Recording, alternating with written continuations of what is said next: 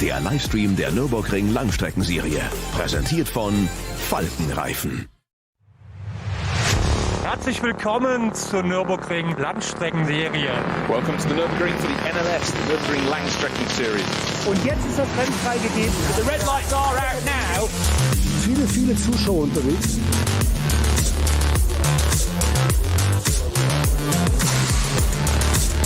I would think that's very, very close.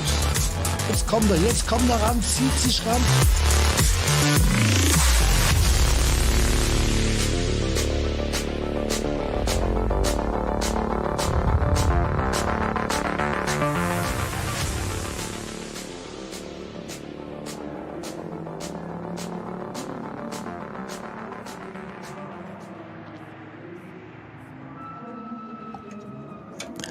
Welcome to our coverage of the latest round of the Nürburgring Langstrecken Series. It's the 57th edition of the ADAC Barbarossapreis, live from the ring. And I'm delighted to say that the weather looks okay at this stage. There's a bit of cloud cover, but doesn't seem to be any rainfall on the Grand Prix section of the circuit. Remember, this is the typical NLS track as well, so not the full Grand Prix venue, but about half of it. And of course, then taking in the full length of the Nürburgring Nordschleife with some fascinating guests today. And I'm not just talking about the two of us in the commentary box, but it's Johnny Palmer and Bruce Jones to take you through NLS9. A certain superstar is on the grid, yes, but there are plenty of other drivers here who could potentially win this penultimate round of the season, Bruce. Certainly can. I mean, having Max Verstappen on board, now he's got his full name back, I think it's fantastic. And I think it's the measure of the man that he just wants to race everything he can. This has been a race that's really fascinated him. But I tell you what, working the GT World Challenge this season, he's racing with one of his two regular drivers, Chris Lullam. He's on them the whole time. Even if it's at a Grand Prix, he's tracking their very action. So I think this is phenomenal. I mean, we know, we're the converted here, just how brilliant the Nordschleife is, just how fantastic the Nürburgring Langstrecken series is. So I think having someone like this coming in. A few weekends ago, I was down at Goodwood at the Revival, and we were celebrating many things, but one of them was Jim Clark's remarkable 1965 season. Brilliant feature in Autosport magazine. They listed just how many races he did around the world. But the fact is, it wasn't all Formula One, and I think it's brilliant for the top drivers to come back and do other things. It gives other people a yardstick.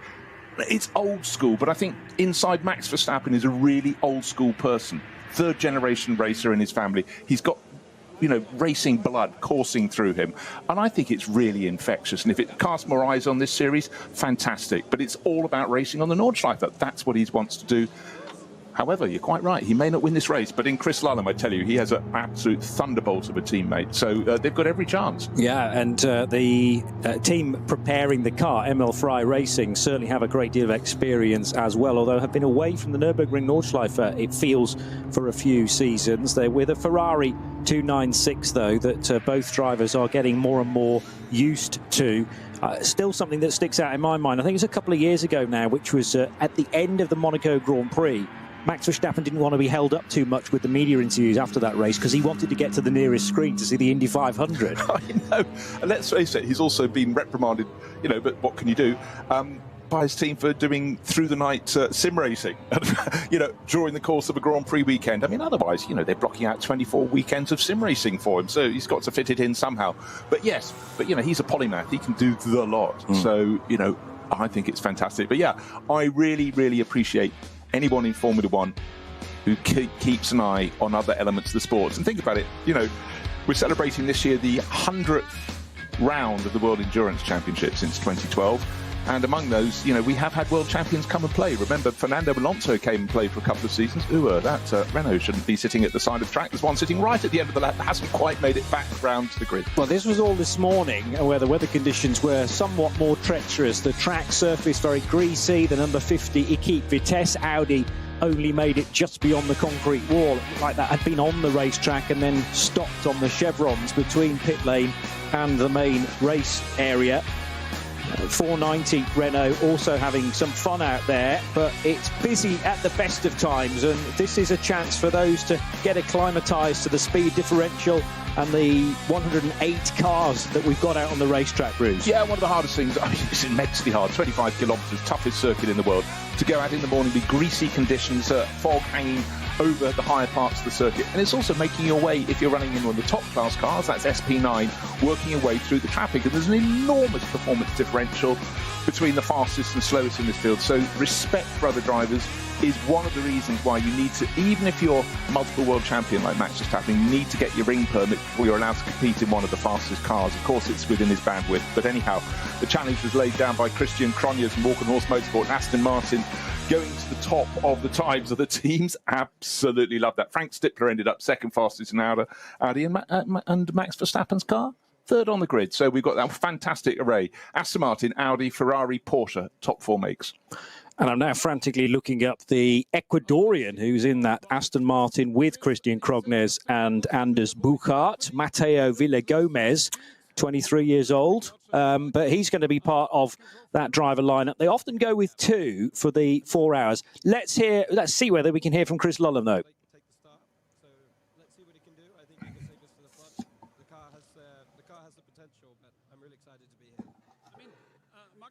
The whole quali session on his own, I mean, on tricky conditions. Are you confident later for the race for yourself? Well, it seems like the track will be pretty dry. I mean, of course, we never know at this circuit what will happen with the weather, but it was easier to keep it that way in qualifying because the track was always developing. You know, the driver is very familiar with the circuit, so no, I'm very confident.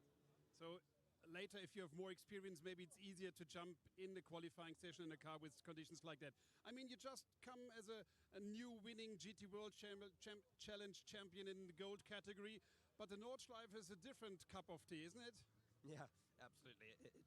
It doesn't really compare with the GT World Challenge. It's a very different challenge, a different skill set for the driver.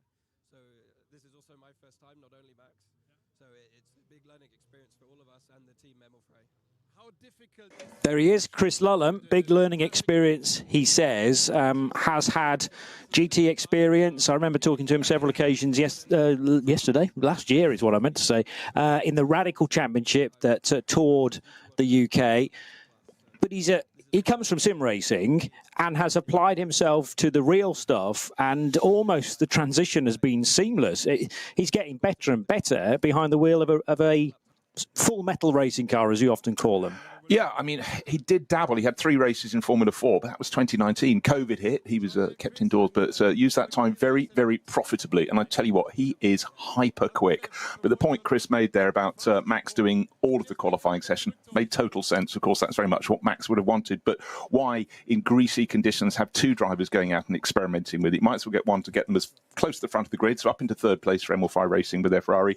But he is really, really very, very talented. It's amazing sometimes in racing. I mean, Bernie Ecclestone, when he ran Formula 1, used to joke that possibly the fastest driver in the world was driving a taxi in Bogota or something. But it's about finding these people. And obviously Max Verstappen, as we say, has done a lot of sim racing, keeps his eye on it, does it a lot. Clearly picked out Chris as one of the fastest guys who's competing against, brought him in. But there is a sort of line, a history here, completing the circle, if you will, because Jan Mardenborough is coming back to compete for the first time in 10 years in the Nürburgring Langstrecken Series. Of course, he came from sim racing. That fantastic Nissan competition to find a rising star, they certainly did, and it's great to have Jan back here. First time on the Nordschleife. That said, he was racing on the Grand Prix circuit when the GT World Challenge came here earlier this year. Had a really good run for Ford, for the Hout Racing team, and he's back on board one of those mighty, raughty Mustangs this weekend. So we'll see how Jan can get on. But I tell you what, if you take a look at Jan right now, he's been in the gym. He is hyper fit for everything that lies ahead. And it is a big test competing around the Nordschleife. It's very, very physical indeed. So again, the little tie-in with people from sim racing. And we saw this, of course, during COVID. There was the digital NLS, which was phenomenal. Within a few minutes, I actually forgot when commentating that it wasn't the real thing. And of course, we had that ability, if anybody had a shunt, we could have replays from 5 different angles. The TV direction was absolutely brilliant. But we realized then and there, Johnny, didn't we, just the talent of some of these sim racers and their crossover to be working even for Grand Prix teams, sitting on the sims, doing endless testing for them. And the crossover of skills has been phenomenal. And for engineers too. They learned from digital. And certainly it would have helped develop, if I call them their testing rigs, you know what I mean, but obviously that's underplaying what they really are now. I ran into Gaetan Palatu earlier on this season. He's another name from that Exactly GT Academy, coming from the sims into the real stuff. He was hanging around at Le Castellet back in, what was that, May time. And it's bizarre, you know, you remember these people being so prominent for a couple of years and then they disappear, and then you think, oh, you know, he's aged another 10 years. He still look great, by the way, but doing very little racing actually these days. But as you say, Jan Mardenborough is back again. I'm liking the fact that we're finally getting different cars winning this year, because last time out, an HRT Ford Performance have come pretty close to flirting with a race win in previous races. Well, they finally managed to do it in NLS9, which was part of a double header. There was a Saturday evening race for NLS7 and then a more traditional start of day, midday, I think it was on the Sunday for NLS8. Vincent Kolb and Frank Stippler, who is in an Audi, and I was just checking whether he's in a Ford as well today. I can't find him in two different cars unless I'm just not searching down there. Oh, no, there he is. Yeah, 13th position for Frank Stippler and Vincent Kolb. And he's also going to be driving the Jutta Racing Audi, which normally he starts. So it's double duty, but coming to this 9th race of the season off the back of that win.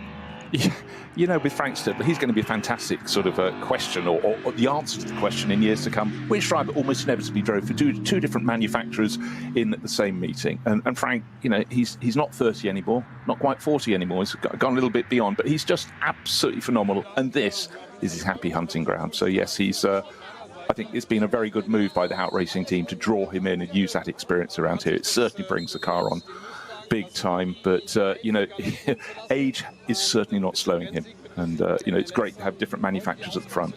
Well, that will be a Stippler time to have bagged 2nd position on the grid, and alongside the Christian Krognes, Matteo Villagomez and Anders Buchart Pro-Am car. So it's actually 2 Pro-Ams that are on the front row because of the driver combination up. Then the all-pro team of ML Ferrari Racing with Max Verstappen and Chris Lullam in that car. And then behind that, you've got a Cup 2 Porsche. Now, Cup 2 is reserved for Porsche Cup cars, funnily enough. 911 GT3 Cup cars in their latest spec. And 917 was 4th fastest. So I would expect it to start in that position. Sometimes there's some reordering of the grid to put the GT3 cars all together in a group. But I'm pretty sure that the last NLS race I called, they just began the race in the order that they had qualified within that starting group. If there's overlaps between the 3 starting groups, that's where it becomes slightly more complicated, and they need to be sorted out before those grids are printed and therefore assembled. Again, if you're new to the 4-hour races here at the Nürburgring Nordschleife, it might be slightly unconventional to have 3 entirely separate grids, but we'll watch the first one head through the sequence at the Mercedes Arena, then down towards the cut through, that hairpin bend, which brings them back onto the Grand Prix circuit, having missed out a substantial part of the lower portion of the Grand Prix Strecke. But then 2 minutes later, there'll be another batch of cars working their way through the Antonius Bucher and into Tiergarten and across the line. So we'll have to have eyes everywhere, because the timing screen will tell us where the leaders are through the 5 individual timing splits. But there's always a fascinating battle in groups 2 and 3, for that matter, with quite a lot of BMW 240i's, I'm sure, entered further down the field. The Cup 3s tend to start at the front of Group 2. They are all Porsche Caymans, and there's a great deal of those that were qualifying earlier on as well. It's very easy to overlook really intense fights in these races, but we'll try our best to cover everything. Yeah, it really is. And over the years, the Porsche Cup for the, well, as you say, one of them's qualified up in 4th place, can be absolutely fantastic in the battle. But actually, what we tend to see, we have a lot of onboard action, clearly around 25 kilometres. You can't have a camera at every corner. And sometimes it's when the leaders are going through, carrying some of the onboard cameras, we see what's happening further down the field. And there could be, as you say, the slowest cars in the field could be having a fantastic scrap, but they have to have their eyes absolutely peeled, and the marshals have to wave their blue flags to inform them that sort of the rolling thunder of the SP9 cars are coming through to put a lap on them for the first time. 3 pit stops, most likely. That's the standard fare in a 4-hour race, but it's the timing of those, and there is a sliding scale. We will come to that later, because according to when you make the pit stop, there is a different amount of time you have to be at a standstill. But let's focus on the start of the race first. And fantastic scenes on the grid. It's always a feature of the Langstrecken series to have the fans down on the grid to walk up and down, take a look at the cars, you know, maybe grab a photo of some of the drivers.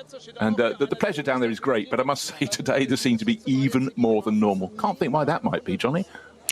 No clue whatsoever. Although, funnily enough, it's the second race that there's been this much attention this year.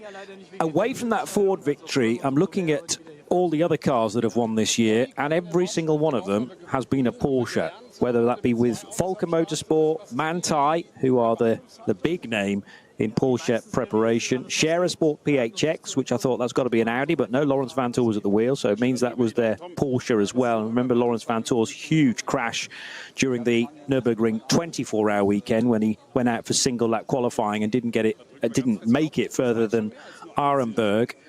And then most recently, NLS9 was won by Klaas Bachler and Sven Muller in their Volker Motorsports car. It's Volker again, but with different drivers for NLS7, and then that Ford victory.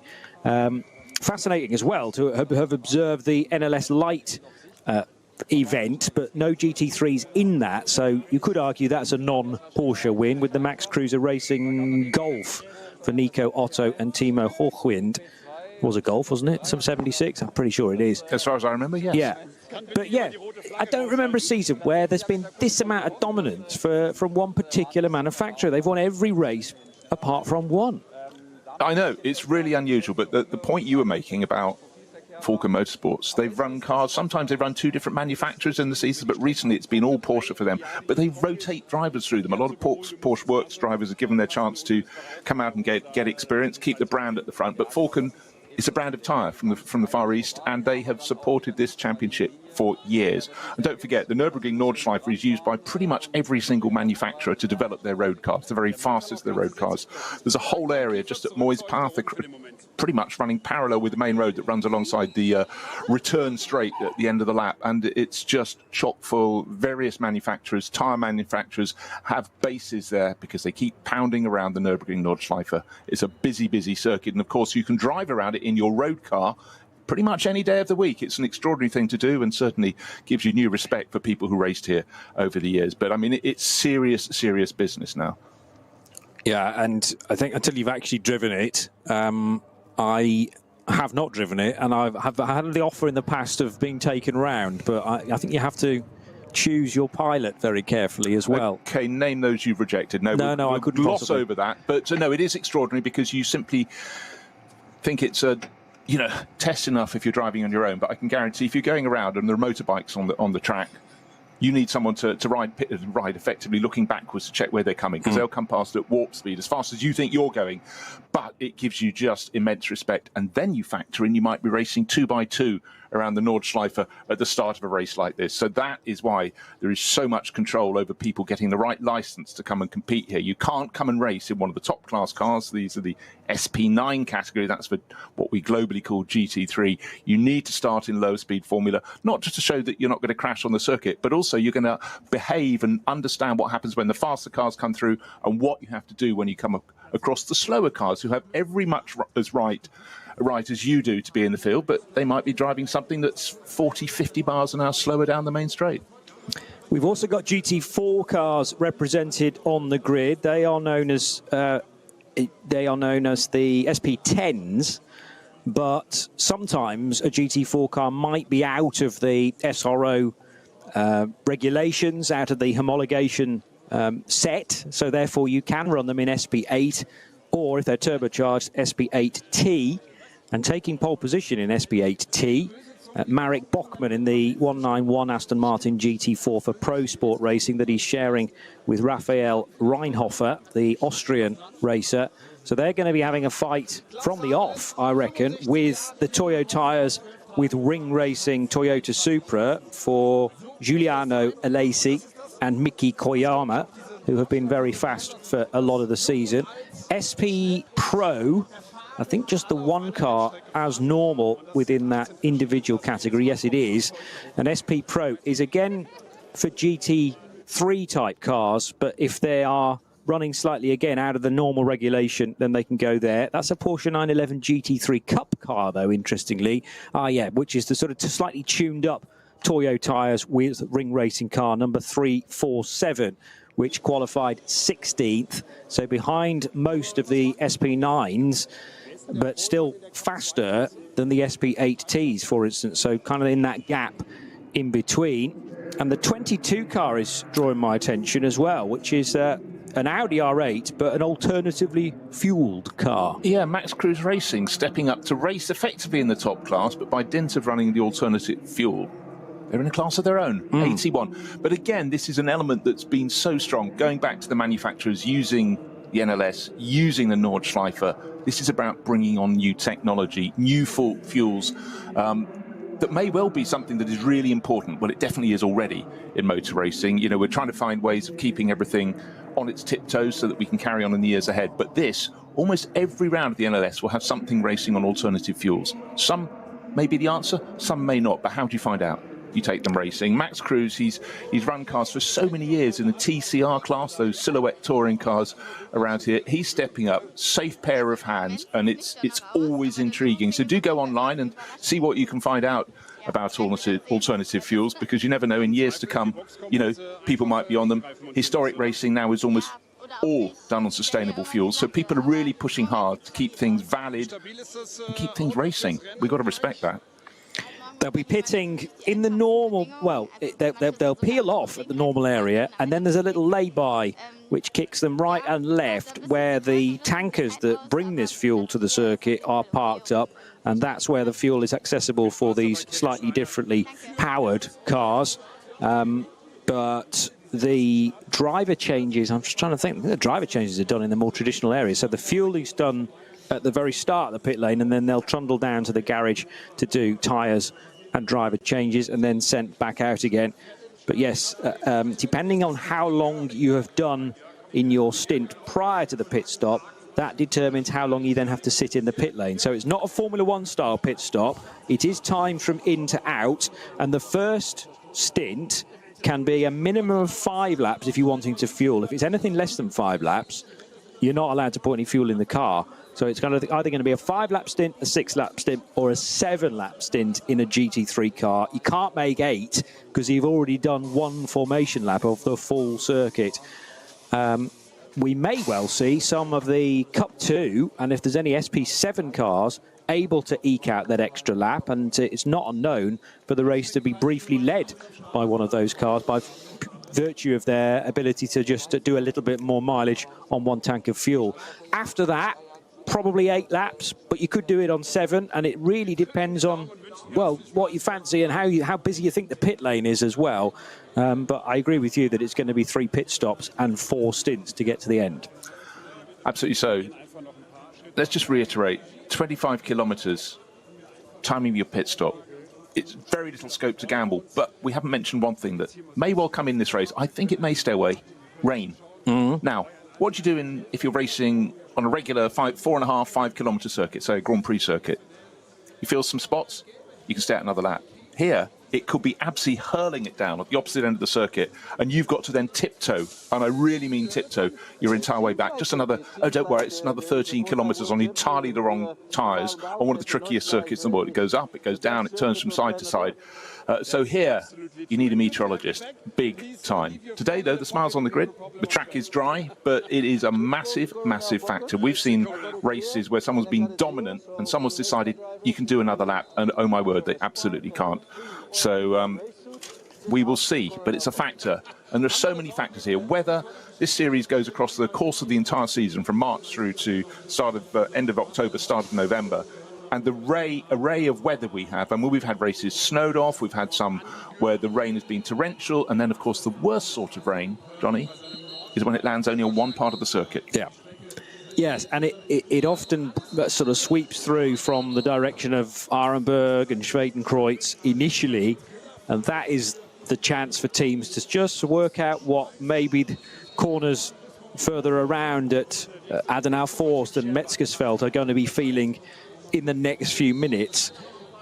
And very often the Grand Prix circuit, which is where all the teams are based, of course, is in stark contrast. I mean, generally that gets the better weather, although I am remembering 2 years ago for the 24 hours where pretty much all of the Nordschleife was raceable, but you couldn't see a hand in front of your face on the Grand Prix main straight.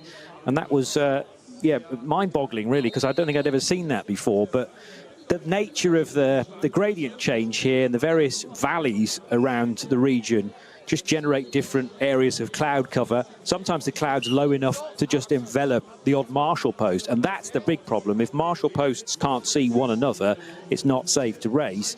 Otherwise, I've seen all manner of spray here and also, you know, fog in places, and we still go racing with the relevant warnings out there because there's always the option, Bruce, of taking your foot off that pedal and slowing down a little bit.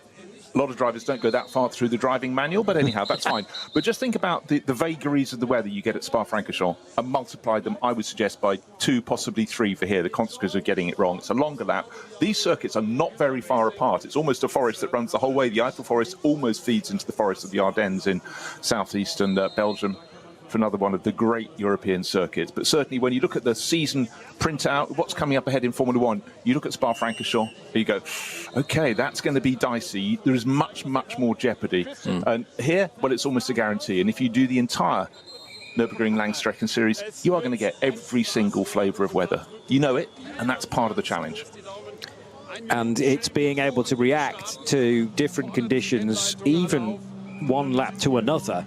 By the way, the Aston Martin that has been prepared by Valkenhorst Motorsport on Pirelli tyres, I'll take a mental note of that, because we also have a tyre battle within GT3 in actual fact, but also up and down the order.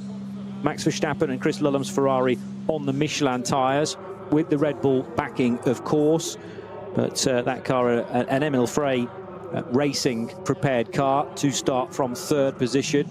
Predominantly the GT3s will be on Michelins, but yeah, the Aston Martin is different, and there may even be the odd Goodyear shod GT3 car, but we will check on that as they work their way through. And Falcon tyres too, of course. And Falcon, of course, yes. But just a point about the Emil Frey Racing Ferrari is the fact that all season long, with Chris Lullam at the wheel, it's been competing on Pirelli tyres in the GT World Challenge. So again, it's something else. You might think tyres are round and black, and most notably they are. When I talk of Falcon Motorsport, of course, they're not here this weekend. I just had a sudden frisson of fear because I thought I haven't seen them on the grid. Of course I haven't. Falcon, certainly for M24, an event sponsor, so you may see the odd car with Falcon over the wheel arch, but that doesn't mean that they're on those tyres. It's just that they tend to sponsor all 4 corners of each car. There's a couple of Porsches already getting side by side on this, the warm-up lap. And yes, we don't start till midday local time, but the warm-up lap takes the best part of 20 minutes. So the first group is already being waved away in order to become acclimatized to the latest conditions, but also in an attempt to build some tyre temperature, build some brake temperature where possible. Although the car's going through the Mercedes arena at relatively slow speed at this stage. This is going to be very useful as a sighter lap, and each group will get the chance to do this then before we are racing in 17 minutes time.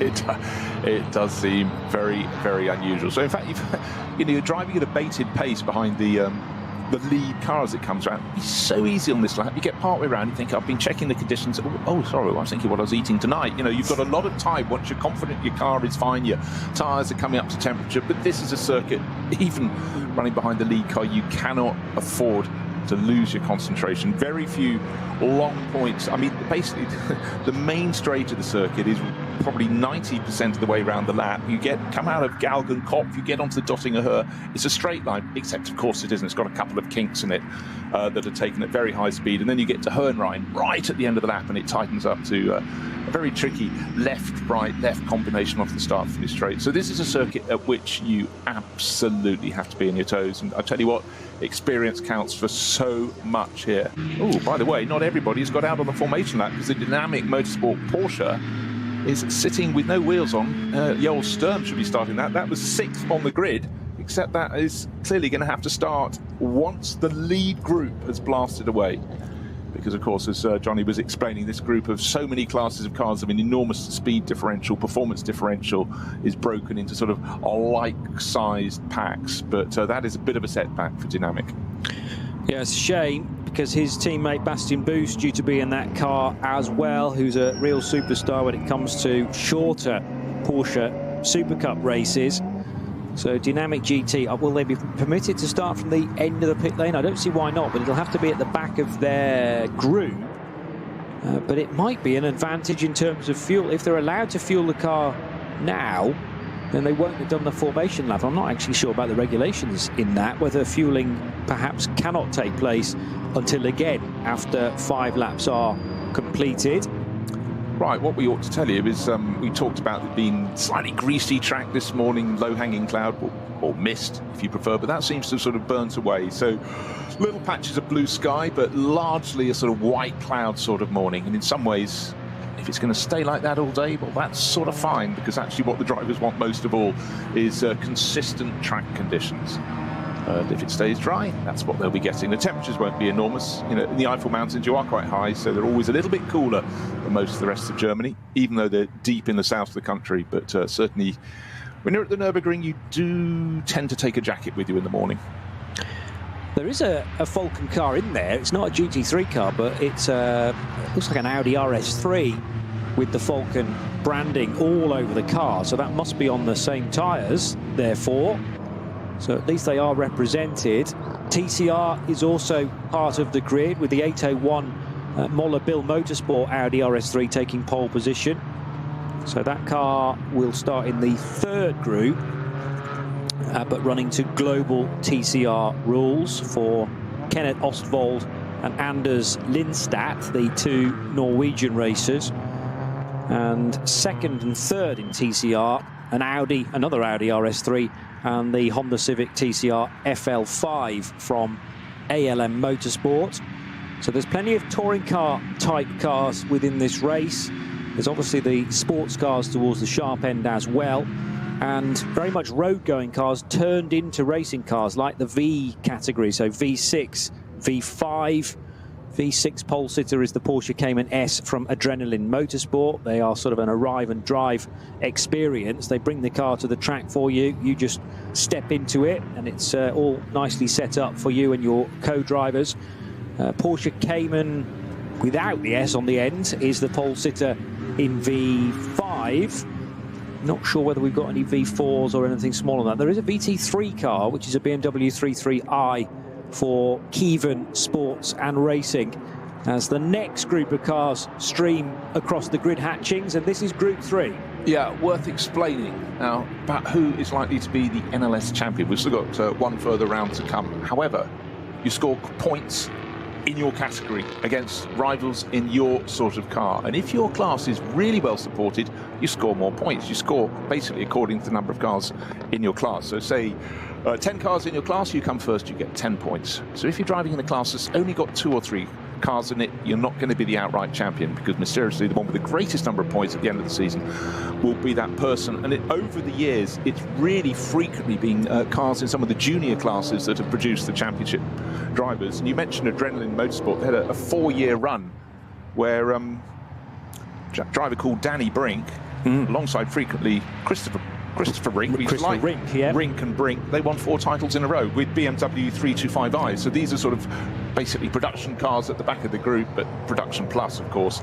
So it's very rare any of the runners in the front class in the field, the SP9 class, that's for GT3 cars, end up as champion. The number of drivers and cars entered in that category in the first half of the season, largely leading up to the Nürburgring 24 hours at the start of July, is absolutely ram-packed. It slightly falls away later in the season, but it's great to have the likes of Max Verstappen and Chris Lullam coming to play. And next year, Helmut Marko, basically the big man, decides many things at Red Bull Racing, has said that Max is clear now to compete in the Nürburgring 24 hours in 2026. So that is massive news. The event's been growing and growing. It's part of the Intercontinental GT Challenge for the last couple of years, and that's really added to the field. And the number of drivers competing in GT3 across the world is vast. Of course, it's the support category, not support, it's the secondary class within the World Endurance Championship. So a lot of the top guns will be at Fuji this weekend to compete in that. It's got the GT World Challenge, 4 different championships across the world.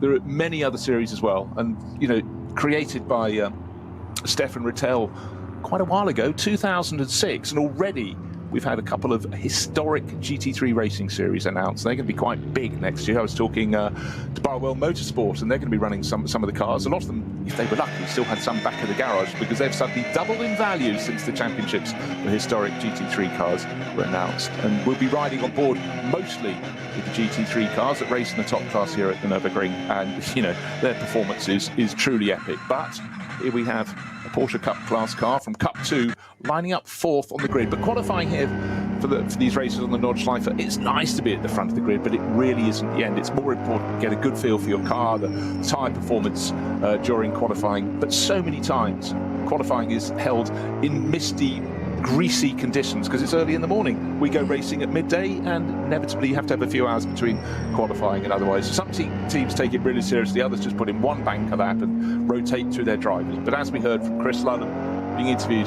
on the grid, he didn't go out in qualifying. It was Max doing every single lap to just get the feel. Just spotted that the top 4 cars in qualifying are from 4 different manufacturers, so a good spread of variety. That includes the Cup 2 917 Porsche.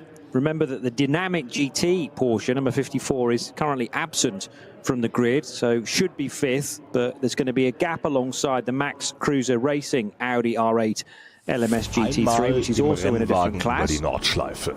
Ein Traum vieler Rennfans, der für die allermeisten nie Realität wird, mit dem neuen Gran Turismo 7 aber ein ganzes Stück realistischer. Mit der neuesten Auflage des Kultspiels für die Konsole fahren wir zu den wichtigsten Streckenabschnitten der grünen Hölle. Die AMG Arena. Erstes Nadelöhr nach dem Start und durch die unterschiedlichen Linien ein toller Ort für Positionskämpfe auf der Grand Prix-Strecke. Auffahrt Nordschleife. Nach der Vidol-Schikane biegen wir ab vom Grand Prix-Kurs.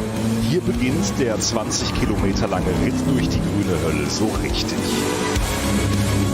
Fuchsröhre. Mit Vollgas bergab, durch die Kompression und den Berg wieder rauf. Wie so oft auf der Nordschleife, kein Platz für Fehler. Breitscheid, der tiefste Punkt der Nordschleife. Die Brücke über die Hauptstraße von Adenau ist ein Zuschauermagnet. Das Karussell, benannt nach Rudolf Caracciola, einem der ersten Heroen des Rings. Die alten Betonplatten der Steilkurve sind Kult.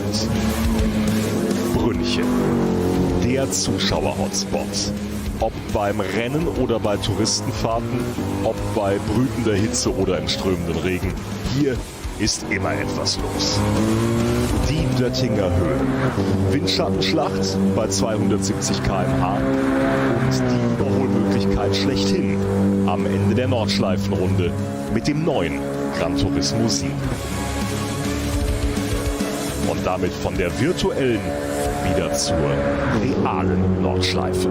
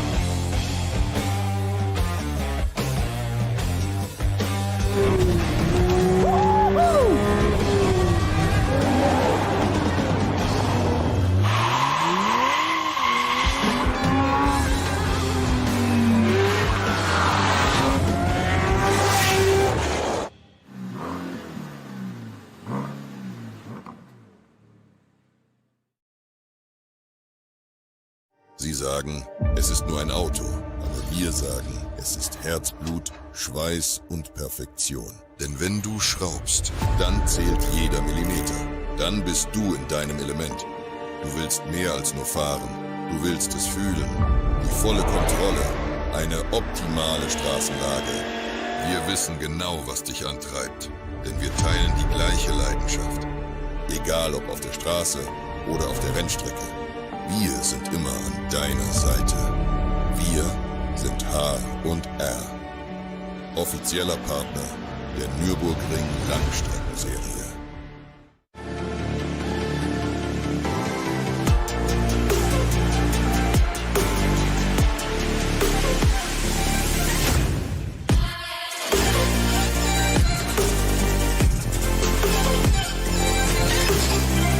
Falkenreifen.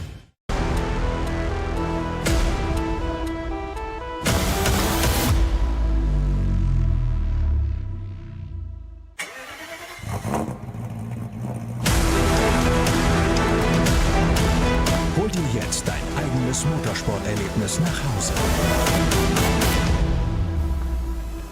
Dein Online-Shop für Simracing-Hardware und Zubehör. www.simraceshop.de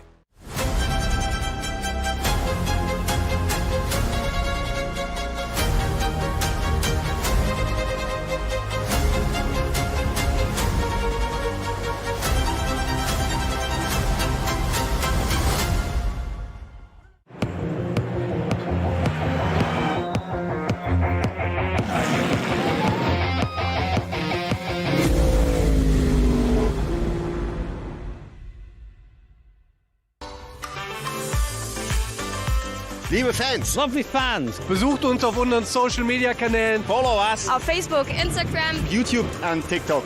Willkommen bei der NLS.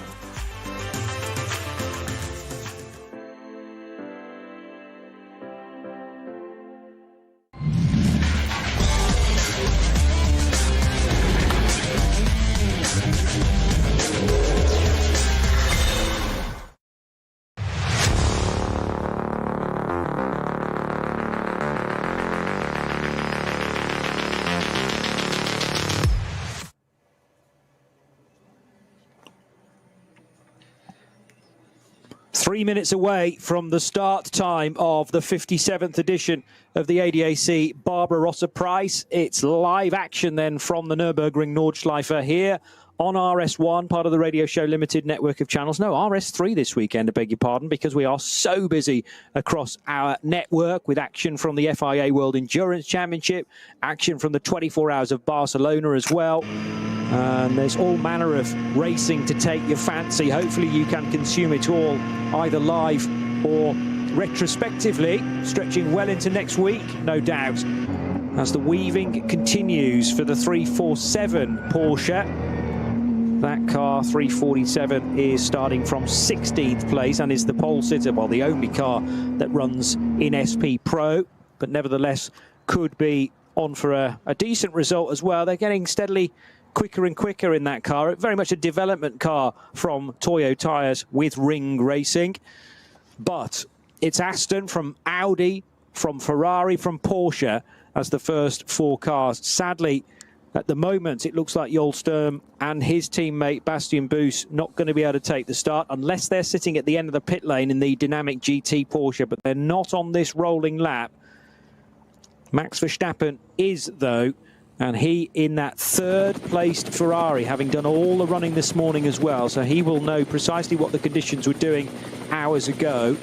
Not sure it will have changed a great deal. Ambient temperature will be up a bit, so that will be bringing the track temperature with it as well, but there's not a great deal of direct sunlight on any of the circuit. The parallel public road will just disappear into the shade when you compare the speeds. At the moment, actually, the road traffic's doing about the same speed as the rolling lap pace.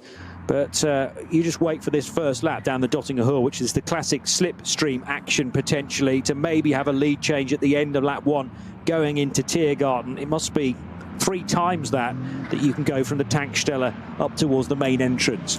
Yeah, there can't be many racing circuits in the world where we have a public road running alongside the main straight. Not that the drivers can see it. There's a flank of trees on their left as they approach, but this is not just an ordinary circuit. How many circuits have villages within their infield? This one does, because the villages were there first. The circuit was built in the 1920s all around to bring employment to the area.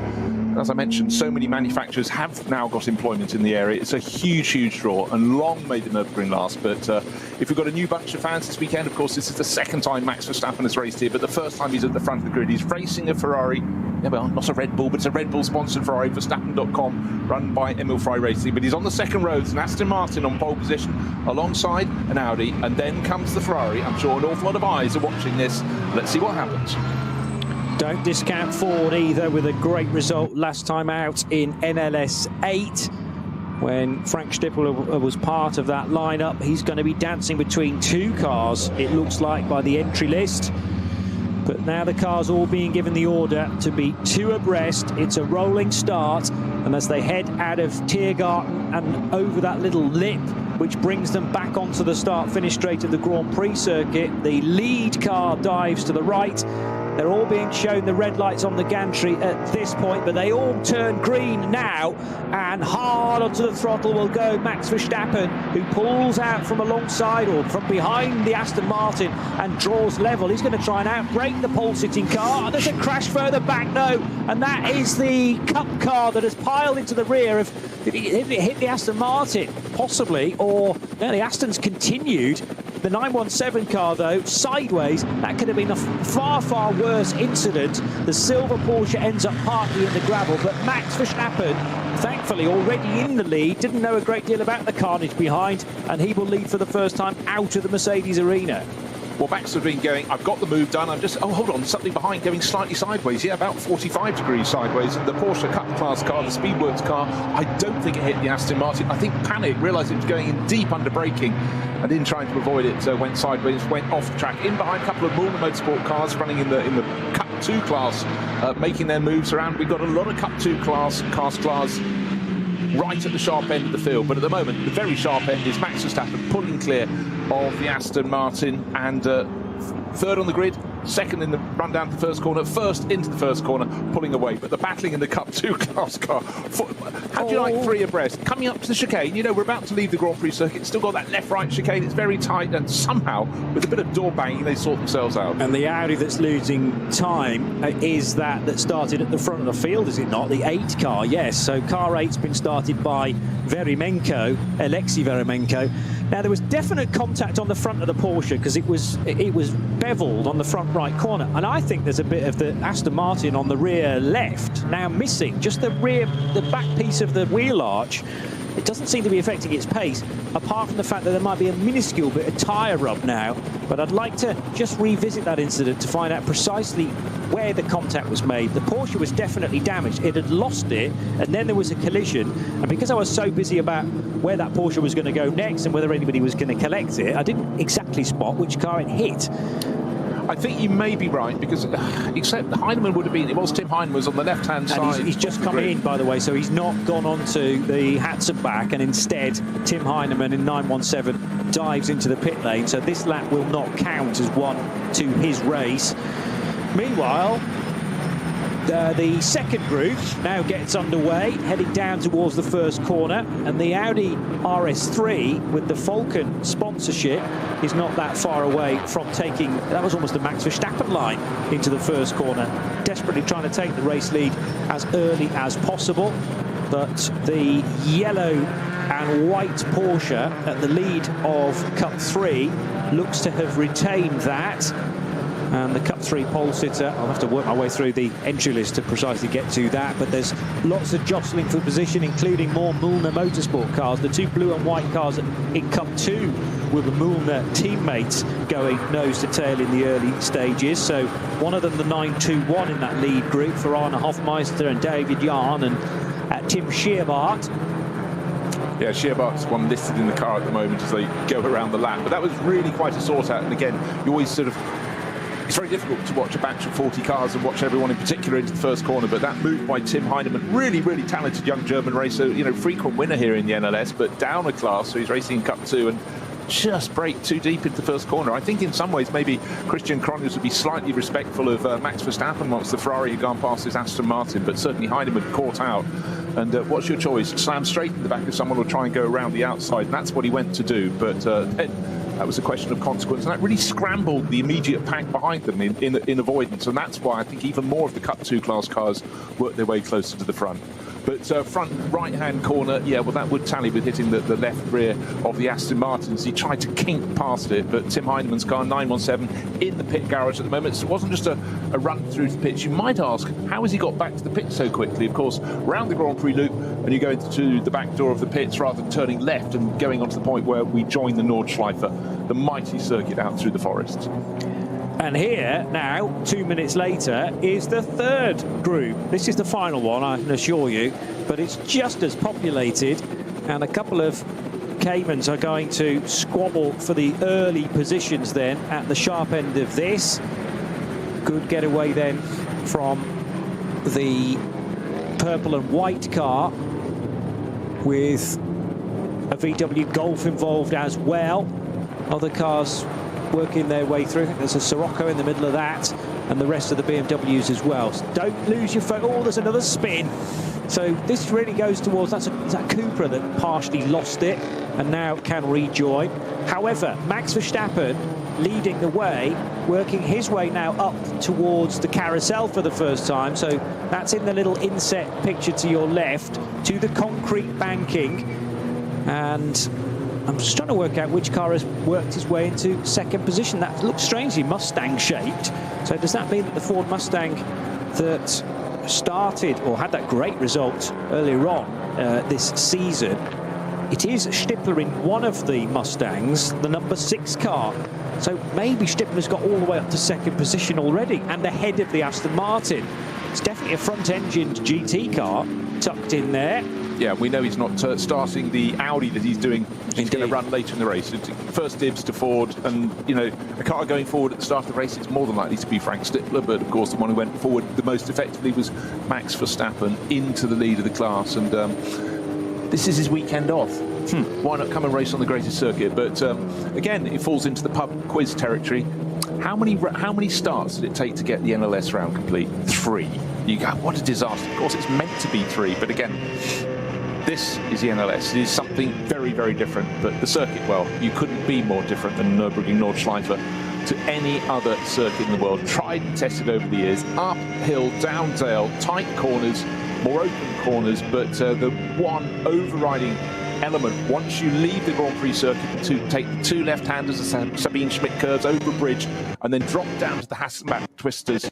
This is corner after corner. Very seldom can you see very far ahead, and in the space of a short while we will have the very fastest cars, probably led by Max Verstappen, getting onto the tail of the slowest class of the third batch of cars. Not yet, but just remember, this is something Max Verstappen has gained experience of in his first NLS race, but now he's going to see it again, but this time with one of the front-running cars. You're going to get on the tail of the slowest cars, and then he'll pick his way through. Not that he's shy about overtaking. Frank Stippler, quickest time of anybody through sector 2. He then did the quickest time of anybody through sector 3. So that is 100% the number 6 Haupt Racing Team Ford Mustang, which has climbed from 13th place to be, well, halfway around the track. He was up to second, and that was the run into the base of the carousel at Stylstrecke, and then looping through that left-hand hairpin, more than a hairpin, at the Caracciolo carousel.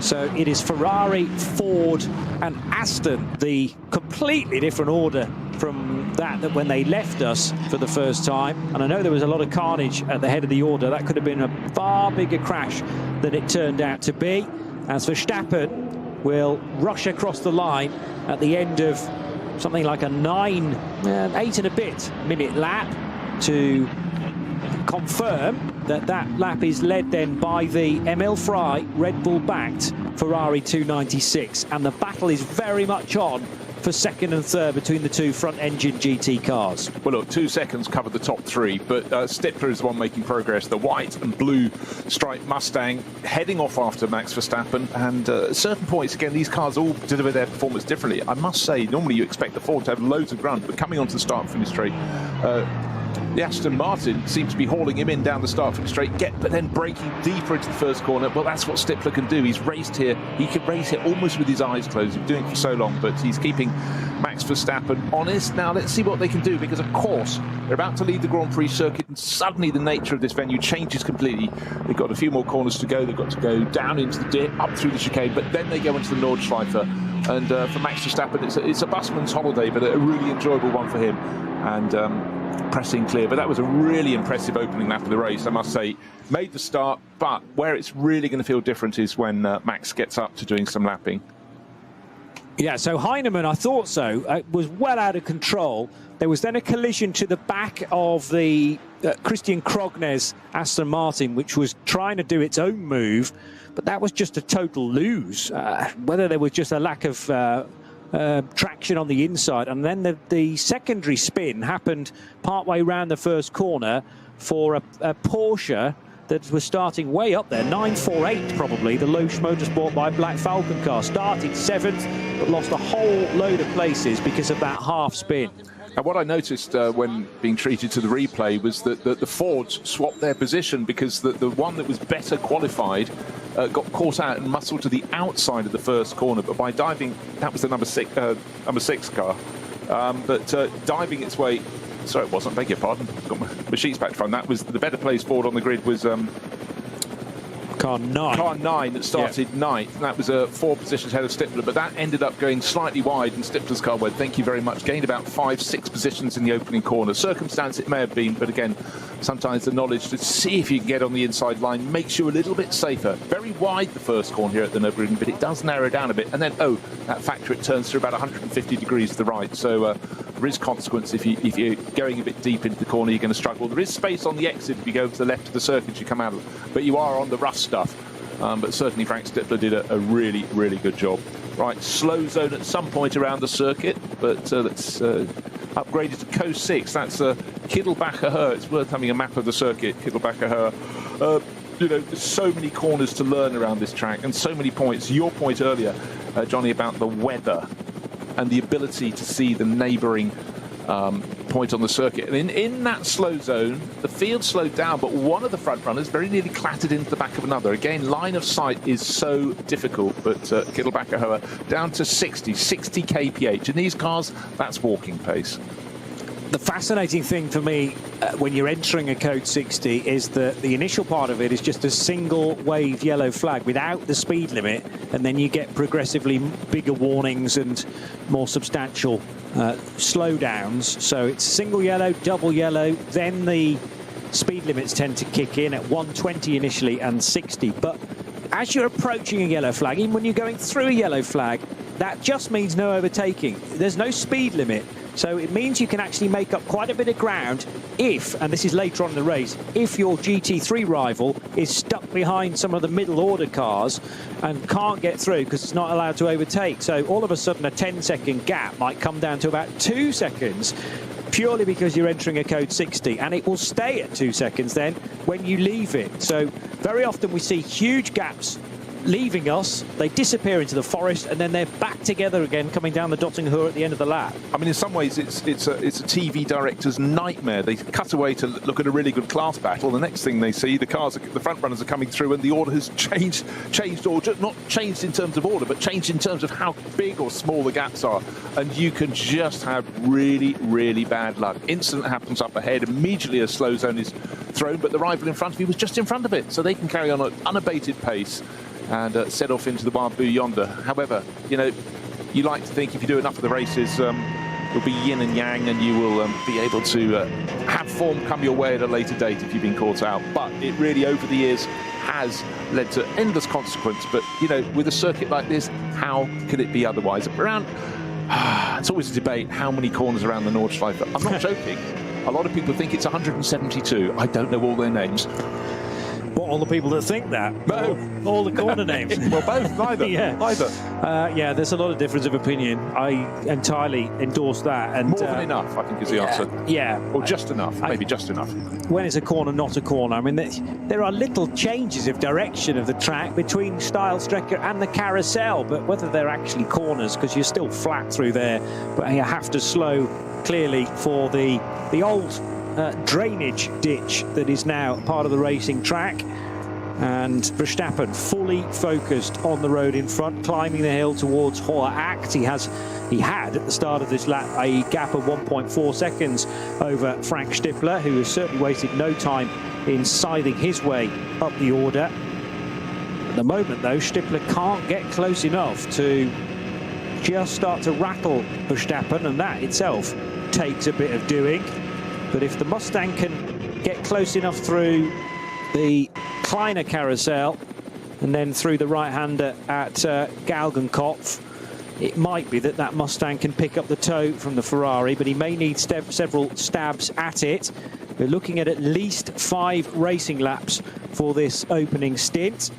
Meanwhile, Christian Krognes is still circulating, didn't feel the need to pit at the end of lap 1, and the team, I'm sure, will have been keeping tabs on how bad that damage is, mainly just getting up on the pit wall and watching the car come through. The problem is it's sort of on the wrong side of the car for that, the damage on the rear left. But the occasional overhead shot and then the footage being beamed back to them from the Grand Prix track will be very, very helpful. As long as it's not getting any worse, it might be that initial tyre rub has become less serious now. Yeah, it's also worth pointing out that the pit stops are generously timed. We'll talk about the sliding scale when we get closer to the end of the first hour of this 4-hour race, but there is normally time within that for rudimentary repairs to be made. And if it is bodywork, just getting a little bit close to a tyre, obviously that will need to be pulled off. If there are bits hanging off the back of the car, they need to be pulled off as well. But anyhow, we will face those as we come. So Max Verstappen leading the race, but Frank Stippler keeping him more than honest. So it's Ferrari ahead of Ford, Aston Martin hanging on in 3rd place. Then there was a gap of about 5 seconds back to that alternative fuel car, the AT1 Max Cruz Racing GT3 car. And of course, this is the first time that Max Cruz Racing, so many years running cars very effective in the TCR class, has stepped up to the top class, albeit in a class of their own, because they're running alternative technology. So this is, well, what a fantastic laboratory, I think you can say. Saturday racing, as tends to be the way. And just to touch on the name of the race, the Barbarossapreis. Redbeard prize, nice combination of Italian and German. It's so successful. This is the 57th year it's been run. Traditionally a race in the autumn, traditionally a race, frankly, Johnny, that's been affected by weather. But so far, as we end the second lap with Max Verstappen still leading, the gap may have increased slightly, but in dry conditions, it's a grey day now. It's not very bright at all.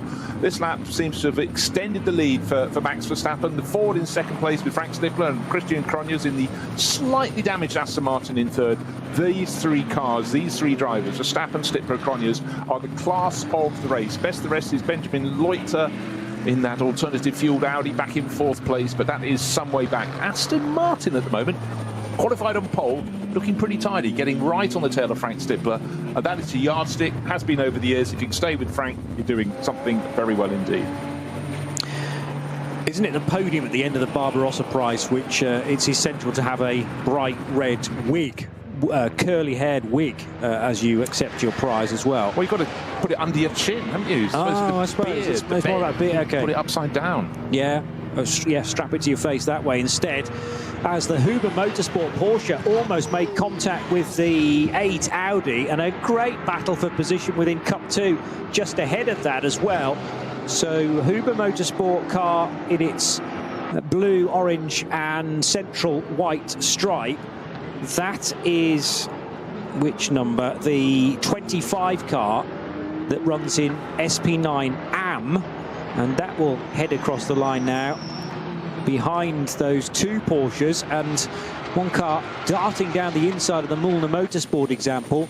25 and 50 it is in actual fact. So the Equipe Vitesse car, which was in strife earlier today, stopped at the end of the pit wall on the main straight and in need of some aid. The Toyo Tires Porsche's getting involved as well. So it's 4 Porsches and the mid-engined V10 Audi, and that just about gets the judgment coming out.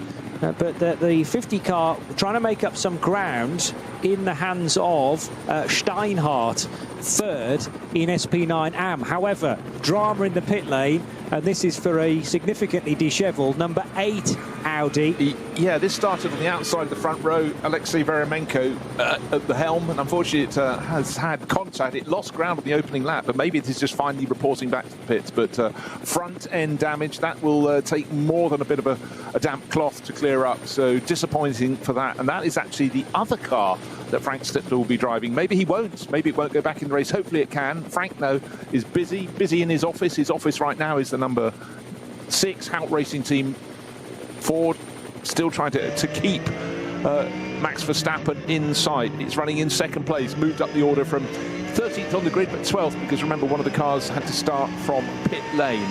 That was one of the cars qualified ahead of him, but certainly Stippler trying to do double time, but maybe, just maybe, that due to racing Audi will have too much damage. It's started by Alexei Veremenko, Sell, one of the drivers who has races under a pseudonym, and Frank Stippler, but clearly it's hit something quite hard.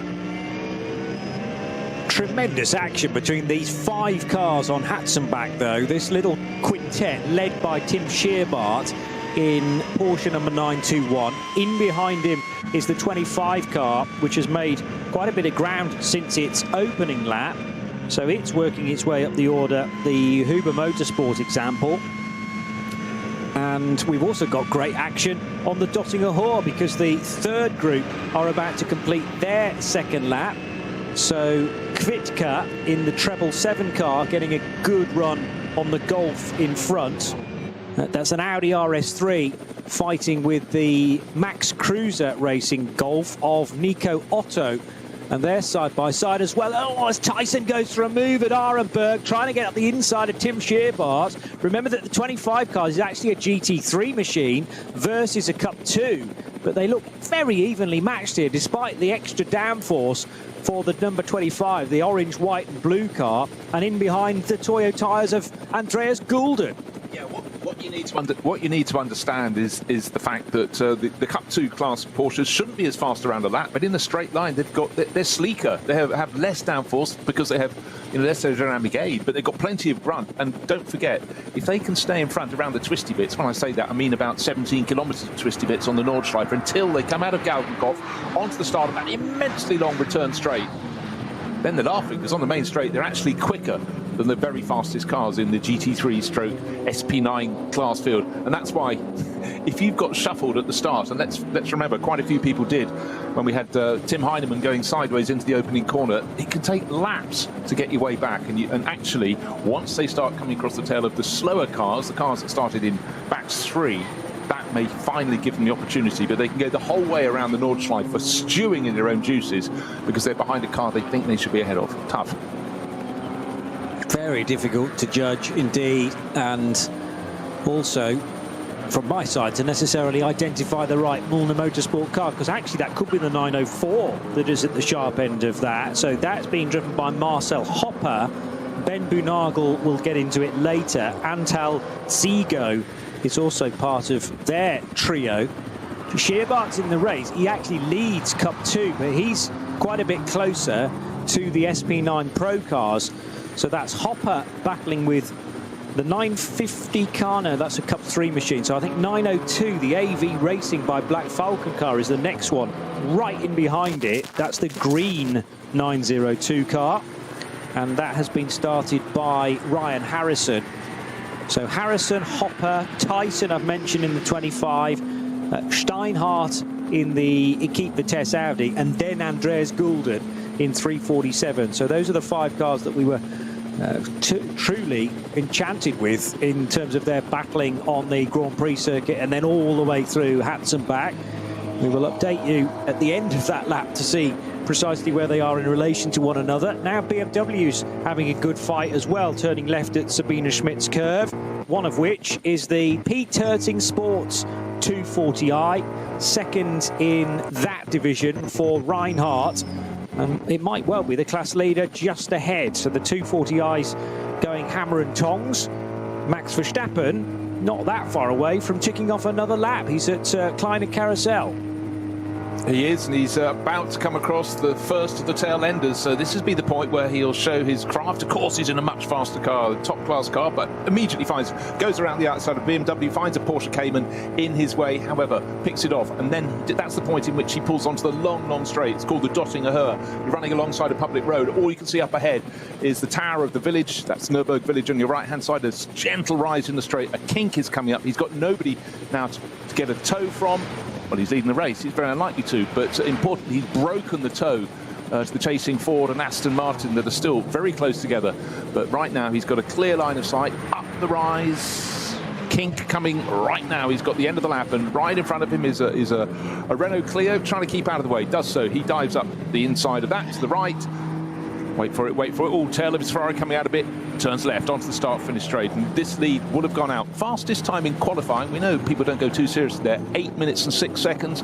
And the second flying lap of the race, or first real flying lap, because it was 8 minutes and 10 from, that looks even quicker, still 8 minutes and 2 seconds from Max Verstappen, so his lead has been stretched. He gained about a second on that lap, but it's a second across 25 kilometres, so it's really, it's the equivalent of winding 0.2 of a second if you're running on a traditional Grand Prix circuit.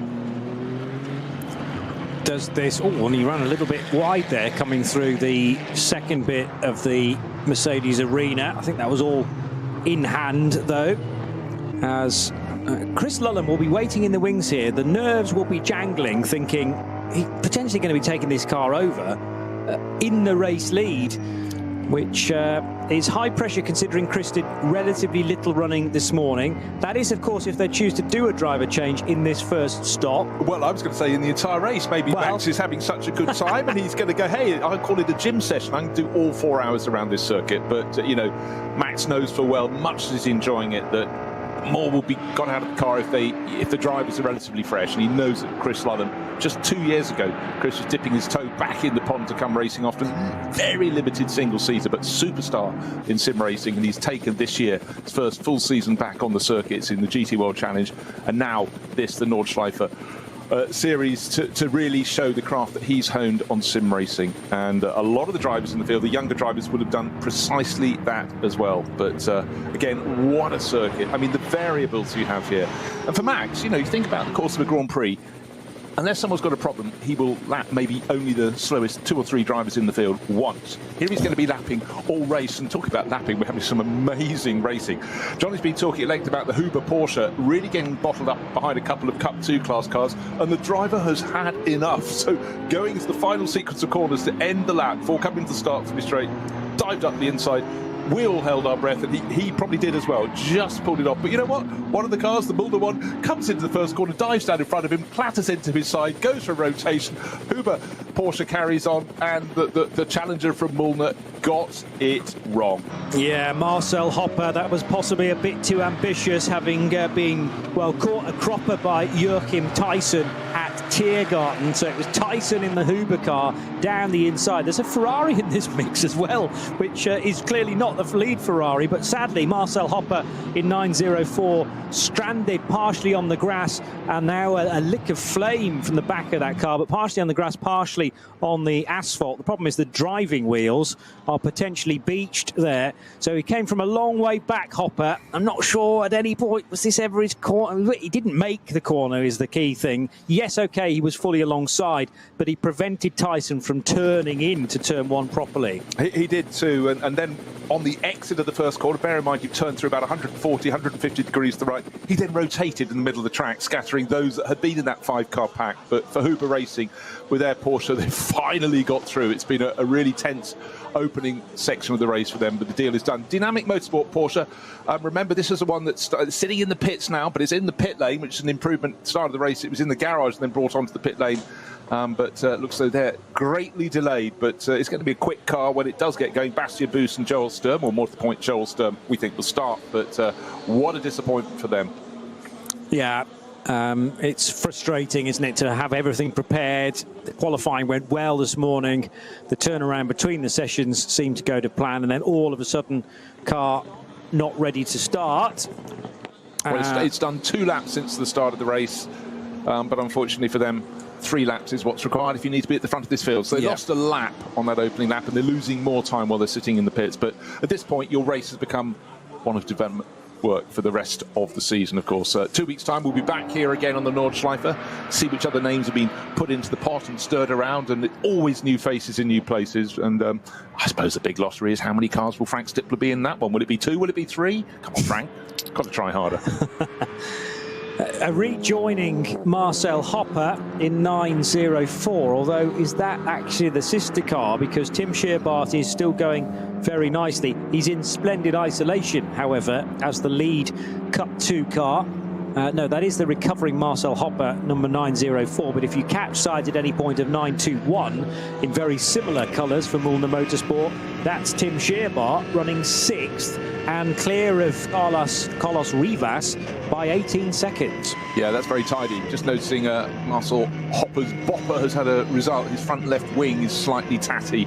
Mainly the side. It really was side-to-side contact into the first corner. And for Joachim Tyson, who'd just done the hard work after being bottled up behind that group of cars for the first 3 laps, he must have thought, I've got it done. Oh my gosh, what's coming down the inside? And he had to slightly jink, having already turned into the first corner to keep out of the way. But it was side on side. It wasn't a big impact, but the loser was the attacker, and that was Hopper. Round he went, and those in behind, largely in the Cup 2 Porsche class, did very well to avoid him on the exit of the first corner. Could have been a lot worse, and also for the Ferrari that I was trying to identify as well. That was Klaus Abelin, I think. Yeah, yes it was. Car 21. Well, absolutely. For the second round running, he's just running solo. And bear in mind, Klaus, for years, his team here, Fricadelli Racing, I mean, how many teams are named after meatballs? Probably the only one in the world, but I stand to be corrected.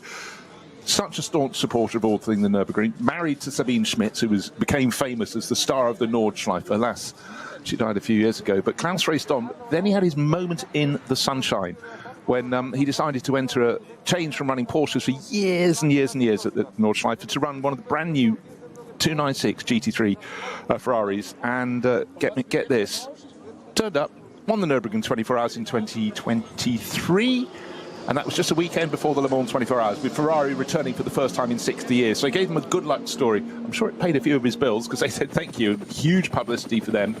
And he's raced on with the Ferrari ever since. But racing solo suggests he's probably not likely to do all 4 hours. Maybe he just wants a Saturday morning run out. But he's running just outside the top 10. So, in fact, he's down in 18th place after that sort out. But, you know, good to have him.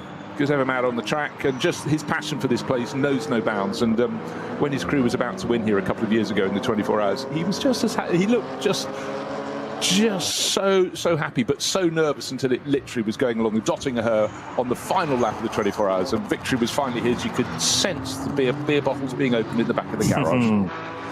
And a few Fricadellis will have been polished off, I'm sure, in celebration of that as well. Yannick Reinhardt in the BMW 240i Racing Cup car, which runs in a class exclusively for BMW 240i's, but is not just finding fellow category members, but also the Audi number 321, which is the Gorian RT by Sharkey Racing entry. So doing the opening stint there as Valers, sharing with Jens Wolf and Moritz Rosenbach, and they run in SP3T, so that gives you the overlap between 240i, TCR to a certain extent, and the SP3Ts for the turbocharged rear-wheel drive cars. The car with the number 1 on it is the defending champions. That's from a team perspective rather than the drivers necessarily, but Sven Markert driving car number 1, which is another Adrenaline Motorsport Team Manhattan Wheels entry with the ADAC Berlin Brandenburg backing. But yeah, that car, I'm not sure where that is placed in the championship currently, but clearly 240i is another area of the grid that you can score well because it's such a popular division. As now Abelan is side by side with Andrea Skulden as they leave Brunchen and head through the ice curver. Ferrari now ahead of the Toyo tyres with Ring Racing Porsche. Now, touching, if I may, on the M240i Racing Cup class from BMW. Over the years, they've named one of their cars, brought it on, and have their own championship within this. But what they do, they place a lot of their young drivers. They take a look at how they can fare around this circuit in this championship. It gives them a lot of driving time, because a lot of races they might otherwise be doing in that sort of car would be short, 40-minute sprints or whatever. They see all the vagaries of the weather, the other cars, dealing with the faster cars coming through, and it's always worth watching.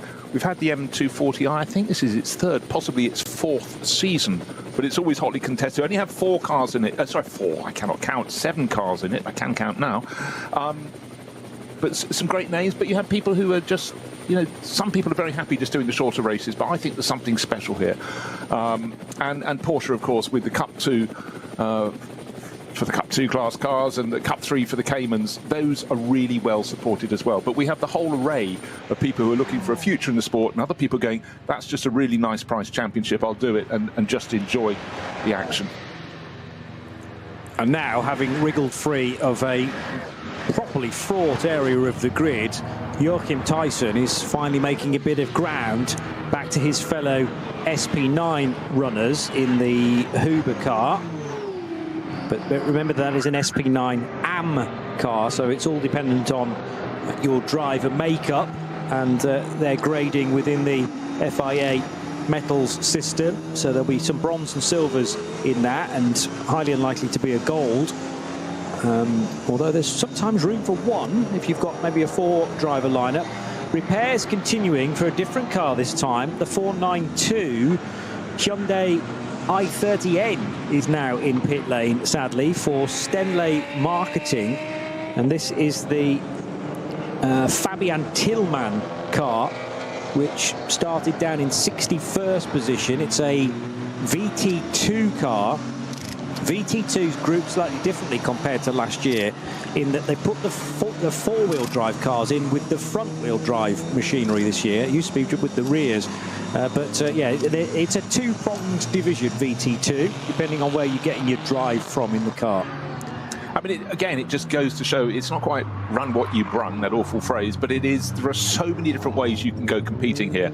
And but above all, you have to be, whatever class you're in, you've got to be aware of who's coming around you, what their performance is, as well as keeping check on, is that driver in my mirror in my class or not? But anyhow, lots to be considered. So on we go. Gap between first and second at the end of 4 laps. It was out to just almost 11 seconds. That's Max Verstappen leading in the ML Fry Racing Ferrari from still the Hout Racing Team Mustang, which has gained 8 seconds now over the Walkenhorst Aston Martin. Maybe there is a little bit of damage for Christian Cronje's car after that strike going into the first corner, but that's the runner. And Max Cruz Racing in their alternative fueled top class car, but running in a class of its own because of that, is Benjamin Leuchtert running very nicely in 4th place. He's another 9 seconds back. It's quite evenly spaced, the first 4, but it's stretching the whole time. Another 9 seconds behind that in 5th place is Fabio Scherer in the 2nd of the Hout Racing Mustang. So the Blue Oval took a win last time out. They may do so today, but one person is trying very hard to stop that, and that's Max Verstappen. So, and by the way, in terms of the pace, Max has already lapped 10 seconds faster than pole position. But pole, as I say here, it's about really getting your side to laps in greasy, slightly misty conditions. Still not overly bright, but it's dry. Track conditions constant, which is good news. But last time around, both Max Verstappen and Frank Stippler, first and second in the race, lapping under 8 minutes. And any lap around here under 8 minutes is not hanging around. Certainly not. BMW's doing battle again, one slightly out of step though, and that might mean there's an opportunity for an overtake at Hoher Act. Not quite. 4 absolutely nose to tail.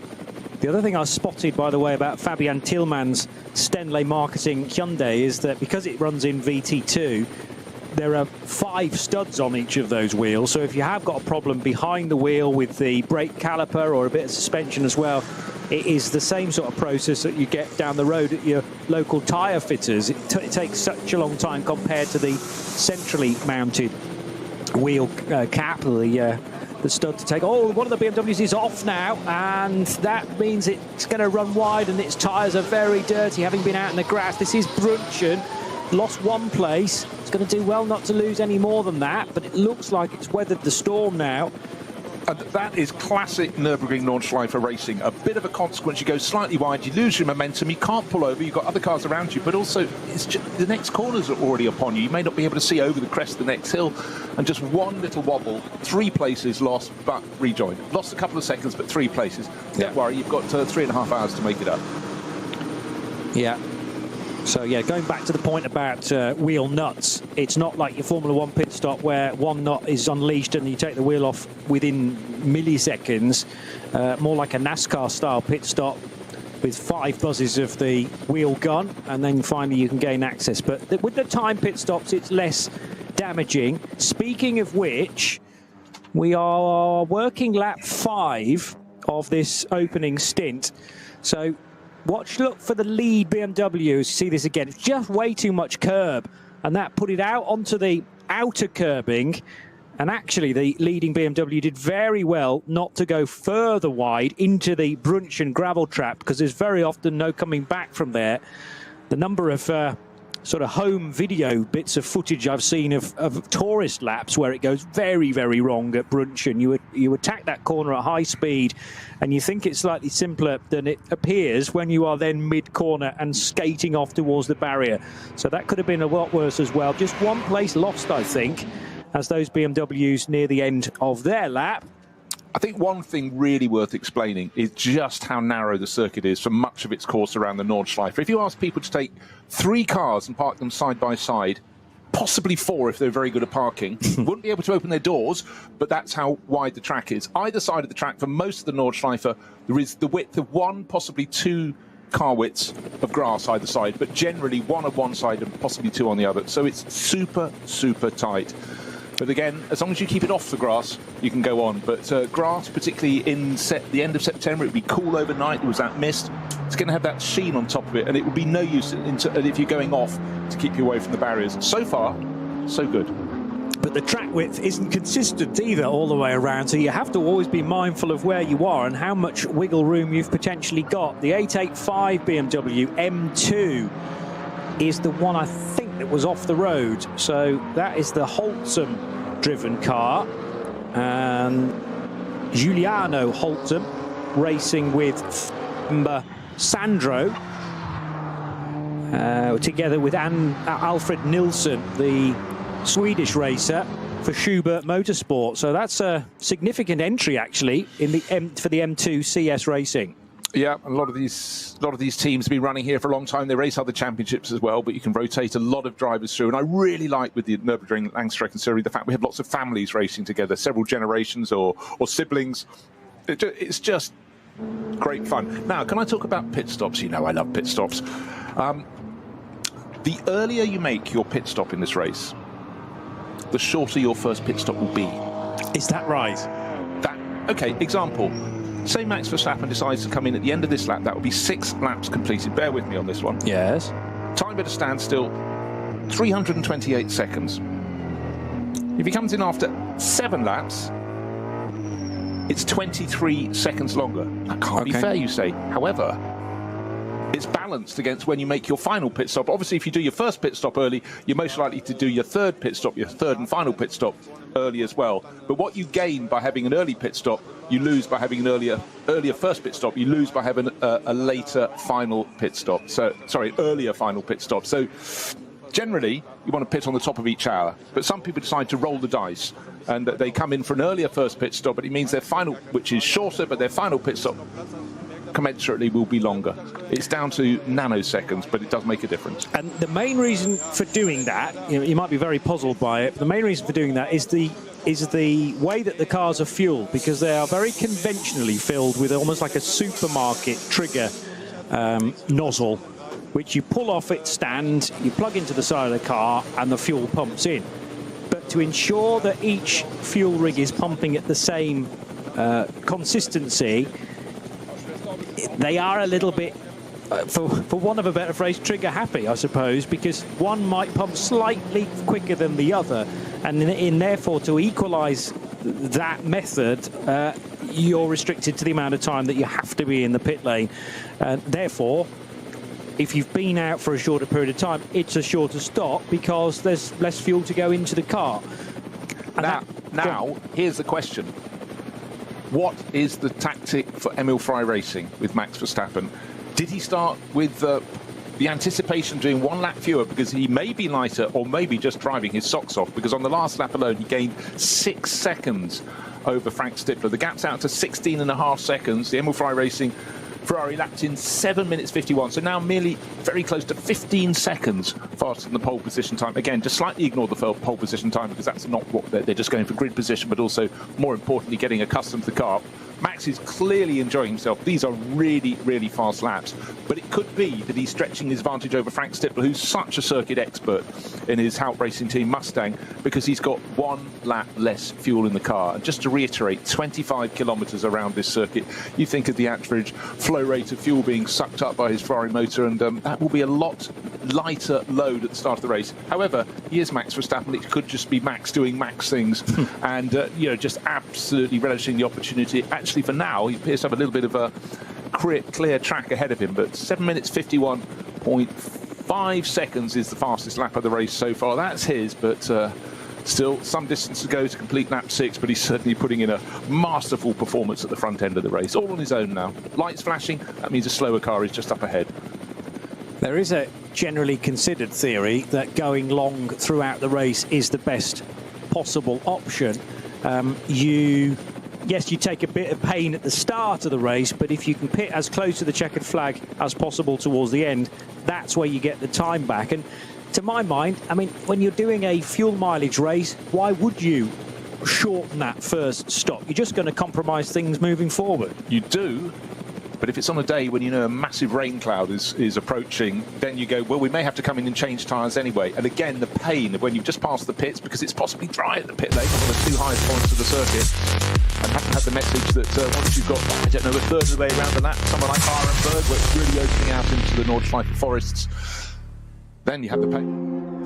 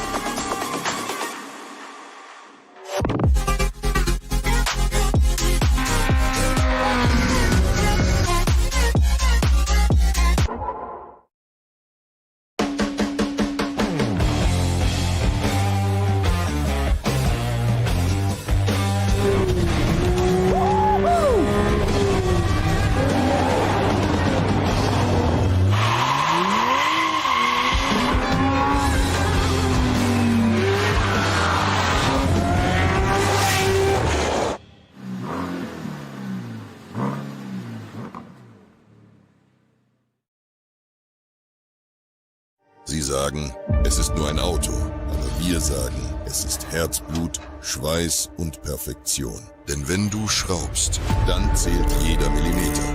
Dann bist du in deinem Element. Du willst mehr als nur fahren. Du willst es fühlen. Die volle Kontrolle. Eine optimale Straßenlage. Wir wissen genau, was dich antreibt. Denn wir teilen die gleiche Leidenschaft. Egal ob auf der Straße oder auf der Rennstrecke. Wir sind immer an deiner Seite. Wir sind H&R. Offizieller Partner der Nürburgring Langstreckenserie.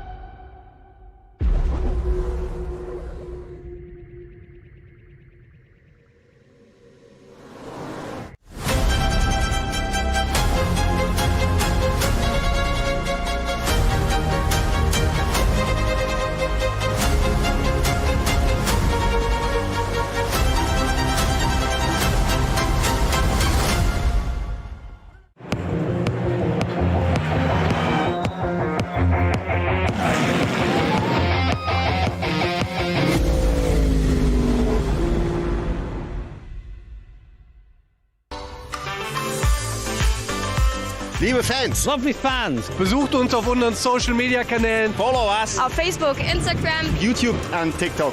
Willkommen bei der NLS.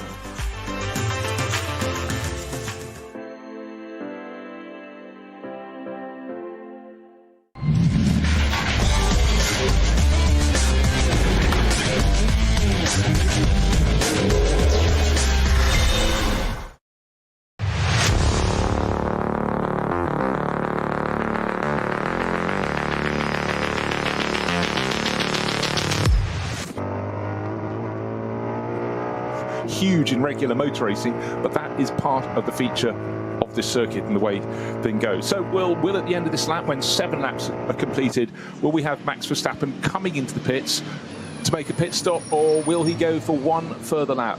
But already we're getting cars in, and one of the Mustangs is coming to a halt, and that is the one from 5th place, Fabio Scherer, bringing on board.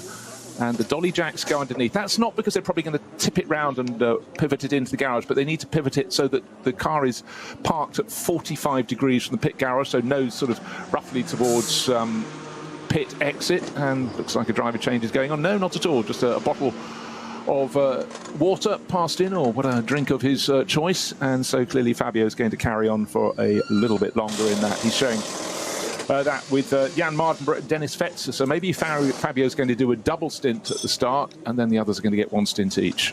But that's in after only 6 laps. So that may actually be a car that's got a possible problem.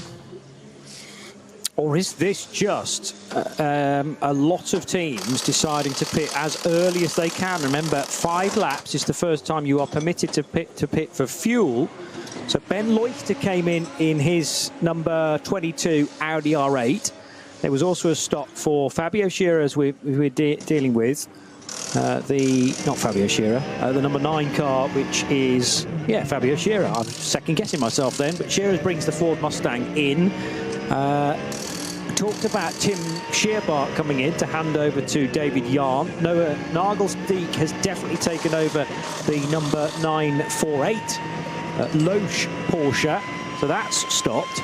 And then there's some more Cup 2s that have come in after only 5 laps. The 900 Cup 2 Porsche, the 901 for Fabio Grosser, and Klaus Abeland's Ferrari made a stop as well, where he's got nobody to hand over to, we reckon. Yeah, handing over to himself by the sound of things. And as soon as you get cars starting to pit, possibly rolling the dice 1 lap earlier than thought, but maybe it's just what they intended, I automatically look to the sky, see the shape of the clouds. You need to be a meteorologist doing any events at the Nürburgring Nordschleife. They're a little more towering, certainly rather grey. They were brighter at the start of the race. There were almost little patches of blue sky. Those have long since been covered over. But am I seeing rain clouds? Don't think so yet. Certainly we've got quite a height on them, but maybe the teams know something I don't. It's definitely a theory, and clearly it's catching, this idea to pit earlier rather than later. Tom Coronel in 927 is not a driver change. Was he in from the start, Tom? Yeah, he was. Okay, and he's sharing with Jan-Jaap van Roon, so fellow Dutchman, taking over possibly in the next pit stop. That's a Pro-Am Cup 2 driver lineup. Talking of Tom Coronel, there was a lovely little moment at the start before the start of the race on the grid when all the fans are around, and he was showing that he's got a little pocket on one of his shoulders of his race suit, which he puts his mobile phone in. And you sort of need that in the Nürburgring Nordschleife, because you don't get radio contact the whole way around the circuit. Because if he's been put off, or just simply stopped for lunch around Adenau, he can call the team and let them know. But just little details like this just emphasise the sheer scale of this circuit. 25 kilometres.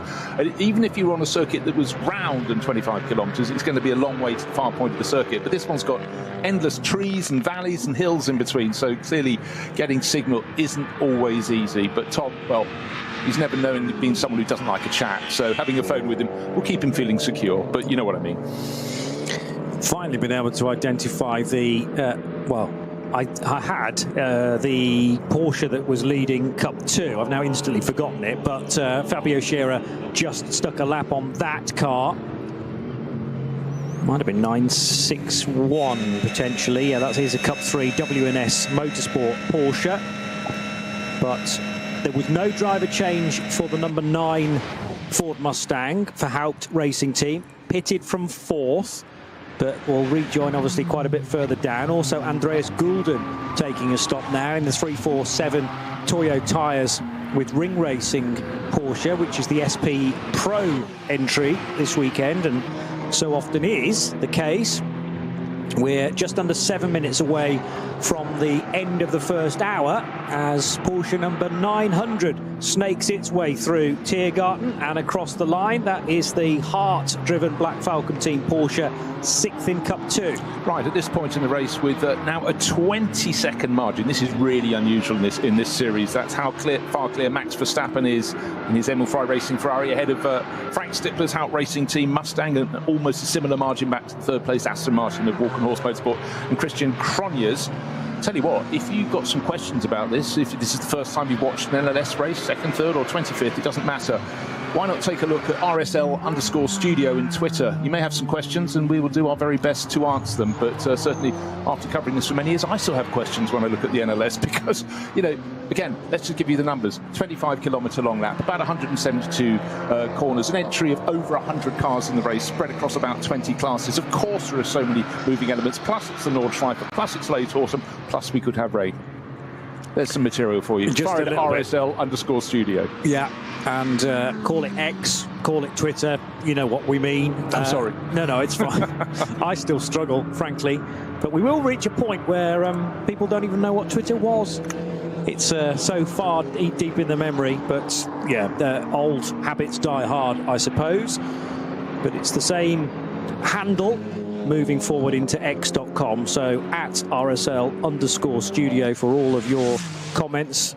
I've noticed that the timing is creaking here and there, which rather suggests quite a lot of you are logged onto it now to find out how young Mr. Verstappen is doing. I'm still talking about lap 4, but we're on lap 7. I know, yeah. I know that feeling entirely. I'm trying to keep tabs with the number of laps that have been completed, but I have to say that the graphics tower over to the left there is helpful. This is the end of lap 7. This is where we will see Max Verstappen making his first stop of the race. So picture the scene, powering down the Dottinger Her, 4 cars in front of him. They're all in classes that are slightly slower than him. He doesn't want to lose a second. He's sitting on a lead of over 20 seconds.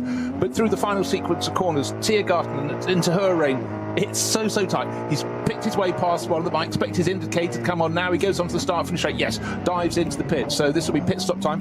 Whoa, very nearly collected the end of the pit wall. He's cutting it the finest angle. But is Chris Lullam, his teammate, going to take over? Or is Max going to do the opening 2 stints and then Chris will go in for 3 and then we'll see what happens for 4? But I'm fairly sure Max has enjoyed that first racing run in the top class. That was a 7:55.2 as an in-lap. And that is still timed to the control line rather than the point that he enters the pit lane. But obviously you lose time with the speed limit. There's no inkling at all that he's going to be getting out of the car. It's up on the dolly jack, so being rotated to the 45 degrees now. This will be a strange sensation for the Formula One superstar. 4-time F1 champion. This year does look like it's the first in the last 4 where he will not take the main crown. But he is also excited to be broadening his horizons moving forward. Desperate to be part of the Nürburgring 24 hours, maybe in 2026. Surely the 24 hours of Le Mans has got to be on the radar as well, whether that be in a GT car or in a prototype. But he's done, well, you could argue that he's sort of achieved everything in Formula One and he's still as hungry as ever to continue the titles flowing. That's what he considers his day job, and this is the sort of hobbyist type racing. You described it as a bossman's holiday. It is exactly that. His weekend's off. He wants to be behind the wheel of a different racing car and going just as fast as always. So it'll be a new set of tyres, a slurp of water as well for the Dutchman, and back into the race very shortly.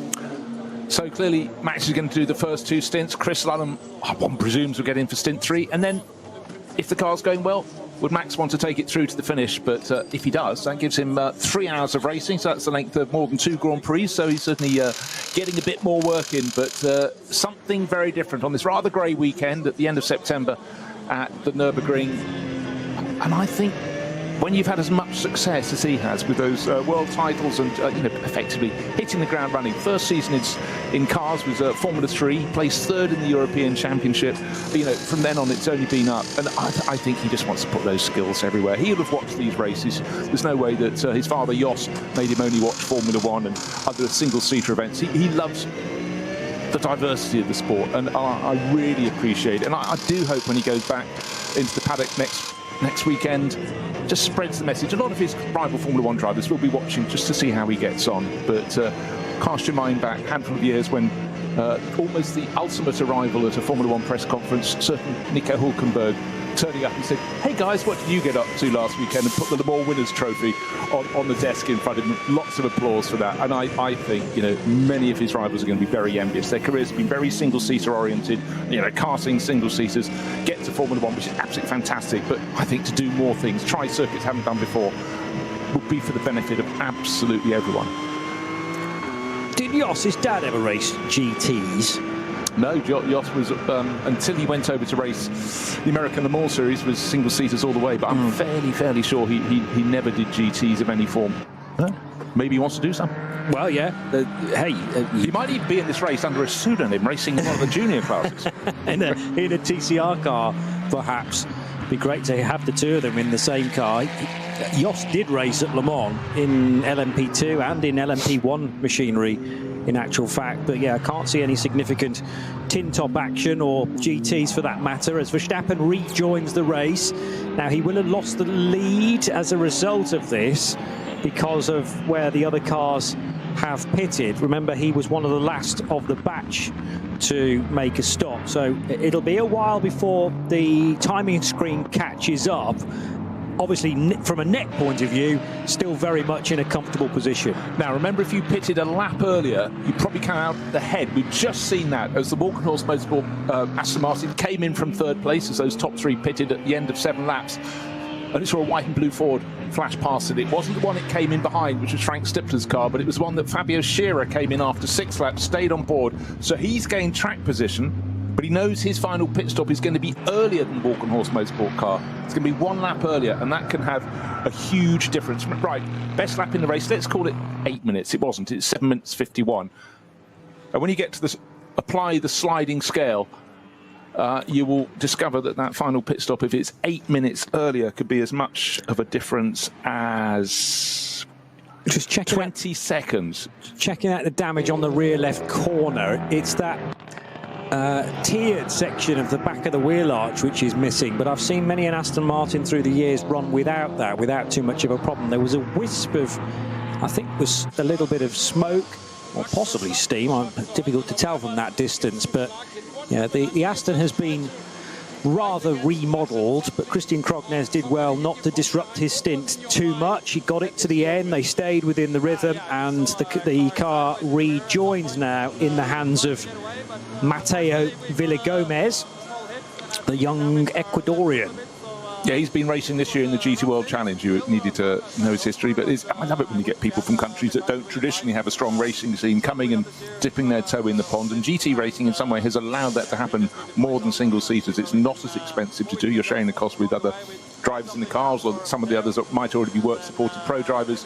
But again, the more countries, the better. Welcome. But Christian Krognes is being interviewed at the moment. Actually, looks remarkably upbeat, so clearly the damage wasn't too bad, but it would have been something, even if it's just something lodged in his mind, because it would have been a big thump, as unfortunately Tim Heinemann got it wrong going into the opening corner. But you don't normally see the car going about, 30 degrees out of true, having just tried to jink around the Aston Martin and off to the left-hand edge into turn 1 when the Cup 2 class Porsche and scattered those behind. But that said, could have been a whole lot worse. Certainly so. I mean, first of all, the recovery or the reaction speeds of the cars immediately behind. Also, to an extent, Tim Heinemann, because he didn't try and get the car immediately straightened up. He thought, I've lost this now, I've made a mistake. The car is hugely sideways and I'm heading towards the gravel, and it's better that I don't try and jink it back into line as quickly as possible, because he could have easily spun the car right in front of the majority of that field in the first group.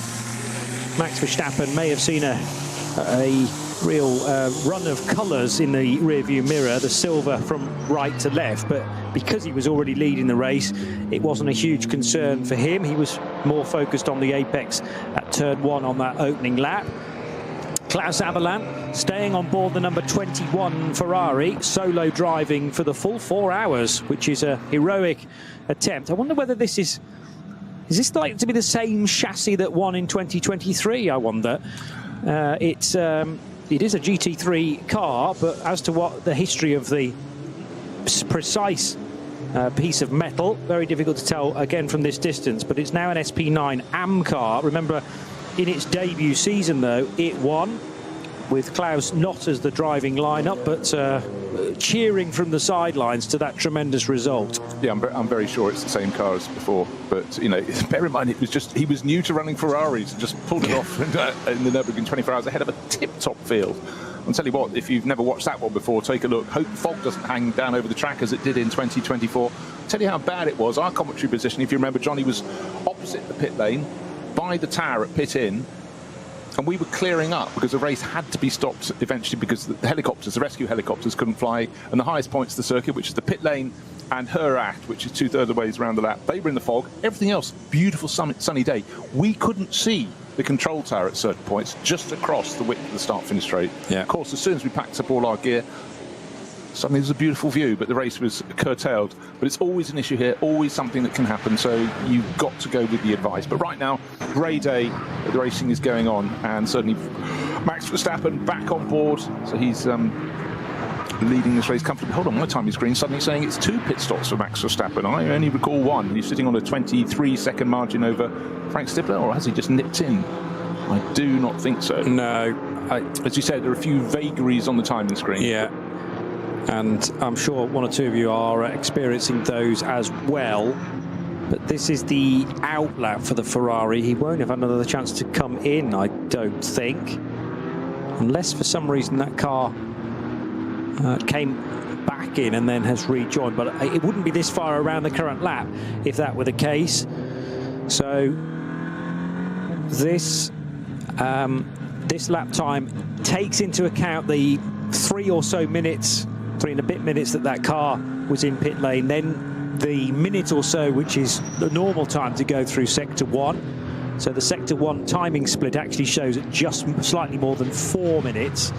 And the same can be said for Frank Stippler's Haupt Racing Team Ford Mustang. So that shows that car pitted at the end of lap 7. Likewise, the Valkenhorst Motorsport Aston Martin and the Renazzo Motorsport Lamborghini Huracan, which is an SP9 AM car, and is now being driven by Christoph Breuer. So Breuer in, Dieter Schmidtmann out of that Huracan GT3 Evo 2. Number 786 in the bright yellow colours of Renazzo. Max Kruse Racing in the 927, running in 5th position. Nearing the end of September, so why not wear a Christmas hat, I suppose. Still a little bit too early in my book, but it's gone for the almost full Santa Claus experience, that gentleman. I wonder whether that's part of the Adrenaline Motorsport arrive and drive situation as well. You can dress as Santa Claus for the day and we'll still prepare a car for you. Here's the 31 Ferrari then, heading towards the end of the lap. And confirmation then that it's just the 1 stop so far for this Ferrari. And as it swoops across the line, should be now the lead car officially. Okay, just remember, 7 minutes 51.5, fastest lap of the race. I'm just trying to remember if that's the fastest ever in an NLS race. I'm not sure I want to take my attention away to try and find that out. But Max Verstappen, this last lap, 8 minutes and 3. However, that involved accelerating away from the pit lane. Clearly going to be longer, but back into lapping, turning right at the opening corner through the sort of what we used to refer to as the Mercedes arena, where it arcs into the left-hander at turn 2, the tighter left at turn 3, and then the tighter right at turn 4, but then down at only a very short stretch of the Grand Prix circuit before doubling to the right and then completing the end of the Grand Prix loop, but then turning onto the Nordschleife. But up ahead, just picking off one of the Porsche Caymans, nice and easily done it. And again, the drivers in the less powerful classes have to know to look in their mirrors, and the driver did that very nicely indeed. So Max Verstappen picks him off nice and easily. Just 3 more corners to go in the Grand Prix loop, and then he'll turn double left onto the Nordschleife, and then it starts becoming way more enclosed and way trickier, down through Hatzenbach. going through Kielbacher Höhe. That's when you start to pick up the speed after a fairly decent length straight. But we had the problem there, didn't we, early on? We had a code 60 at that corner. But I must say, here we are at this point in the race, just over an hour completed, and people have been behaving very nicely indeed so far. Please do not make that the commentator's curse. Oh, as I say that, suddenly yellow flags have been shown at Marshall Post. Well, that's the shortcut back into the pits, but that's not going to affect our race leader because Max Verstappen has passed those by. Next driver to get there is the driver who's second in the race, and that's Frank Stippler, still on board the Hout Racing Team Ford. So like Max Verstappen, the race leading Ferrari, he stayed on to do a double stint. Maybe has more scope to do that because the Audi he was going to be driving later in the race came in with front end damage quite some while ago. And so maybe his driving that is no longer something that's going to employ him later this afternoon, so he can do a double stint for Ford.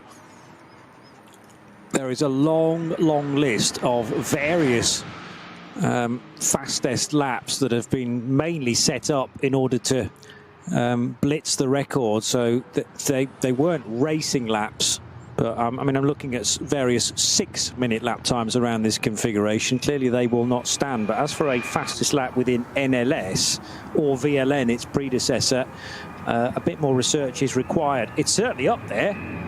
I'd be surprised if that is a record, but 7:51.5 is a tremendous lap time. Remember, this is on the shorter version of the circuit, mind you. So this morning's time's 8:06.0, but a 7:51, so shaving a further 15 seconds off that. Max Verstappen in the Ferrari. And again, we use different elements of this circuit. For the Nürburgring 24 hours, they don't use the same circuit. You actually have you turn right into the first corner, and then immediately turn left. There's a little cut through, so you don't go through the Mercedes arena. However, you then don't turn right and curtail the Grand Prix loop. You go all the way down to the hairpin at the bottom, then work your way back. So Nürburgring 24 hours will have a very different lap time and lap record to this version of the NLS. But I tell you what, that 7:51 lap was very tidy indeed from Max Verstappen. And so many laps here, you can put 95% of it right, and then you have a slow zone. We talked about that at the start of the race. Possibly someone else had a moment. The marshals need to be protected. And again, line of sight is so difficult on the Nordschleife. So extra layers of safety are put in so that any rescue crew that has to tidy up an incident is going to be safe. But, you know, as long as the drivers adhere to all the flag signals they're getting, messages from the pits at the points on the circuit when they can get them, then, you know, hopefully things will stay safe. But as long it's such a proviso on this circuit, so extra layers, you know, they're adopted by all the drivers and totally accepting that. But anyhow, take a look. Maybe some of you out there in the world of X can let RSL_studio know what you think might be the fastest lap in this formation. So racing in the Nürburgring Langstrecken series, but 7:51, we know that's quick, and that is why Max is leading by, at the moment, it was 23, it's now 24 and a bit seconds. Certainly Frank Stippler, who is the gold standard here, is putting in a really good show for Mustang, who scored a first victory here last time out. But Max Verstappen is stretching the advantage, and I'm not sure he's hating any single second he's at the wheel of the car at the moment, because this is his weekend off. What a busy place to be having it, but clearly one feels that the Dutchman will be smiling big time when he gets out. Will he get out? Will he only get out at the end of the race? 4 hours is the duration of the race. Chris Lullam, his teammate, he may allow him one of those sessions, may allow him two, but right now, clearly a double stint from our race leader. Got the lead at the start of the race from third on the grid, hasn't looked back. Well, all the more impressive is the fact that that lap time 7:51.5 is quicker than any of the pole laps we've had so far this year, because the quickest pole lap that was set in the opening round for the 70th edition of the ADAC Westfalenfahrt was set by Frank Stippler, and this was a pole time 7:51.530. So we are 16 thousandths of a second faster than that for a race lap. What I have found is in 2022, I think it was 2022, a quicker lap than that still. But that again was a qualifying lap rather than a race lap. I'm not able to dig out as readily as this times from the race. But I can tell you that it was either Axel Jeffries or Michele Di Martino did a 7:50 at the start of 2022. So we have seen quicker laps than that, but they may have only been on the Saturday morning in qualifying rather than the race. Yeah, but again, just going back to qualifying, it's very short. And for most drivers, they know the weather's going to be changeable, track conditions be changeable. Track conditions, the track is normally quite slippery or quite cool relative to how it's going to be in the race. So it's not always the best time, but really it's a sort out. As long as you get one banker lap in, your main job is to bring the car back, and the number of drivers who just aim for a slightly faster time, driven around the outside of a slower car and ended off the circuit. There's not a lot of time to prepare a car for a Nürburgring Langstrecke Series race. Qualify in the morning and you kick off the race. You have to get to the cars, the grid about 11:30 for a 12 o'clock start. So your mechanics do not thank you. And don't forget, if you drop the car into the barriers at the back side of the circuit, it takes a very long time to get the car back to the pits. 25-kilometre lap. Think about it. That's 15 miles.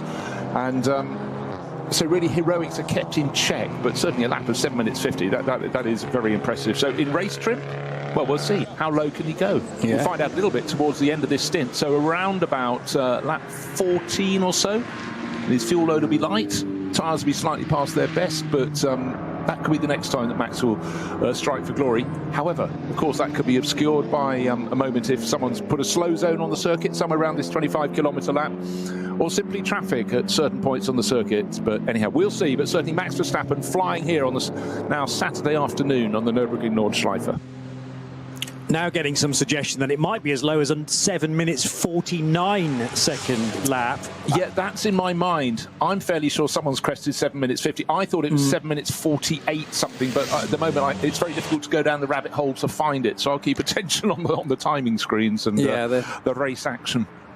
The records are great for pole positions. They're more difficult to dig out at speed when you're trying to do a race commentary as well from the races themselves. But a lap record, strictly speaking, should be within the race, remember, rather than anything that happens in other sessions through the course of a weekend.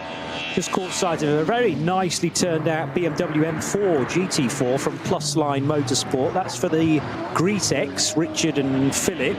Can't tell you who of the two's actually in the car at the moment, but it is one of the family members. And Plus Line's BMW running fourth in SP8T. There are 5, 6, 7, 8, 9, lots of SP8T cars, 9 in total.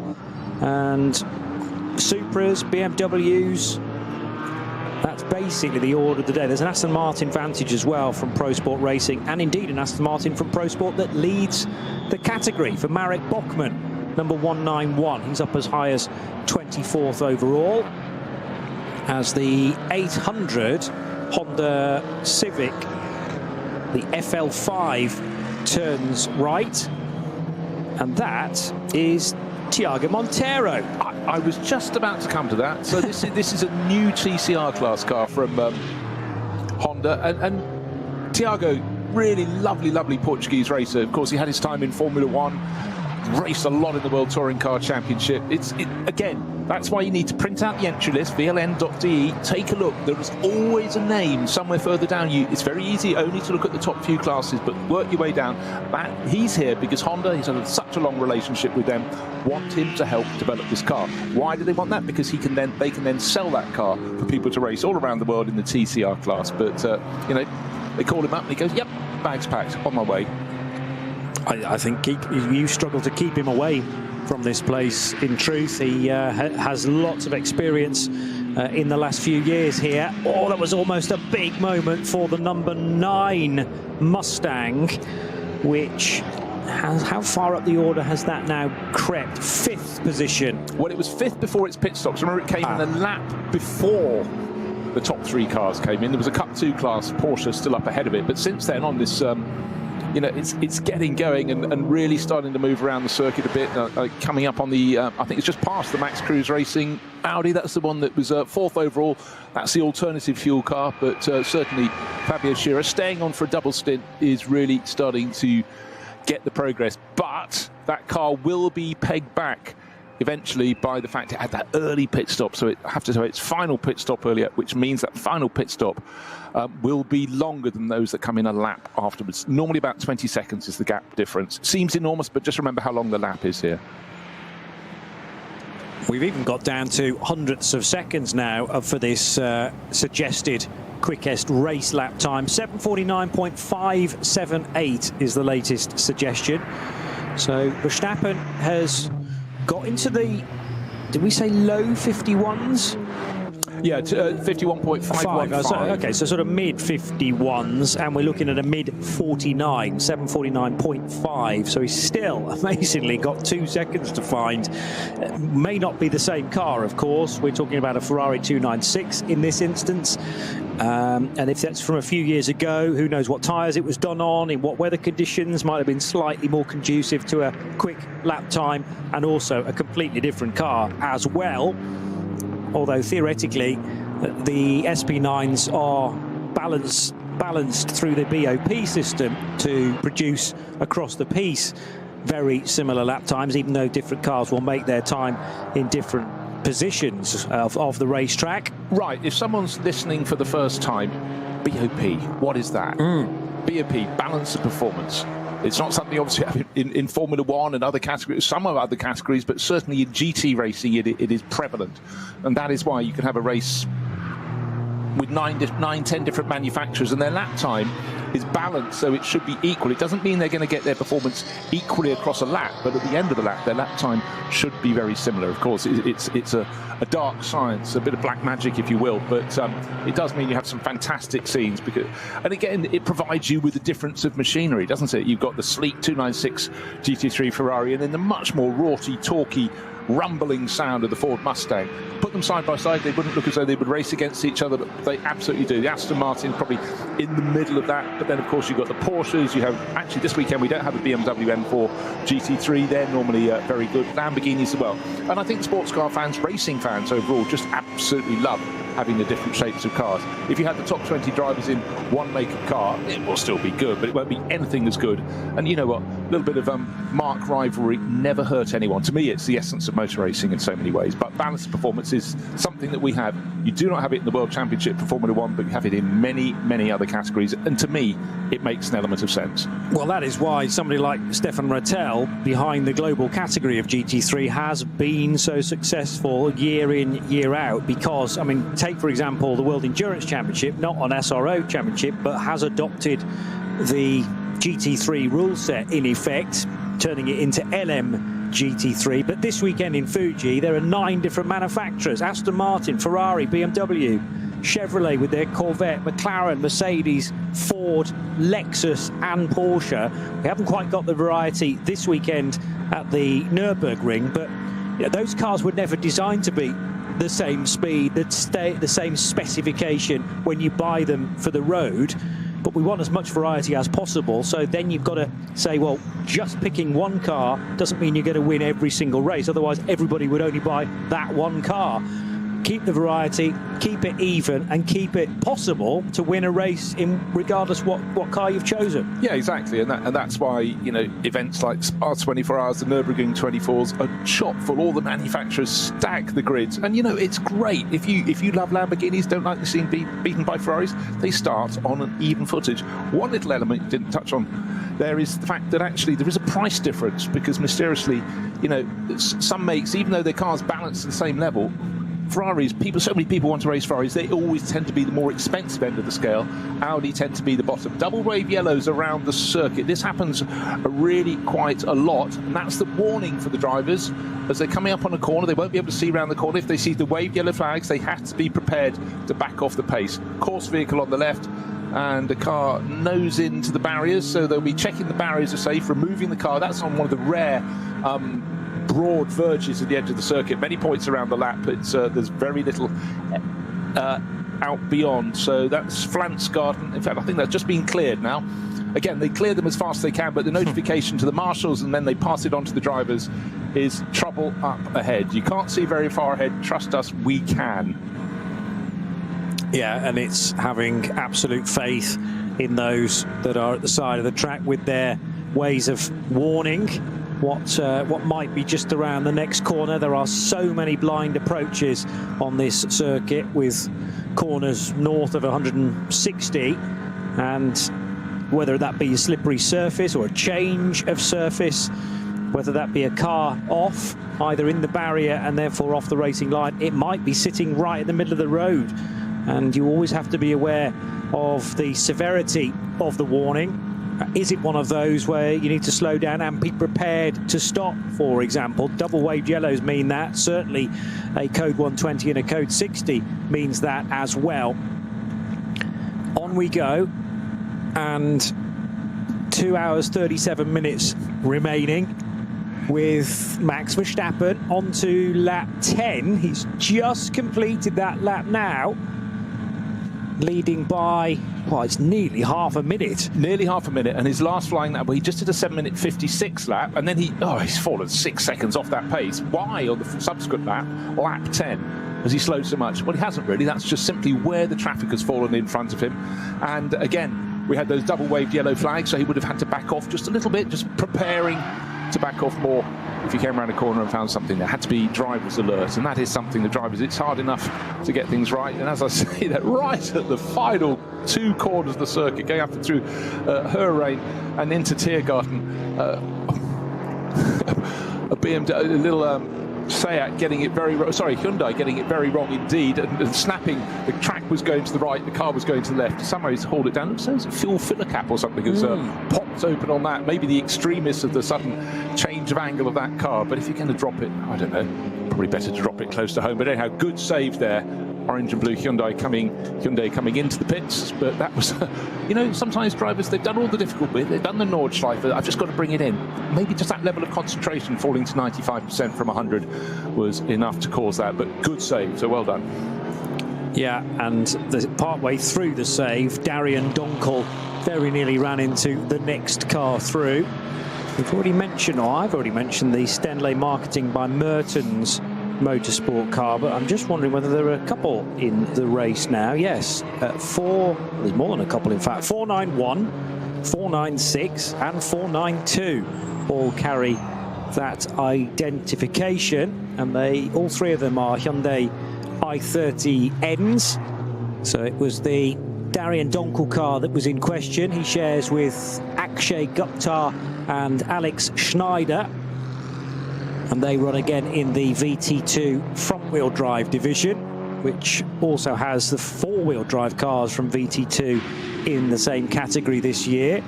The Falcon car that I was struggling to identify at the start of the race is the number 10 Audi, and that is for Jasmine Preissig, in fact, for Max Cruiser Racing. Jasmine, a regular runner in the 24H series as well, and she's sharing with Christoph Lenz and Timo Hochwind. So Max Cruiser getting a nice bit of sponsorship. I can't tell at this speed whether the tyres are the correct ones, but I'm sure that that is the case. Well, otherwise, I find that very disappointing. Why? What, I can't identify the signs at racing speed at something like 80 miles an hour. Yeah, it's tough. But that typically or instantly recognisable 2-tone blue that we so often see on a couple of Porsches, actually, and the season started so well for the Falcon Motorsport GT3 cars. They've had at least one 1-2 finish, but neither of the cars here this weekend. It's busy certainly around Central Europe, but further afield as well. So it might be a question of just finding drivers to take to the cockpit of those cars. Not sure whether there's, for instance, an ADAC GT meeting this weekend as well, which sometimes means that the entry to an NLS race suffers a touch. But there's always some scrapping to focus in on, regardless of the class, including Noah Nagelsdijk, who now heads out of the Mercedes arena, second place in Cup 2, the number 948 car. Across the course of the season, not everybody does all the rounds. I mean, you just mentioned Jasmine Preissig, normally racing the 24H series. Of course, if she was this weekend, she could be having a 24-hour race down in Barcelona, also covered by Radio Show Network. But, you know, you have to pick and choose, and some drivers, particularly if you're a top star in GT3 or if you're a low-ranked driver in GT3, you can actually get lots of other drives because they need a quick bronze or a quick silver. But yeah, you could be racing anywhere in the world, and this is the very essence of why GT racing is so strong now. As I said, next year we're going to have historic GT3 racing series, 2006, to 2013. So some of the first cars you might have thought, oh, well, they're so far out of date, nearly 20 years old. They might have been tucked away, nowhere to race. They will have next year, and it's really exciting. And one of the ones I'm waiting not just to see again, but to hear is the BMW Z4 GT3 that just made such a good sound. I'd warrant Aston Martin makes a wonderful rumble. The Ford Mustangs at the moment, they win the sort of the best rumble of all, but certainly the racing engine note on the V8 Z4. You may say, hold on, but they never built a Z4 for in road trim with the V8. Well, they got dispensation to have it in GT3, and I think anyone who watched them in period would go, oh yeah, they made a good sound. But they're historic, and some of the drivers talking to now aren't even 40 years old, go, I raced that. Oh my gosh, that's terrible. A historic series with stuff I've already raced. But luckily, I've just remembered I've got one still in the garage. It's just gone up from £250,000 worth to 500 in the drop. Well, yes, that's a winner for sure, even though you might feel a little bit old, that your car is now considered a classic racer rather than a modern day version. But as you say, the price hike is well worth considering. GT Motorsport BMW 330i for Lutz Horst is just going through the Mercedes arena, together with the 347 Toyo tyres with Ring Racing car. That might be a pass for position, 347 on 927. Yeah, it was indeed. That was Van Roon being passed by Mark Canaricci. I just want to point out, on the last lap, our race leader, Verstappen, still in the lead. Yep, we know that. He gained, get this, 15 seconds or as near as over Frank Stippler. So suddenly, just being around 29 seconds, he's now 43 seconds clear. Chris Lullam in the pits must be going, I'm going to get this car. This is quite phenomenal what I'm being offered. I don't think the performance is going to drop away when Chris gets on board. He's been racing one of these 296 GT3 Ferraris all season long, going better and better. Took an outright victory in a 1 hour race at Valencia last weekend. However, there was one little mismatch with improving time under a yellow flag. Quite hard to say. It was his first flying lap. Okay. He come out of the pits, driver change, took it over from Thierry Vermeulen, who normally shares with him, and Thierry's father is Max Verstappen's business manager, so that's why it's all knitted together. He went out, victory by about 14 seconds, but unfortunately the penalty overnight meant that he didn't take the race win, but they did win the championship. But so Chris is an absolute star, but certainly so is Max Verstappen. That lead, and I'm just looking at the first part of this lap. Is he stretching the advantage? Sector 1, yes. Sector 2, yes. Sector 3. So at this point, he's really in a sweet spot in that Emil Frey Racing, Verstappen.com Ferrari, 43 seconds clear and going away. Is there a problem in terms of performance for anybody else? No, not really. It's just simply the pace of the Flying Dutchman at the moment. The Mustangs now in second and third positions. They can't match him. They're separated by 20-something, 26 seconds. But bear in mind, the number 9 Mustang, Fabio Scherer, pitted a lap earlier for that first pit stop. So he's artificially close to the sister car of Frank Stippler, the number 6 Mustang. When it gets to their final pit stops, he will do his pits. The number 9 car will come in a lap earlier, and that's the difference of about 20 seconds. So he really needs to get in front of Frank Stippler, but that's not happening.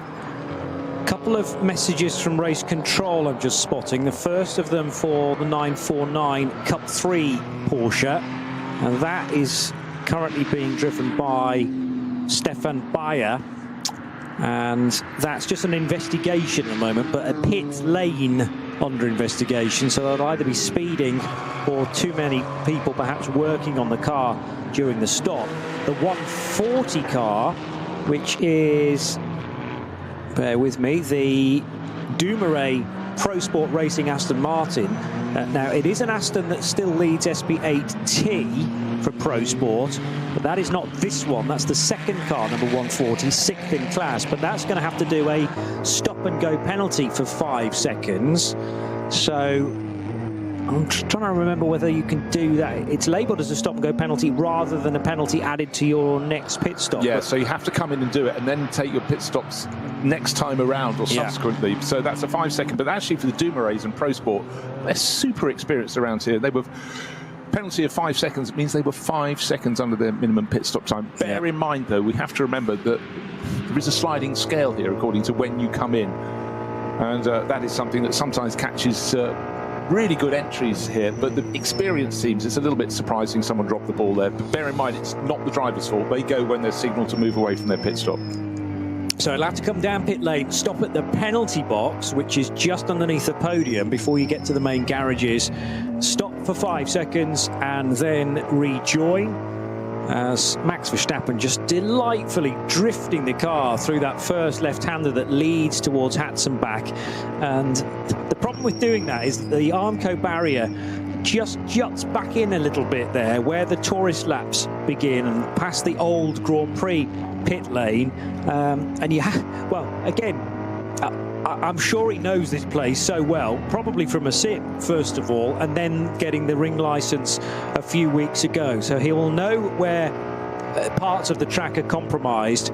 But that was almost as if he's been racing it for 20-odd years, just drifting it to within a cigarette paper of the Armco, didn't hit it, and then continued on to Hatzenbach, unflustered by it all, as he goes to the high side now at Flugplatz of one of the Porsche Caymans in the midfield. Yeah, but he was very clever. He waited his time, had to be absolutely sure. No one's very close to him. He's got a real margin over the two Hout Racing Team Mustangs. He can afford to be a little bit cautious from time to time. Just wants to be sure the driver of the car in front of him that will be lapping, you know, effectively, what are we talking, about 30 seconds a lap slower than him, has seen him. There's no point going off. He's driven so hard for, well, getting on for an hour and a half, just over an hour and a half now.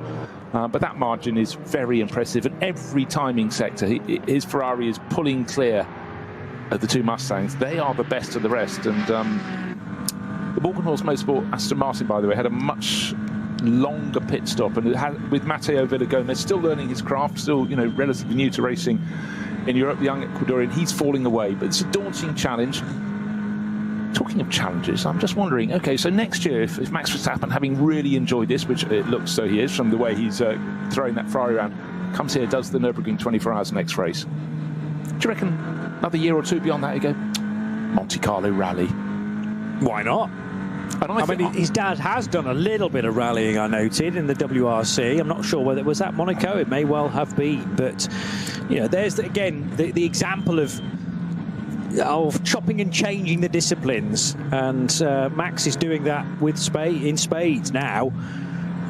With a chance to see him in at least one 24-hour race, and once he does one, he'll want to try and sample them all. Well, look, he's not that busy in January, so let's just use ink and put the Daytona 24 Hours in. Just imagine, you know, for Max, he gets 3 Grand Prix a year racing on the North American scene. Well, 4 if you include, obviously North America includes Canada, so Montreal as well. But, you know, to go to the fabled circuits like Daytona, that'd be something really special. I'll tell you what, why don't people draw up Max's dream season? I know 24 Grand Prix is an awful lot, but there must be some weekends where he doesn't want to really sit at home or do anything and play with his family. Go racing or go having some competition. I'm sure you can come up with some very good suggestions. RSL_studio in the world of X, known to me as Twitter. But yeah, I mean, the dream list. But just remember, in the 1950s and 60s, your Grand Prix stars of the day would turn up at a race meeting. They'd do the single-seater race, probably a non-championship Formula One race, that would be, because, of course, were many of those each season. In fact, those days, you only had about 9 Grand Prix a year. Imagine that. Now we've got 24. But then, of course, they'd also do the sports car race, the saloon car race as well. Anything that paid prize money, that's how they got their salary. Their salaries were nowhere near what they are now. But for the people racing in those championships, they might go, oh, here comes someone who's going to beat me. But no, you're racing against the superstars. And if that was Jim Clark, you knew he was the absolute zenith of the sport. And the fact he could win at all those levels. And I'll tell you what, in 1968, when Jim just inexplicably, you know, was killed in a Formula 2 race, a Little League Formula 2 race, relative to what he was doing at Hockenheim.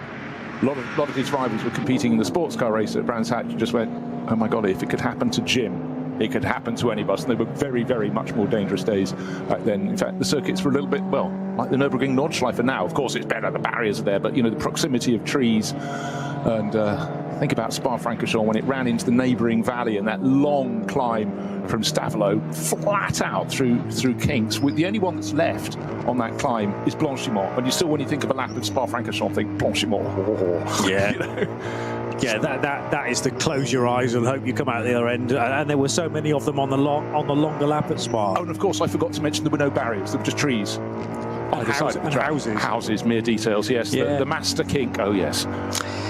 Indeed. I've driven through there on the road, and you think, how on earth did they go through at the speeds that they used to? But there is still some opportunity to wedge a few extra races in for some Formula One stars it need not just be Max Verstappen, surely. And no, the more the merrier. Maybe that bug will work its way through the F1 paddock generally to open one or two other people's eyes to racing elsewhere. Just caught sight, by the way, of the purple and white Porsche Cayman for the Adrenaline Motorsport Team Manhattan Wheels crew of the Korn family.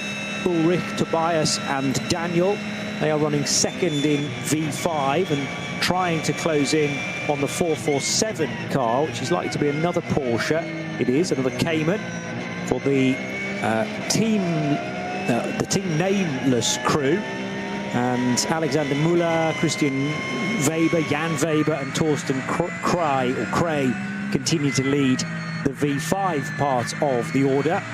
I'll tell you who's impressing me at the moment is Alexander Hart. He's third in the Cup 2 class, carrying one of our cameras around the circuit. Black Falcon team Zimmermann. Black Falcon, long-term sponsors of many things around the Nordschleife, but they have various teams carrying their colours. But he's lapping faster than David Yarn, who's leading the class. And I tell you, for the past decade or so, David Yarn has been, you know, the sort of yardstick, the benchmark, if you like, in this category. So that is impressive. It's good to have different names coming in and showing their hand. Okay, of course, either of those laps last time around was 2 seconds faster for Alexander Hart.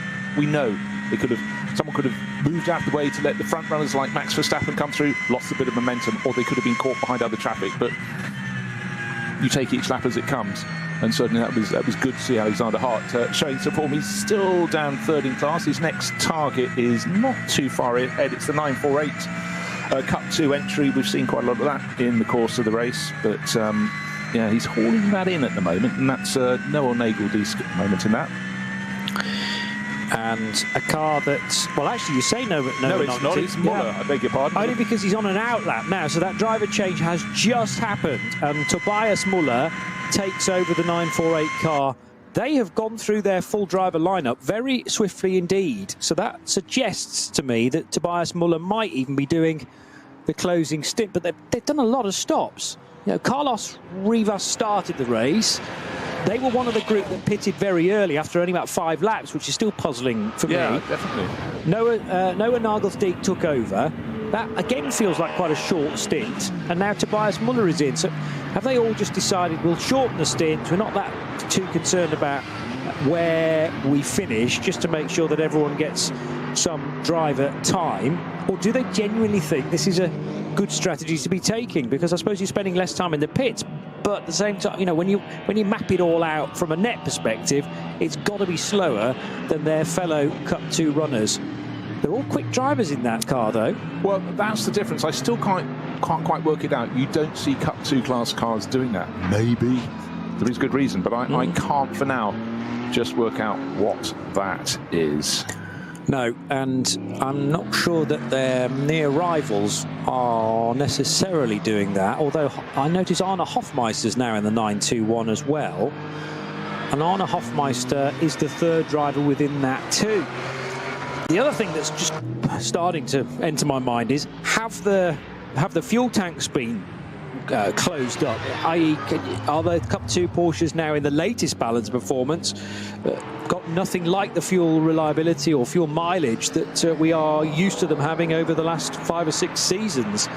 So, that's a very good point. You have to keep on your toes with all of that. But they're nowhere close to an SP9 stint length, if that is the case now. We're talking 5, maybe 6 laps at best, and then the cars have to come in. But that might be a deliberate decision by the organisers to make sure that the Cup 2 cars aren't in the way and tripping up the SP9s. 55 seconds is now the gap between Max Verstappen. He's in a hurry.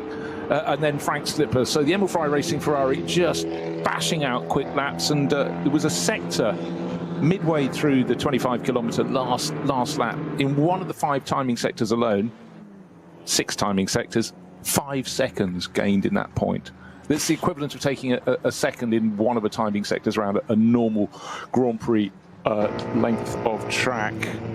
But the lap times, well, they've fallen to 8 minutes 13 last time around for Max Verstappen. No, it's not a crisis, because he hasn't suddenly lost all the pace, because remember, he's lapped 7 minutes 51. That is simply yellow flag areas. We've had some recently at Flansgarden, just been cleared. Flansgarden is about 2/3 of the way around the lap, where it's really serious. Fabulous stretch of track, so many fabulous stretches, but that bit through Brunchen, Flansgarden, then over to Schwalbenschwanz, it is very, very quick and very, very twisty. Factor in as well, if you will, track is going up and down, and I think this is the key reason to why Max Verstappen wants to come and race here. I will say that on lap 11 alone, Verstappen gained 8 seconds, though, and that has to be to do with yellow flags as well as his pure pace. I cannot believe Max Verstappen is 8 seconds quicker than a Nürburgring Nordschleife specialist such as Frank Stippler. So that is about Verstappen going through an area that was green as he arrived at it, and the yellows came in behind because of an incident that then slowed Stippler and Fabio Scherer to that extent, because they were very close on lap time. 8:18 from both the German and the Swiss. But Verstappen, and this is testament to him building a lead in the first place. If you gap the field, there is then the scope for you to arrive at a certain part of the racetrack in a different state of caution, let's say, compared to those following you, and it can get steadily worse. Equally, I still don't think 50 seconds is necessarily a done deal, because, you know, the racing gods can turn things around, and Verstappen might see a yellow flag area or a code 60, which by the point that Stippler arrives on it, it might be clear. So, got to stick with this, folks. We've still got over half the race still to go.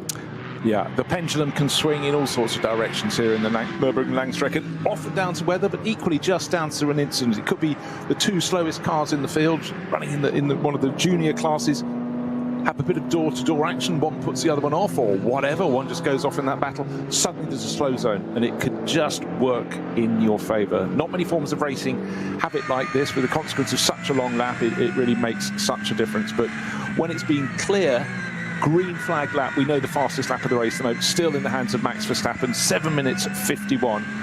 The last 2 laps have been very, very busy indeed for them,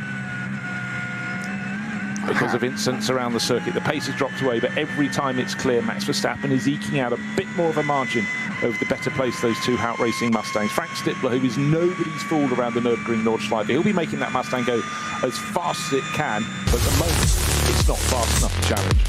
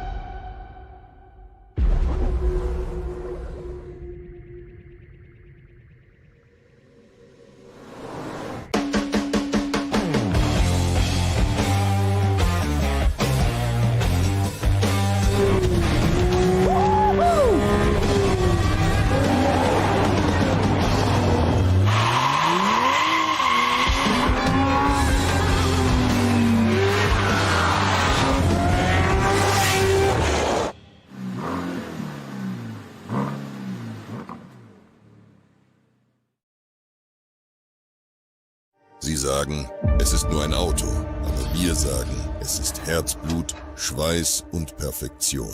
Denn wenn du schraubst, dann zählt jeder Millimeter. Dann bist du in deinem Element. Du willst mehr als nur fahren. Du willst es fühlen. Die volle Kontrolle. Eine optimale Straßenlage. Wir wissen genau, was dich antreibt. Denn wir teilen die gleiche Leidenschaft. Egal ob auf der Straße oder auf der Rennstrecke. Wir sind immer an deiner Seite. Wir sind H&R. Offizieller Partner der Nürburgring Langstreckenserie.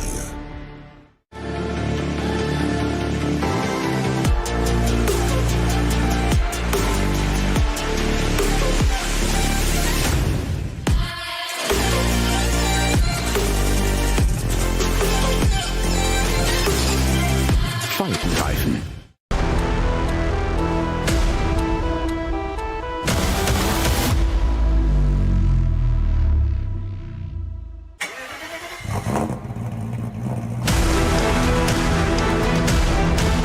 Hol dir jetzt dein eigenes Motorsporterlebnis nach Hause. dein Online-Shop für Simracing-Hardware und Zubehör. www.simraceshop.de.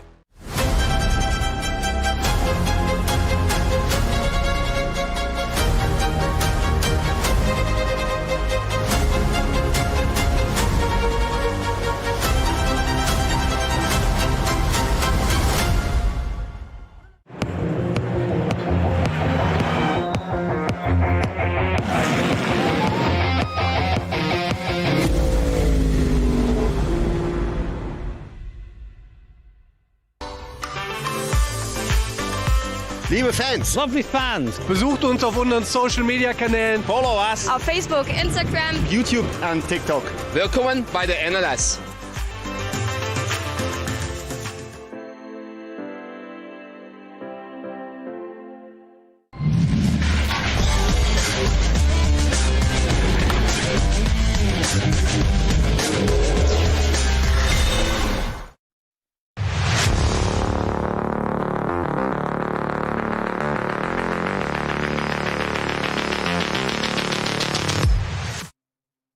Renhofer.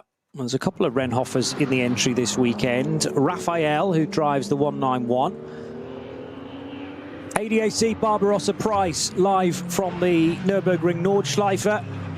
And in the Global Broadcast Centre, it's me, Johnny Palmer, together with Bruce Jones.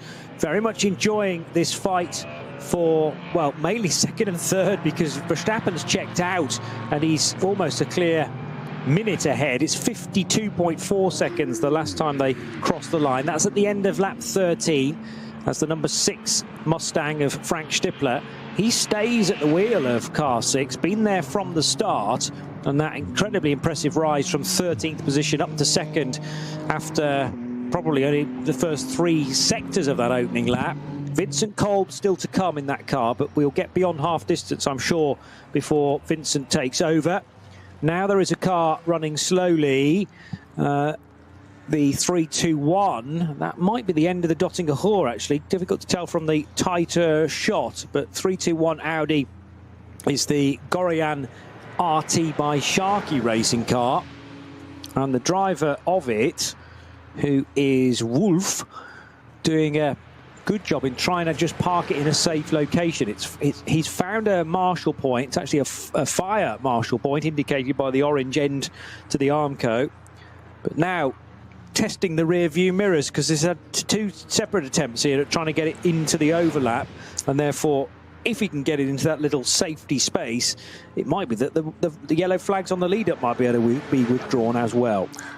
Well, trying to reverse into the gap between in the cut in the barriers, but I think he's going to have one more attempt coming forward. But again, it sometimes just goes to prove how little visibility you have out. Oh, and he moves forward, then suddenly a course vehicle pulls in front. There was nearly a little bit of contact. That's going to hook up with him, I presume, and then tow him away. So that's a good idea. Good job from the driver, Jens Wolf, though, to try and tuck it away to safety, but they'd rather get him back to the pits, and you never know, could actually rejoin the race. But something amiss. You're quite right. There's lots of markings on the circuit. People have been known to get on and draw the names of their favourite drivers at various points around the track, and at certain points, these are around middle part of the lap. Whipperman and corners like that, where you can get a bit of air in the car. People put land here, another little quip, because there are various points around the Nordschleife where we can get all 4 wheels off the deck. And then, of course, you're normally met immediately by another corner, so it's not always the best of ideas. And certainly when people do what we call tourist laps, so they turn up, pay their money, and get to drive around the Nordschleife. Yeah, it seems incredible, doesn't it? They certainly have corners that you do need to learn. Best thing is do a sight a lap or 2 before you start to open up the pace. But I really urge anyone with racing blood in their veins to, at some point in their life, make their way to the Eifel Forest, here to the Nürburgring, and have a go around the circuit. And for a lot of you, you won't believe it. And back in COVID, when racing was largely digital until we got cars back on track, a lot of people looked at the digital Nürburgring Langstrecken Series, sim racing series, and couldn't believe it was actually a real track. They thought it was made up of various sections of other great circuits around the world. It is real. It's very, very real. Trust me. Just catching sight prior to the 500 Manhattan Wheels BMW of the WNS Motorsport Porsche 718 Cayman, currently being driven by Leon Duca. And Duca is a teammate of Joshua Bednarski and Laurens Stegman in the other Porsche, which started from pole position.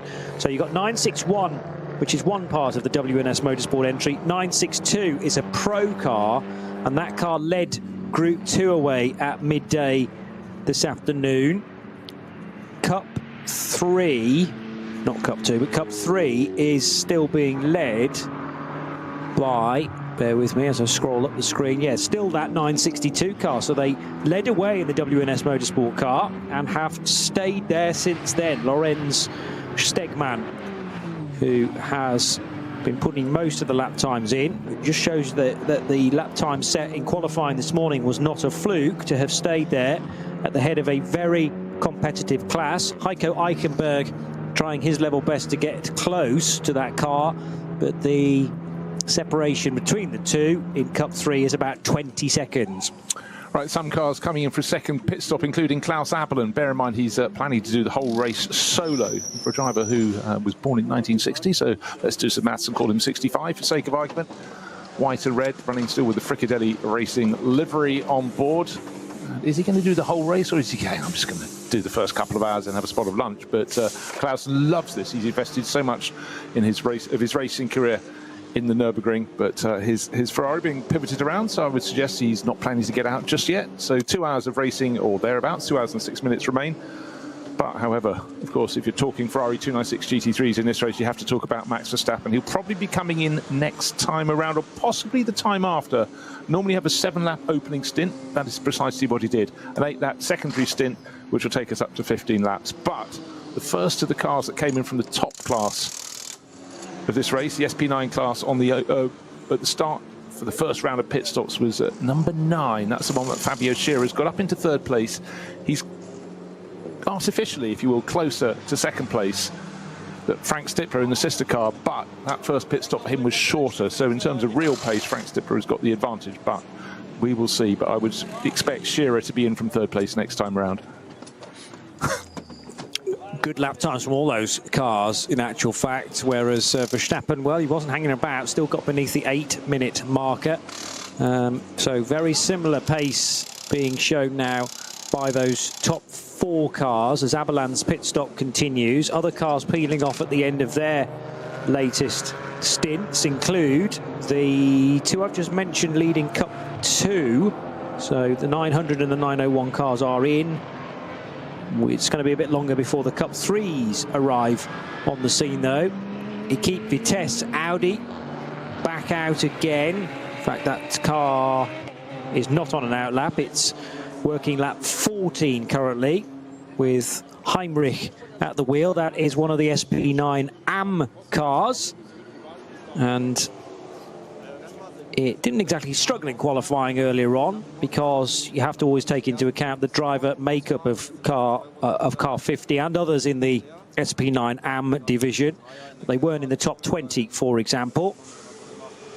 Now that car is in the top 20, however, and 3rd in SP9 AM. So chasing down the Abelan Ferrari and Christoph Breuer's 786 Renazzo Lamborghini. Yeah, that's running well, the Renazzo car, 6th place overall.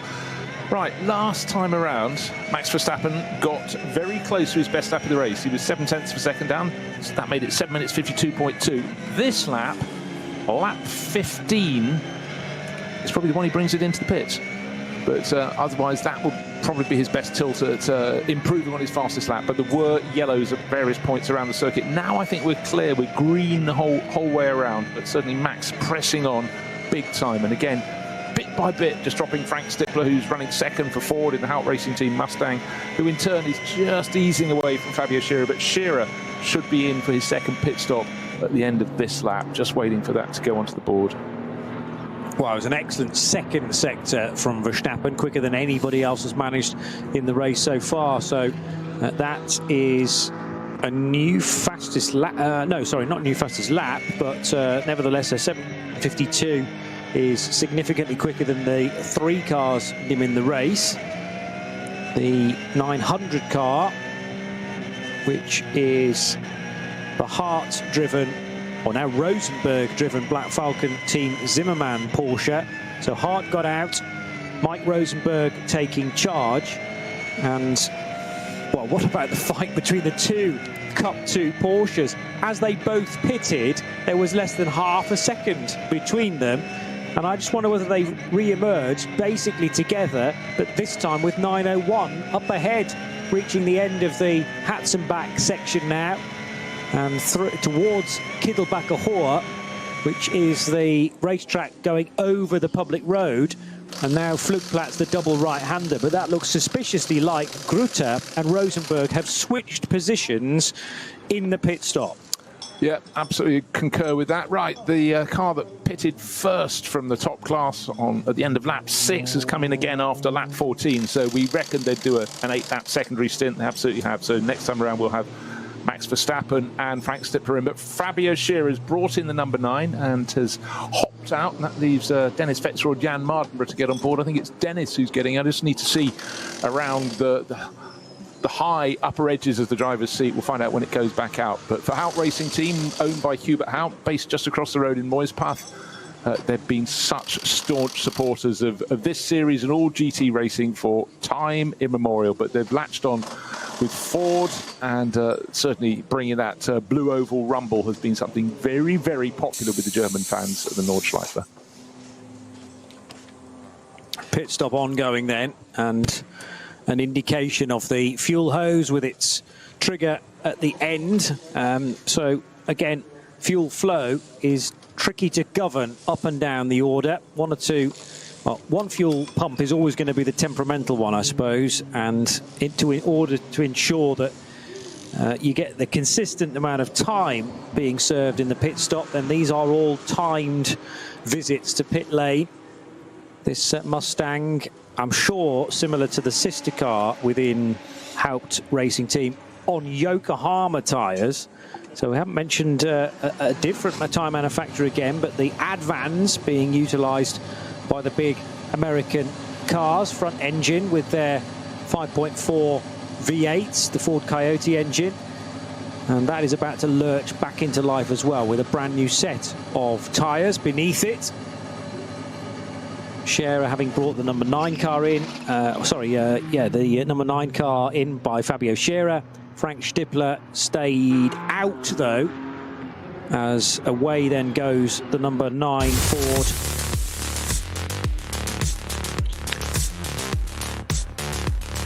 Two hours to go on RS3, part of the Radio Show Limited network of channels, reaching half distance.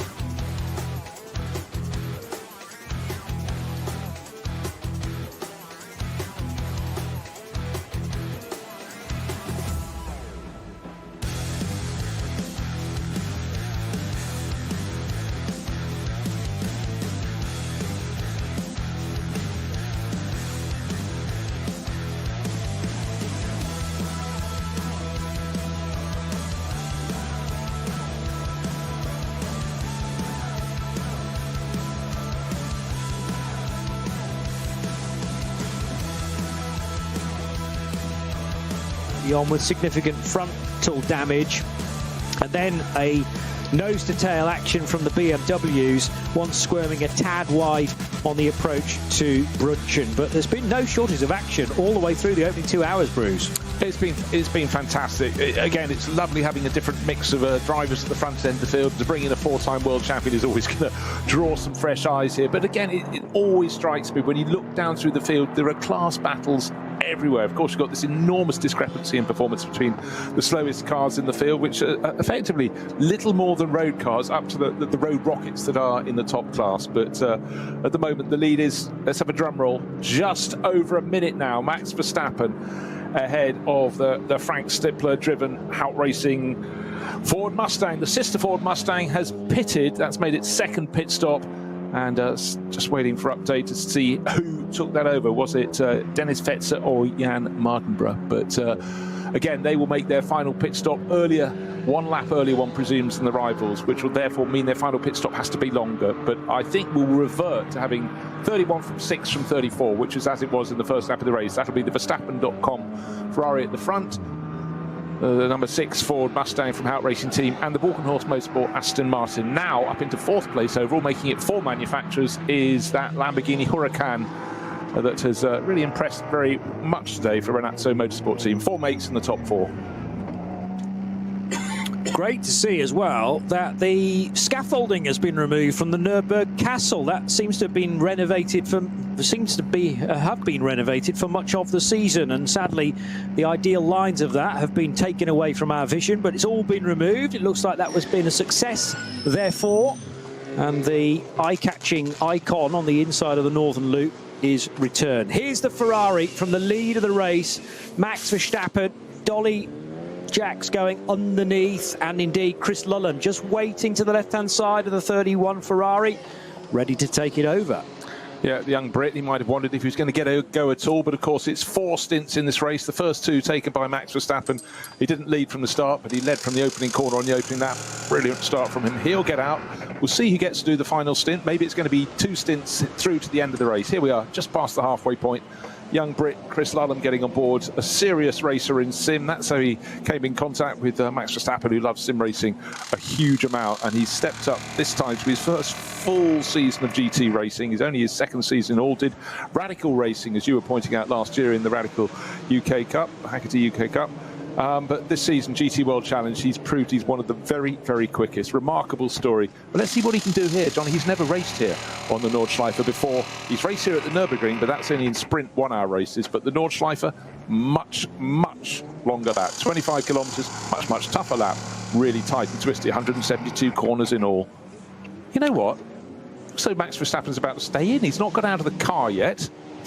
Chris Lullam is waiting alongside. Normally there'd be a driver change by this point. All the wheels are off the car. He's passing a drink.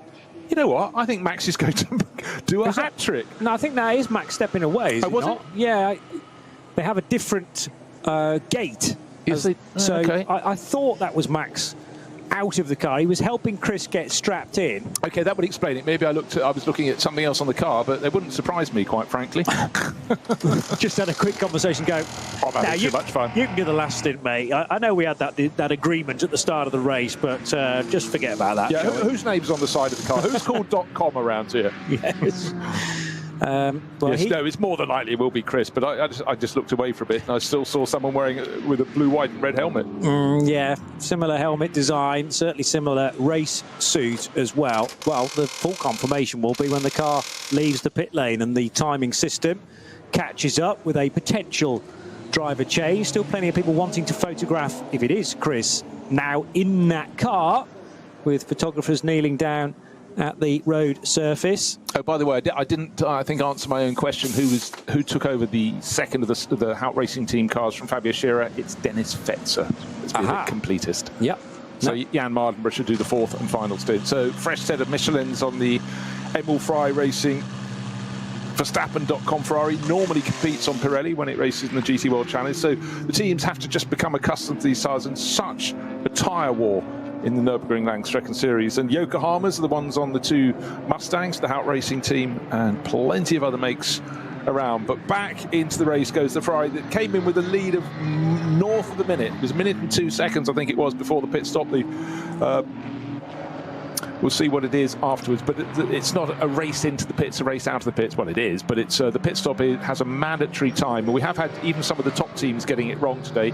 If you're short by, let's say, just 1.5 seconds, you have to come in with all that deceleration time, pit speed limit. You're going slowly and you stop for another 1.5 seconds. So it costs you about 30 seconds for going down by just 1.5 seconds below the margin. So you just really got to keep your eye on it. But Johnny, you and I have been commentating on endurance racing and GT racing for many years, and every single race someone transgresses, don't they? I mean, you know, the most experienced can still fall foul of that rule, and it just shows you how hard so many of the drivers are pushing. Teams can make mistakes as well when the time pressures of a stop clock are there, ever present. So still yet to, on our timing screen, trigger even just the out lap, but clearly the Ferrari is back in the race. What I'd ideally like is confirmation that there was a driver change. He's there. out. There we go.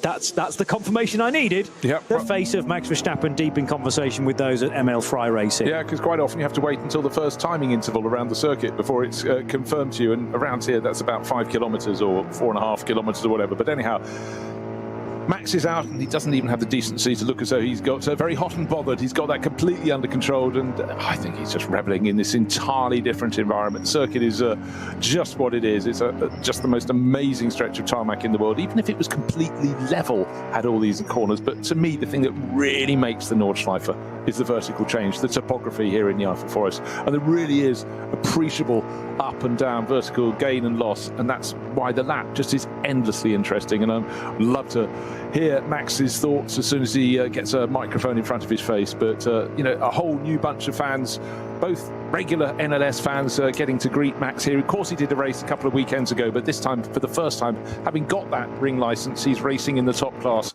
and how coming in with a margin of a minute and more. Quite fantastic run from him. And okay, he's done half the race, but bear in mind how much time that actually is. It's 2 hours. There's very rarely a Grand Prix that is that length of time.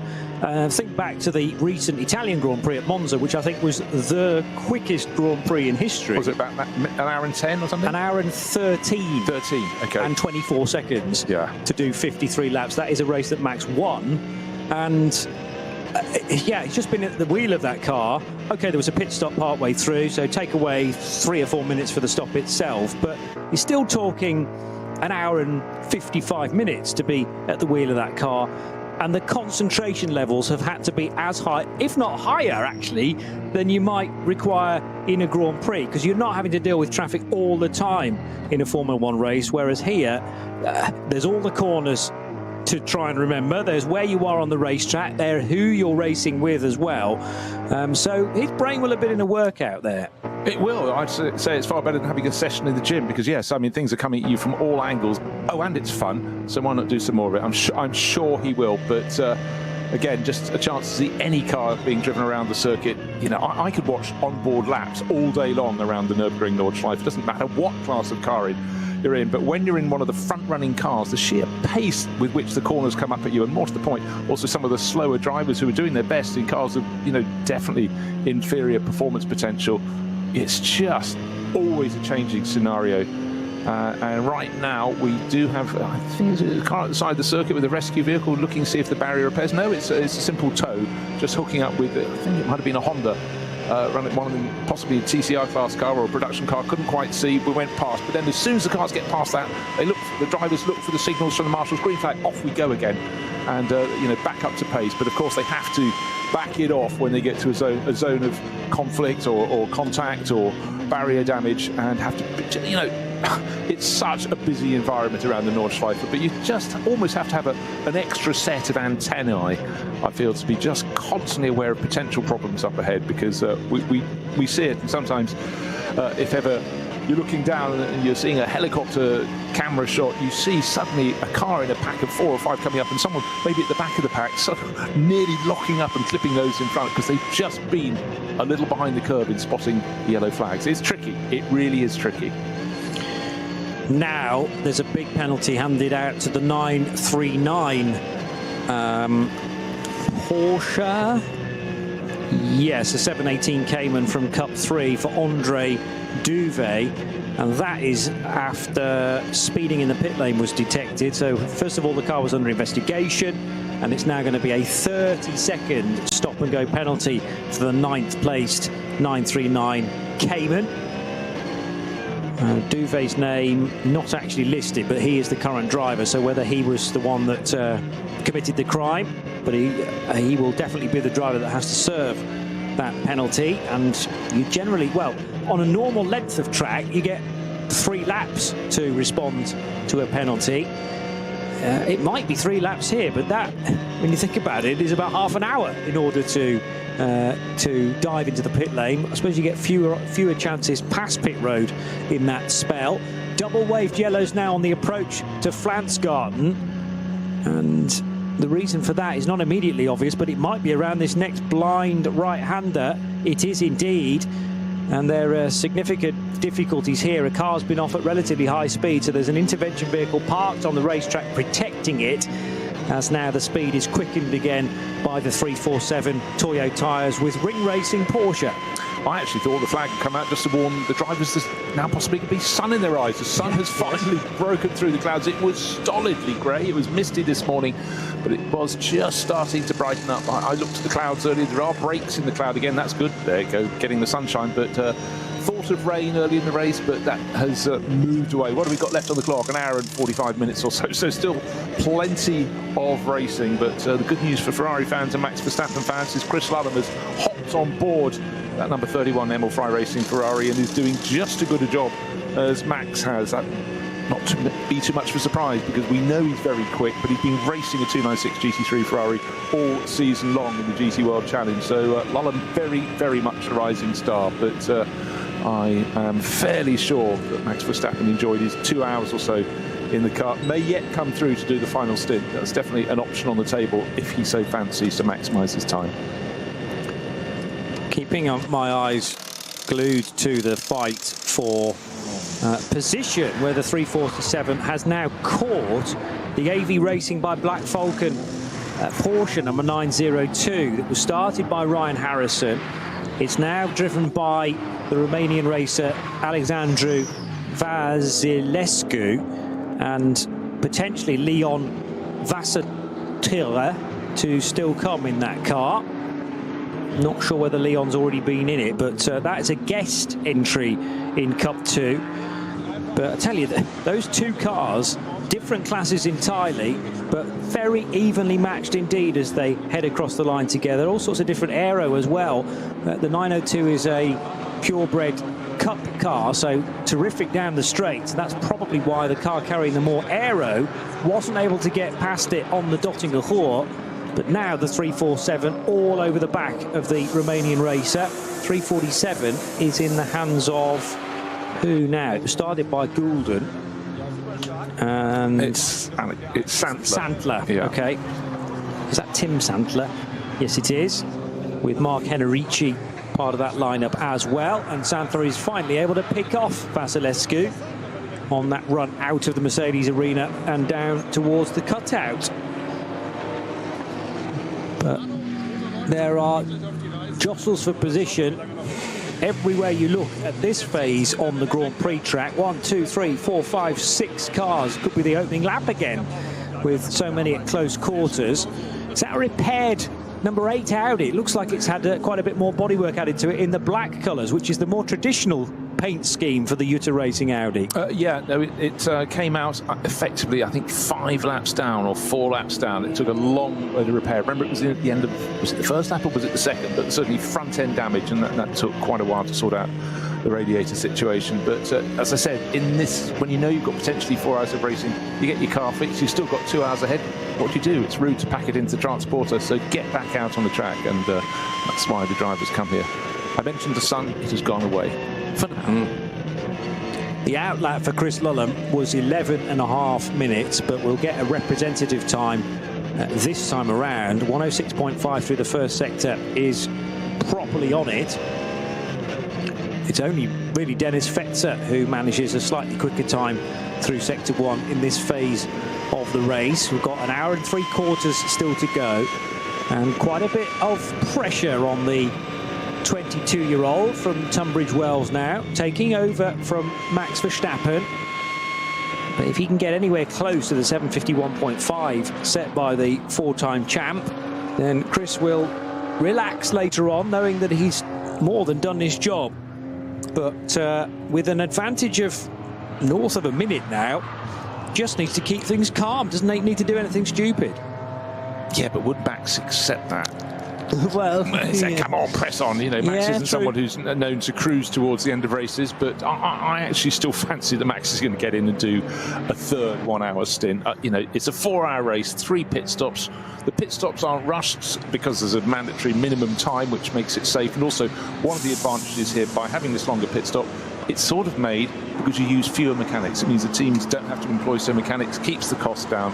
But if it's the same for everyone, that's absolutely fine. You talk about the nozzle fuel filler. Of course, it's not the fast way, the high pressure way you'd have in lots of other forms of racing. But again, it's a level playing field. But it's also about not stumbling in the pit lane. And every race in endurance racing, someone will get something wrong. As you said just recently, someone else being pinged for driver penalties. We've got some code 60s. It's towards the end of the lap. Brunchen has had a yellow flag and a slow zone. So these are the things that affect people setting their fastest lap time. You could do an absolutely brilliant lap, but partway round you find you've got to back off by 3 or 4 seconds or get behind traffic.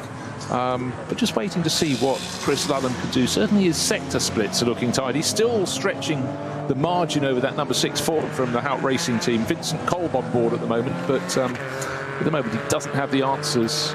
And it seems on his outlap, Kolb lost another 3 to 4 seconds on the race-leading Ferrari. So Ferrari haven't had a lot of success in the Nürburgring Langstrecken series. In fact, their biggest success on the German scene was not in this series, but in Nürburgring 24 Hours a couple of years ago. But could well be about to change that, because certainly Emil Frey Racing and certainly Max Verstappen have done a storming job first half of this race. But already we're counting down hour and 40 minutes.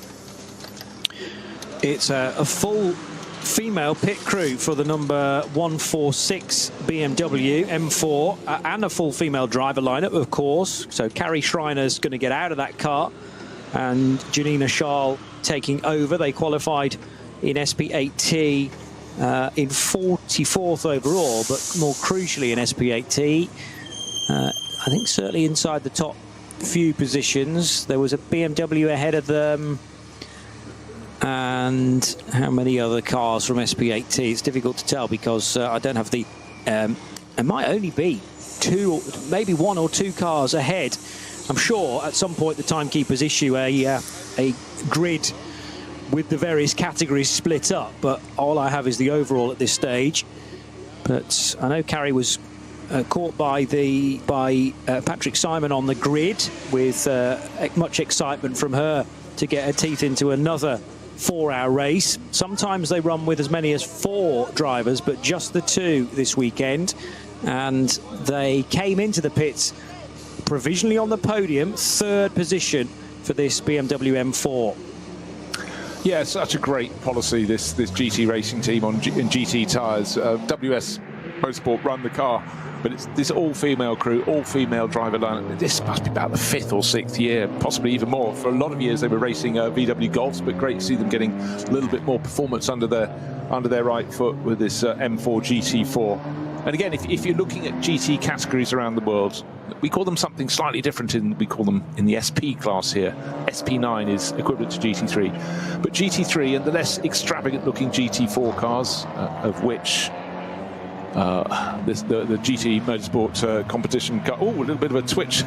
Going into turn 3 on the outlap, suddenly Janina Schal, who'd just taken over that BMW M4 GT4, couldn't get the front end of the car to turn in, but somehow at the second bite of the cherry, she did. So there we are. That's the example of cold tyres on your outlap, and yeah, now pressing up at the early part of this lap when you're still on the Grand Prix circuit is a chance to really get the heat in your tyres, because where do you need it most? In the bit that follows on the Nordschleife. But again, just going back, I think it's always been such a great ski. But GT4, less flamboyant in terms of the wing size and the aerodynamic aids on the car, down on performance in terms of grunt as well, but it's a very good feeder category. And a lot of people actually say do a really quick lap around a racing circuit. GT4 car with less downforce is actually slightly harder than it is in GT3. And for GT3, which is a category that was aimed not at the pro driver like Max Verstappen or Chris Lullam, but aimed at the gentleman driver or gentlewoman driver, often you have a Pro-Am lineup, and it really has, the finance for the GT3 class has largely been based on people bringing in money and getting young drivers to race with them and guide them, and it has been supremely successful. But a lot of people start crafting GT4 beforehand, and again, in the NLS, the SP8T class that runs the GT4 class cars is always very well supported. So it's a ladder, just like single-seaters. You work your way up it, or in some cases, down. So Charles, now I think getting that front tyre temp up, but it's very tricky to do in a rear-wheel drive car anyway, because the rear tyres on a BMW clearly are the driven wheels, so they will reach operating window far quicker than the fronts.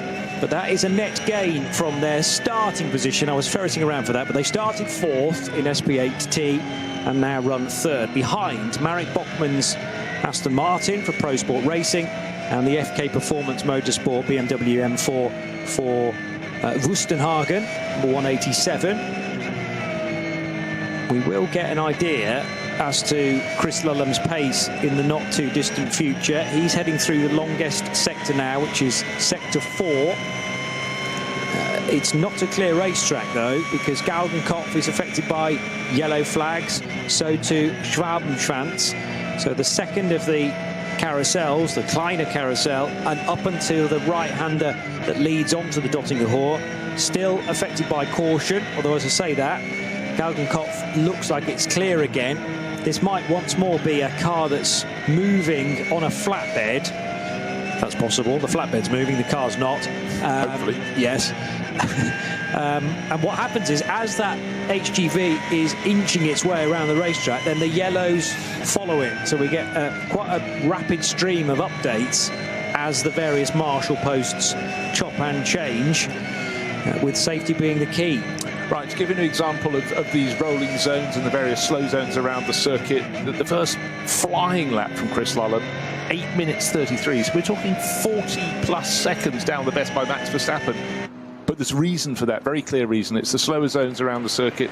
And hopefully now, as I think pretty much everywhere has gone green around the circuit, therefore we can race it at full pace all over again. We'll see what Chris Lullam can do, but certainly he didn't gain any advantage that I can see as yet over Vincent Kolb in the second place Mustang car number 6 from the Hout Racing team. However, that has yet to finish its lap, and the gap between them will be just over a minute, one would expect. It's about 1 minute and 5 before they hit all those slow zones, but as we pointed out, and we will continue to point out in this commentary, a slow zone can hit one charger and the next one further down the track it could clear in front of them, and suddenly they can gain a lot of time, or vice versa. Thus far in this race, there was one moment where I think the race-leading Ferrari from Verstappen.com gained a bit of an advantage that was given to it, but in terms of its pace on every other lap, it deserves to be in the lead, and by quite a large margin, which is precisely where it is.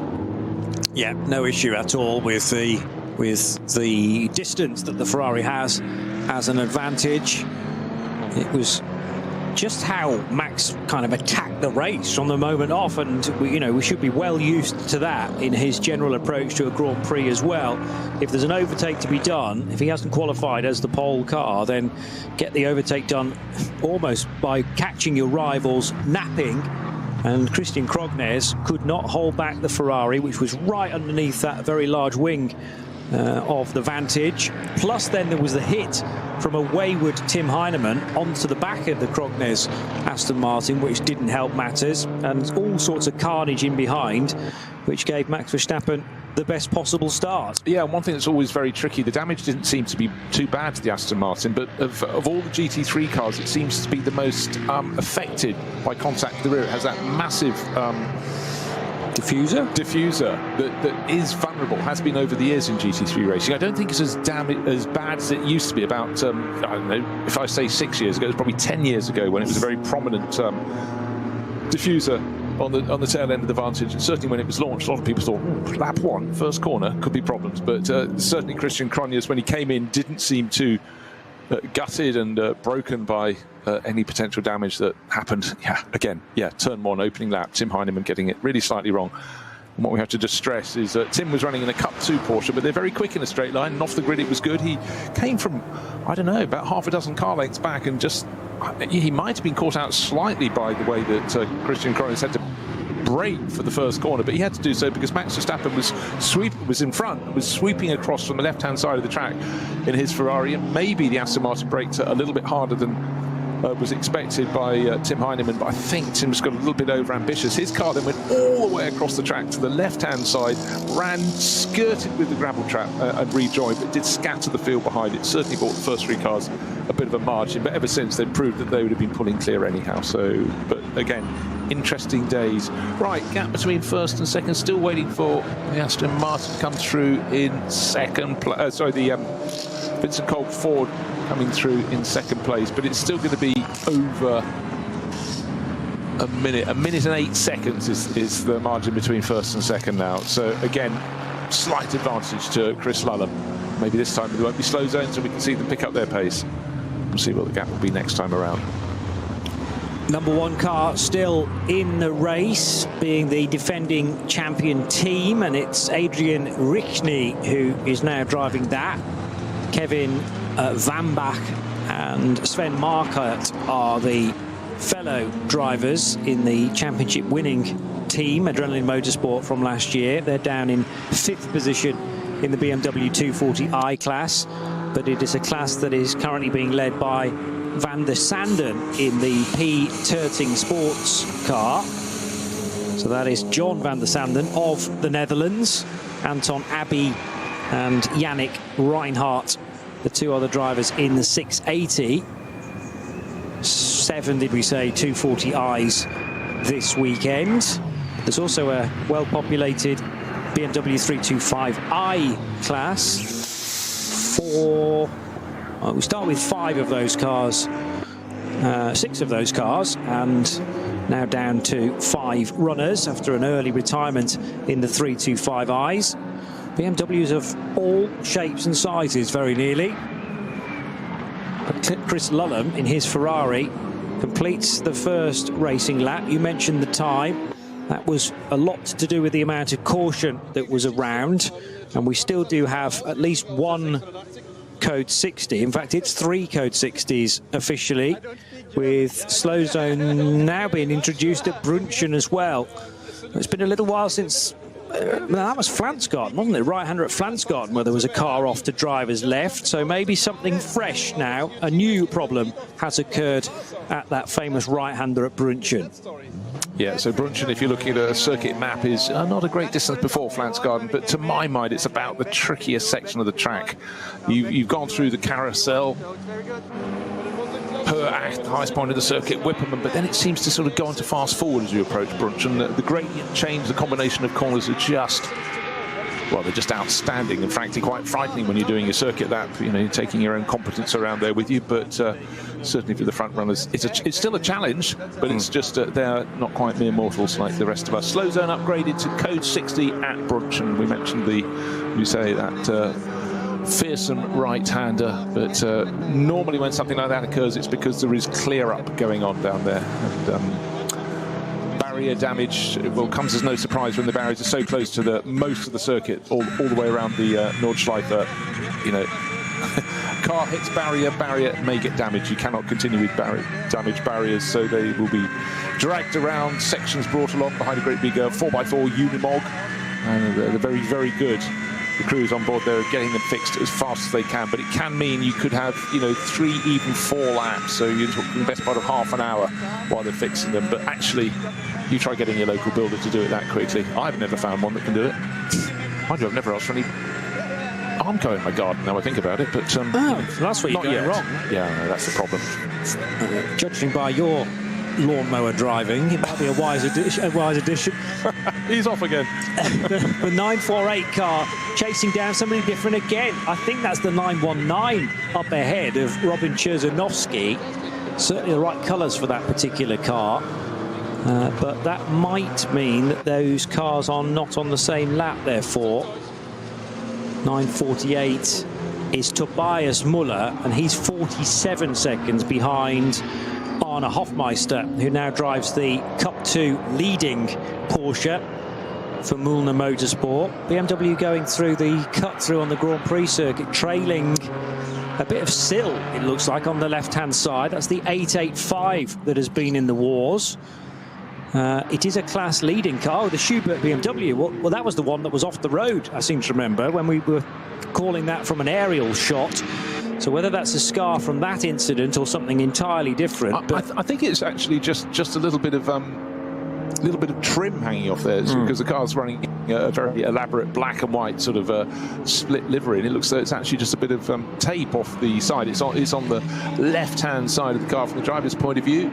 Oh, actually, the whole panel beneath the door is loose, and some of the livery according, so they'll have to keep an eye out for that. There may yet be a black and orange flag for that. We talked of Fricadelli Racing being the meatball team, but some people have always called the black and orange flag, black with the orange circle in the middle, the meatball flag, but it's the warning that you need to come in and have something attended to, because there is a possible danger resulting from something that's hanging off your car. You certainly don't want broken bits flicking up into the face of chasing rivals, so we'll keep an eye out for that one. May yet be a warning flag. 2 wheels on the grass from, if that is Robin Chervzanovsky. Brave stuff then, heading through Solchen and Klostertal as that real significant left-hand kink, which requires a blend of the throttle. It's the click Versailferung car, or online Versailferung. So let's just check that is the 919. Typically that particular sponsor isn't featured on the entry list, but it's, as I say, the right paint scheme for that particular car. They have also just gone through and passed at significant speed the Cameron GT3 Cup car. By Cameron, I mean Bill and Jim, in their Cup 2 AM machine, which is a Cup 2 car, but remember there are different layers to Cup 2, Pro and AM, and some Pro AMs as well. Now up towards Hoher Act, one of the Supras needed to be mindful that Tobias Muller wanted to get through. I have to say, Tobias Muller is so cool and calm in the cockpit of his car. I don't think how many laps he must have done around this place. So he's just taking everything in his stride, even though it is very, very busy out there. Yeah, I think that's the ability. This must be the sort of the zone that Frank Stifler's in. He knows what's coming up. He's done every corner just endless times. So the circuit isn't the issue for some of the top drivers here, the ones with the experience. It's just the other elements that are added to the equation. But it means they've got more sort of mental capacity ready to handle those sort of variations that could lead to trouble. Double wave yellow flags just in front of one of the camera cars, the Tobias Muller car, so they don't know what's next, but they have to crack down the pace over a brow, round a corner, over another brow, which shows a yellow and red flag. Just looking yellow and red, so someone's dropped something nasty and slippery on the circuit just before the moment where we've got Porsche Cayman. Two Porsche Caymans off on the left-hand side of the driver's point of view. Drivers go past, they wait for the signal. Where are they going to get the green flag to let them go all over again? Not for the next corner. Still looking at the marshal's post, still yellow and red flags. So there's a further incident next time around. Okay, this is the Brunch and Flansgaard issue, isn't it? 2 separate corners separated by a couple of corners in between, but once they got through there, the other side of Flansgaard, they can get going again.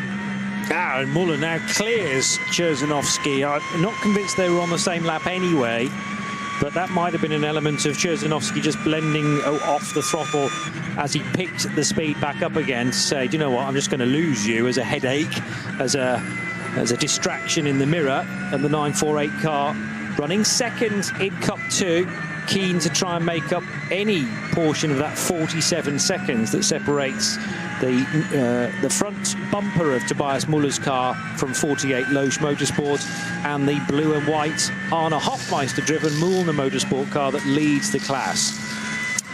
Cars being shoved back into garage at the moment. It's last year's championship winning team with their BMW wheelback. That's one with Maxell sponsorship. I thought that was a message to our erstwhile race leader. Sell what? It's SE single L, friends. Oh, yes.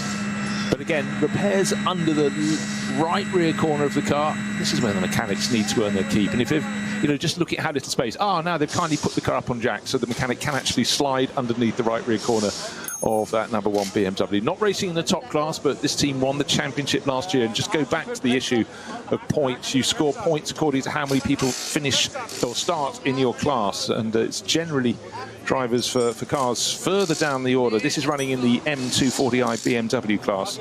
And if this one probably not going to win it today, but every variety of spanner and wrench being used under that one. But again, for example, 7 cars in their class. If they win, they'll get 7 points in the bag. And certainly it tends to be in the better populated classes. Yeah, more competitive perhaps, but the more people you beat, the more points you put in your pot across the course of this season. Spring through to autumn, every single weather condition imaginable will be experienced, of course, across the course of the season. But the NLS, the Nürburgring Langstrecken series, the long distance series, it's a test for the mechanics, Johnny, as much as it is for the drivers and the pit crew, because they have to be able to react to things that get broken and know how to fix them quickly. And the better teams have watched, and they've learned from example, you know, how Audi really conquered the World Endurance Championship. But it's about a decade ago when they started just having they had special bags of tools for each appropriate job. Clever, eh? Rather than fishing around. You've got, who's taken that spanner? They know, right, we're changing the right rear corner. Here's the bag of tools. Okay, you need a lot of tools, but it certainly saves time. And if you can save yourself 20 seconds, well, you'll do that in a race, wouldn't you? You might need a spare garage as well to keep it all safe. But normally these days at Le Mans, for example, the paddocks continually getting encroached by the back of the garages, which just progress further and further out towards the fan area. Very tricky if you're a journalist to get anywhere close to the drivers these days, but that is the nature of Le Mans, I suppose. Well, it is. You walk in through the garage, walking from the pit lane side, you go through what we traditionally think of as the garage, and then we started to have little rooms behind, which might be a room where a driver goes for a massage, but largely that's where the engineers sit with their banks of screens. And yet, as you say, you get to the back of the pit building, and then people put awnings up and semi-permanent structures. And if you're walking from the front to back, I mean, you feel the seasons might have changed by the time you got to the far end. But certainly, yeah, it's harder to get through. But rooms of purpose, and you know, every bit of space is used. But you have, again, large areas where they have more than just a driver kit, but they've got these specialist bits of kit packaged up, ready to tackle individual jobs.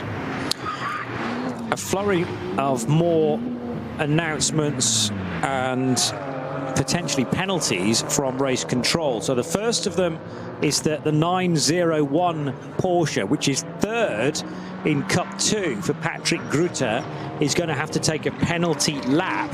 Now, this is not rallycross, as in you have to do a joker lap, but there is a separate route that you'll have to take in the Mercedes arena for one lap, and that is through the dotted bay, which is effectively the driver's right outside bit. There's a perfect opportunity to see it, in fact. So coming out of turn 1, see that dotted line, which means that if you drive through that lane, the outer lane, that is therefore considered a penalty lap, and it's an opportunity to slow somebody down who has been pinged for a relatively small-scale infringement. It was an unsafe pit release, so that means Patrick Grutter's going to have to drive through that part of the racetrack, which is not the ideal racing line. Also, the 50 Equipe Vitesse Audi has been potentially caught speeding the pit lane. That's currently under investigation, and having fallen below a minimum pit stop time for the 906 car, a 5-second stop-and-go penalty, 906 being another Cup 2 Porsche, this time for the Van Ramshorst driver, a team with no name. They are 9th in Cup 2. But the most significant of those is the third-placed Porsche. Now, how close is Patrick Grutter to the next Cup 2 car? There's only 5 and a bit seconds between them, although Jan-Jaap van Roem has just made a stop in the Max Cruiser racing car. So that's not going to be quite as close as it was. Grutter may have already taken that penalty, because I noticed that first sector is about 4 or 5 seconds slower than it would, well, mind you, I'm comparing it to a GT car, so won't say that that's been served quite yet. You'll get more than one chance to do it. I mentioned sunshine. Please pretend I didn't, because it certainly seems to have gone away for now on the start-finish straight. In the background there is blue sky, but the important thing for all the crews, it's remaining dry. We've got an hour and 20 minutes or so remaining in this 4-hour race. That's the standard format and length for the Nürburgring Langstrecken series, and the gap between first and second has actually come down. It was 1 minute and 8 seconds, but a better lap last time round for Vincent Cole. But yes, he's closing a bit on Chris Lullam in the Emil Fry Racing Ferrari that he took over from Max Verstappen. But on this lap, it's like Lullam's gone, okay, I've got the measure of this. More to the point, though, we've got so many slow zones and waved yellow flag areas that it is making it difficult for drivers to put in really quick laps. And the fact is, oh right, okay, another lap completed. That means 19 laps on the board. But the lap that Chris Lullam has just done is 8 minutes 29.2 seconds, and that is the best, getting on towards 37 seconds slower than the best lap that car has done. That is the effect, quite simply, of a lot of yellow zones around the circuit. You have to back it off. And in fact, many a time in the Nürburgring Langstrecke Series, you might have a race with very, very few incidents, but just enough to mean you almost have no laps without a yellow flag somewhere slowing your progress. But the golden standard, 51.5, was set early in this race in the first stint by Max Verstappen. The car's still out front by more than a minute, but the team that took victory last time out, the Hout Racing team with their Mustangs, sitting there in second and third. But, you know, you're not, surely, with an hour and 17 minutes or so remaining in this race, going to claw back what you've already lost, and that is over a minute. Sounds good, though. It certainly does. Looks great on paper if it can stay in that margin, but one car out there to prevent that from happening is certainly Vincent Cole in his number 6 Hout Racing Team Ford Mustang. The other one is Dennis Fetzer in the 9 car with that keyboard wrapped livery down both sides of the car. It's like a QWERTY keyboard, which is an addition to the otherwise close to the livery of the number 6, but it's a helpful addition so we can tell the two cars apart from a distance. They are running second and third. How's the Huber Motorsport car doing? That's a bit further down in 15th position, but 4th in the SP9 AMS, and has at the wheel Hans Wehrmann currently, having taken over from Joachim Tyson. Thomas Kiefer is in that lineup as well. As now the two Ferraris have found one another. Now, of course, they're not on the same lap, but Chris Lullam is trying to get by Klaus Aberlan, and Aberlan actually gives him a lot of racing room around the outside at the bottom of the foxhole, heading towards Adenauer Forst now, and that could have been far more awkward than perhaps Chris Lullam was thinking it might be. One fellow Ferrari driver looking out for another. Yeah, it could certainly have been very good for the Ferrari parts department, but anyhow, you know, certainly Klaus Aberlan's been racing the Nordschleife for a very long time. The last thing he would want to do is interrupt fellow Ferrari drivers. So he pulled out the way very nicely, but just get this, at this point, Klaus Aberlan, 65 years old, is getting towards the end of his 3rd hour in the race. Is he going to do the whole thing solo? Well, he might have to, because there are no teammates entered in his car, whereas our race-leading car, 2 hours completed by Max Verstappen in that. That gave a big lead of just over a minute before he handed over to Chris Lullam.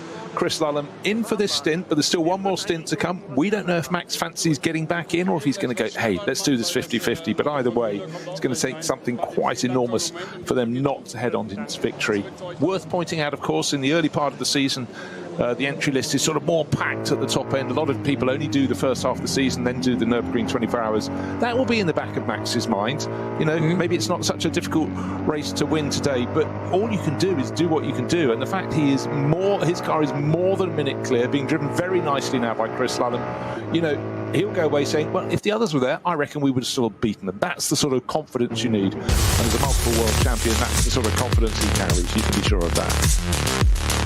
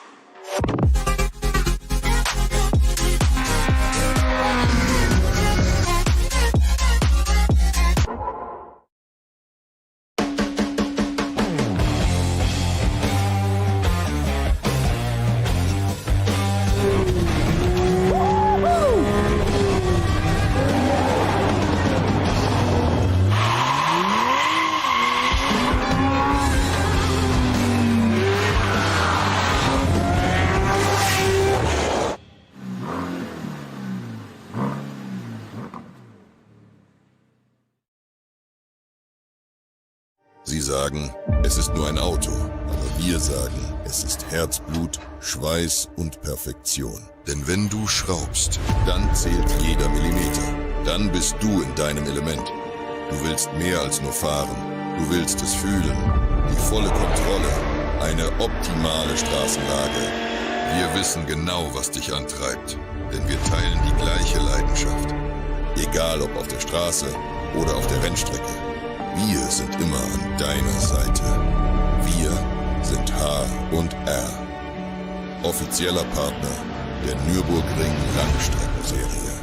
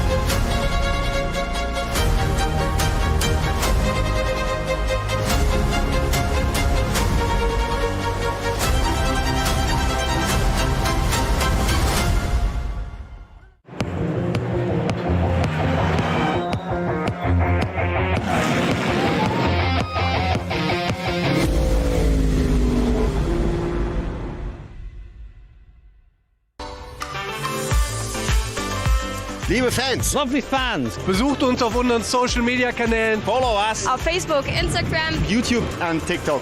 Willkommen bei der NLS.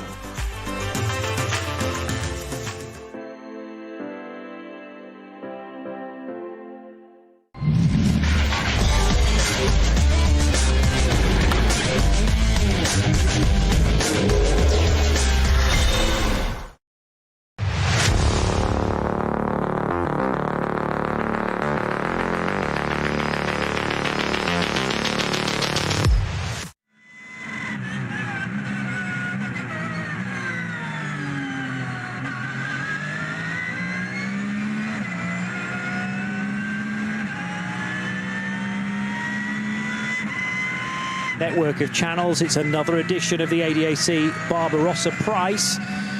Johnny Palmer and Bruce Jones enjoying a bit of sunshine now at the Nürburgring, heading down towards Breitscheid and the lowest part of the circuit. Bergwerk is the next significant corner for the Mühlner Motorsport car, which is the Arne Hofmeister example, I fancy, that leads Cup 2 with some pressure on, because just 30-odd seconds, 34 seconds back down the road is Tobias Müller. He did an 8:42 last time around, so that was about 4 seconds faster than the Hofmeister 921 car. But with so much caution here, there and everywhere, there are local yellows at Kesselchen. There's a code 60 on the entry to the carousel, and that's precisely where Arne Hofmeister is arriving now. So he needs to be showing that he's down to the 60 kilometers per hour. And that is because, well, an intervention vehicle sits ahead of an incident that involves one car, and that is I was going to say it was one of the Mustangs. It looks like a Mustang, but it's not. I can't work out what it is. Right, okay, the car is parked against the barriers, 2/3 of the way around the carousel, that famous bank corner. It's BMW, isn't it? It's a BMW, but actually does look Ford livery, doesn't it? It's white and blue, but it's parked against the barriers there. And of course, luckily, the driver's side is the side he could open the door. The other side's against the barrier. The driver appears to be out and over the barriers. I can't see any particular damage, but clearly there's been contact. There is fluid leaking down the banking. Drivers are largely on a concrete strip, which is right around the bottom of the corner, and about 3 times as the width of that strip is the tarmac on the upper edge. But clearly someone's gone in the BMW's gone into that dip, risen up, sort of lost the battle against the forces of gravity, and gone up the hill and gone into the barriers. But certainly the drivers are all being protected just before the entrance carousel. There's a course vehicle parked sort of diagonally across the tarmac strip, saying if you're coming into this corner, go low, go on the concrete. There's another course vehicle up in front of the stricken BMW, one tucked in behind. The driver is out, but for the drivers coming around, okay, it's a debated pace, but there's that run of liquid coming down from the BMW just across the corner, just past the halfway point leaking down on them, but let's hope that can be cleared up. But yet another lap on which any of the drivers finding it will not be setting a super quick time. And at the moment, they're lapping, last time around, almost precisely, the front-running cars, almost precisely 1 minute slower than the best time in this race set by Max Verstappen. His car now in the hands of Chris Lullam, and Chris doing the best job he possibly can, but these slow zones and wave yellows are really making it hard for the drivers to carry on. But you race what's in front of you. If it's hitting you, you hope it's hitting your rivals as well. So it's all sort of balanced out. But in terms of being able to carry your maximum flow, you have to say it's been a very difficult race for that. And ironically, many a time we've commentated here where there've been almost snow, almost ice. They don't go racing in either, but we've had really cold, dreadfully wet conditions. And you sometimes, in those events, have fewer yellow flags than we have today. Sometimes people just push a little closer to the edge when things are all dry, or maybe they've just been really competitive batches of cars where people are having a 2 or 3 car battle and someone has just gone off. But anyhow, we'll wait for the carousel to be cleared up, but it does mean for now we're not going to get any quick laps at all. Well, that useful bit of talking from you has enabled me to check that it is Michael Bailey, who is the Australian bronze racer in the Hoffer Racing by Bonk Motorsport BMW, number 189, who has found the fence, I'm afraid. So travelled a long way to be with us in Germany, and could well be his first action on the Nürburgring Nordschleife. He might have experienced 1 or 2 races earlier on in the year, this year, but has come from GT World Challenge Australia, is that? Yeah, he did a handful of those, but he's done a Bathurst 12, because that's a obviously fantastic race down in his neck of the woods, and it does go through the woods as well, doesn't it? But start of the year, that's a race that's grown in stature, and of course you've got the Bathurst 1000 later on in the year, which isn't a multi-class race, but you know, he won't be a stranger to racing with barriers close to the edge with lots of topography. But you know, Nürburgring is something else. But many a time you end up with someone else having helped you into your particular situation. But either way, frustrating to not get all the racing laps he wanted, but I'm sure once you've tried this, you'll be coming back again. So Michael Bailey meets the barriers, or his car does, but hopefully that will be rectified and he can maybe come out in that final round. Yeah, hopefully he's okay as well. That BMW likely to be left-hand drive, so at least it was on the opposite side of the car from his position within it. Here is the Cup 2 race leader, Arne Hofmeister, and whether this is just cleanly out of fuel or the team have thought, well, there's so much of the racetrack affected by yellows, it's not a bad idea to pit at this point. Still too far out. Well, having said that, actually, we are within the final 70 minutes of the race, so this is where the rule changes, isn't it? And the perspective to the end of the race, rather than the laps you've just done on the stint into this stop, switches. And you've got a clever little table. You need very good eyesight to read it. Can I explain my table at the top? It says 69 minutes to the end of the race. If you pit then, which you've just passed that moment, your pit stop will be 357 seconds. So that's the best part of 6 minutes. If, perchance, you stop with only 36 remaining, it's 270 seconds. Okay. So it's a huge swing, 87 seconds difference. Mind you, you're not so likely to be stopping with only 36 minutes remaining in the race, because it means you'd have had to do a super long stint earlier in the race. But let's say you come in at about 60 minutes to go, so in a few minutes time your pit stop will be 24 seconds fewer, so 9 minutes earlier, or 1 lap. Mind you, with this slightly abated pace at the moment because of all the slow zones around the circuit, you know, you can gauge, but it's all the timing. And actually, if you can do your pit stop on a lap when there are lots of slow zones, you may actually have a gift if you come back out and those are cleared, and suddenly you're racing again when it's green. So many elements to conclude and include in all the reckoning, but you know, as if the circuit isn't tricky enough on its own right, hey? But that's the challenge.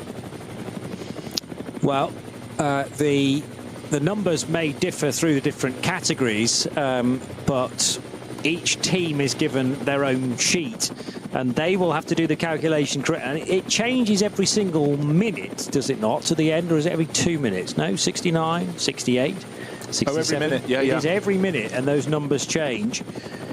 Those are the figures for SP9 and other of the quicker classes, so I'm sure that Cup 2 get their own document and the numbers are probably very, very similar. But the closer you can pit to the end of the race, the quicker the stop, because obviously the less fuel you will need to get you to the end. So again, it's meant to be an equalisation tool. The fuel is still going in right now. The teams do get to a phase, though, if they come in, let's say, with 1 lap to go to 4 o'clock in the afternoon, they're almost having to do everything as quickly as possible and forgetting about the clock, because the clock will run out of time way before they've done the fueling. And then you really do see what the teams are made of, particularly towards the end of a Nürburgring 24 hours. If a car needs a splash, you can really easily get into a comfort zone, I would imagine, of thinking, well, we've got way too much more time than we need, so we don't have to hurry. And then all of a sudden, in the closing stages, when you do have to do a quick pit stop for real, it's about remembering what you've got to do and in what order. So that will really put the pressure on. The Lullam Motorsport guys, though, as you would expect for a team this experienced, have turned the 921 car around very speedily indeed, and it will rejoin the race. Lullam Motorsport based just up the road from Spa-Francorchamps, along from Stavelot Corner, I think it is. Driving away along the old circuit, and they're just up there on the left. Lots of cars in this race, at least 3, possibly more. As now, a bit tight going into the cut through for one of the middle order cars. That could have been absolute disaster on a new set of tyres. And remember, tyres don't only get you through the corner, but they're also affecting the braking ability as well.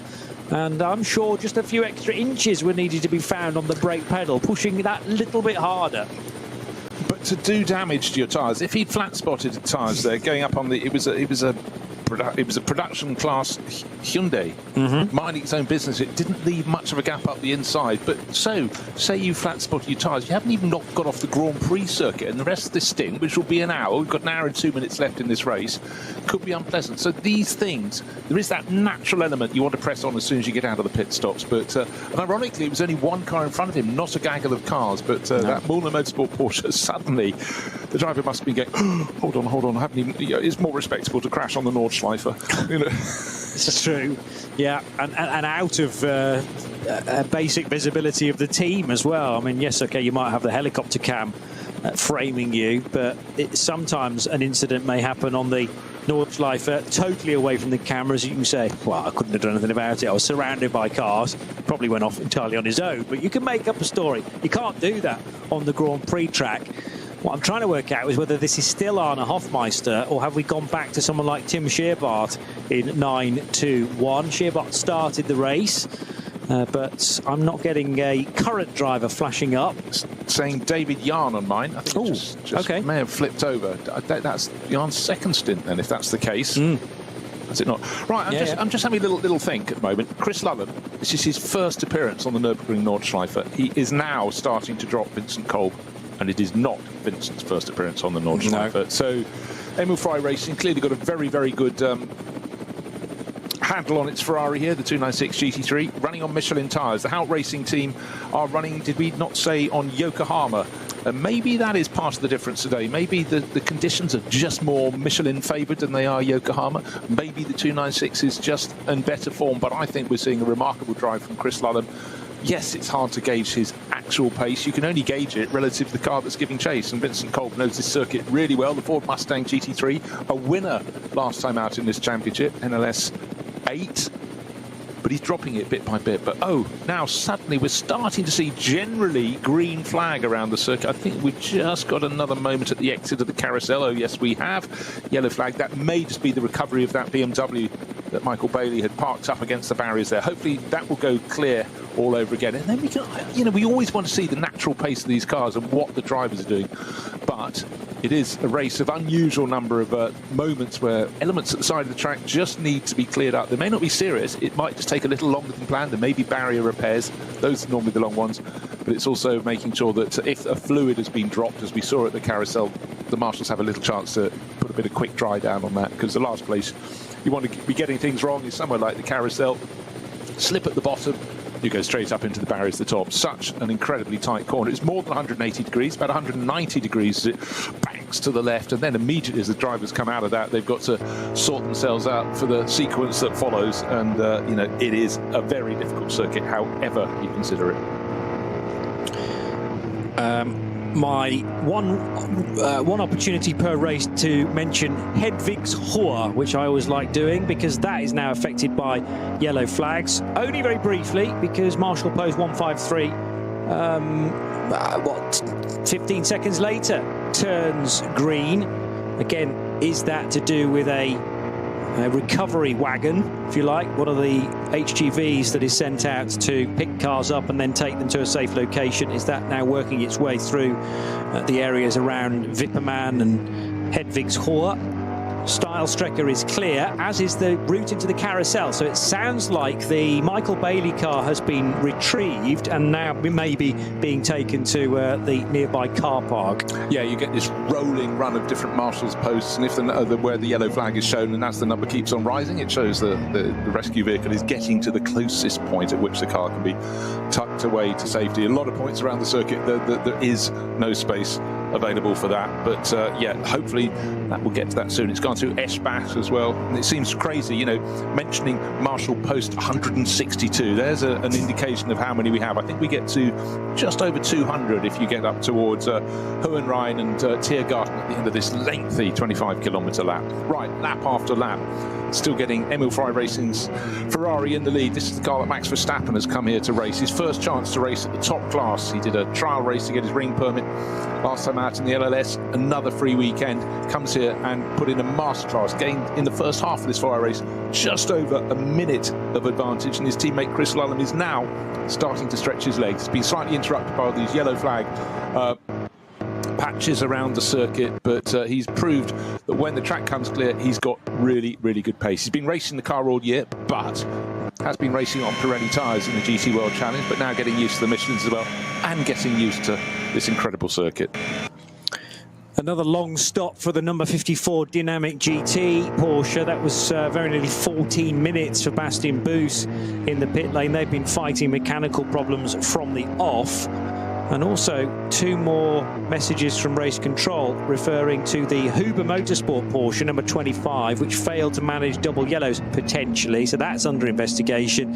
And it's the same infringement for 901. I tell you, Patrick Grutter cannot buy any luck at the moment. That's the second time that the 901 car is in potentially hot water. They're trying to get a podium in Cup 2, but it could be very difficult if there's a second penalty incoming.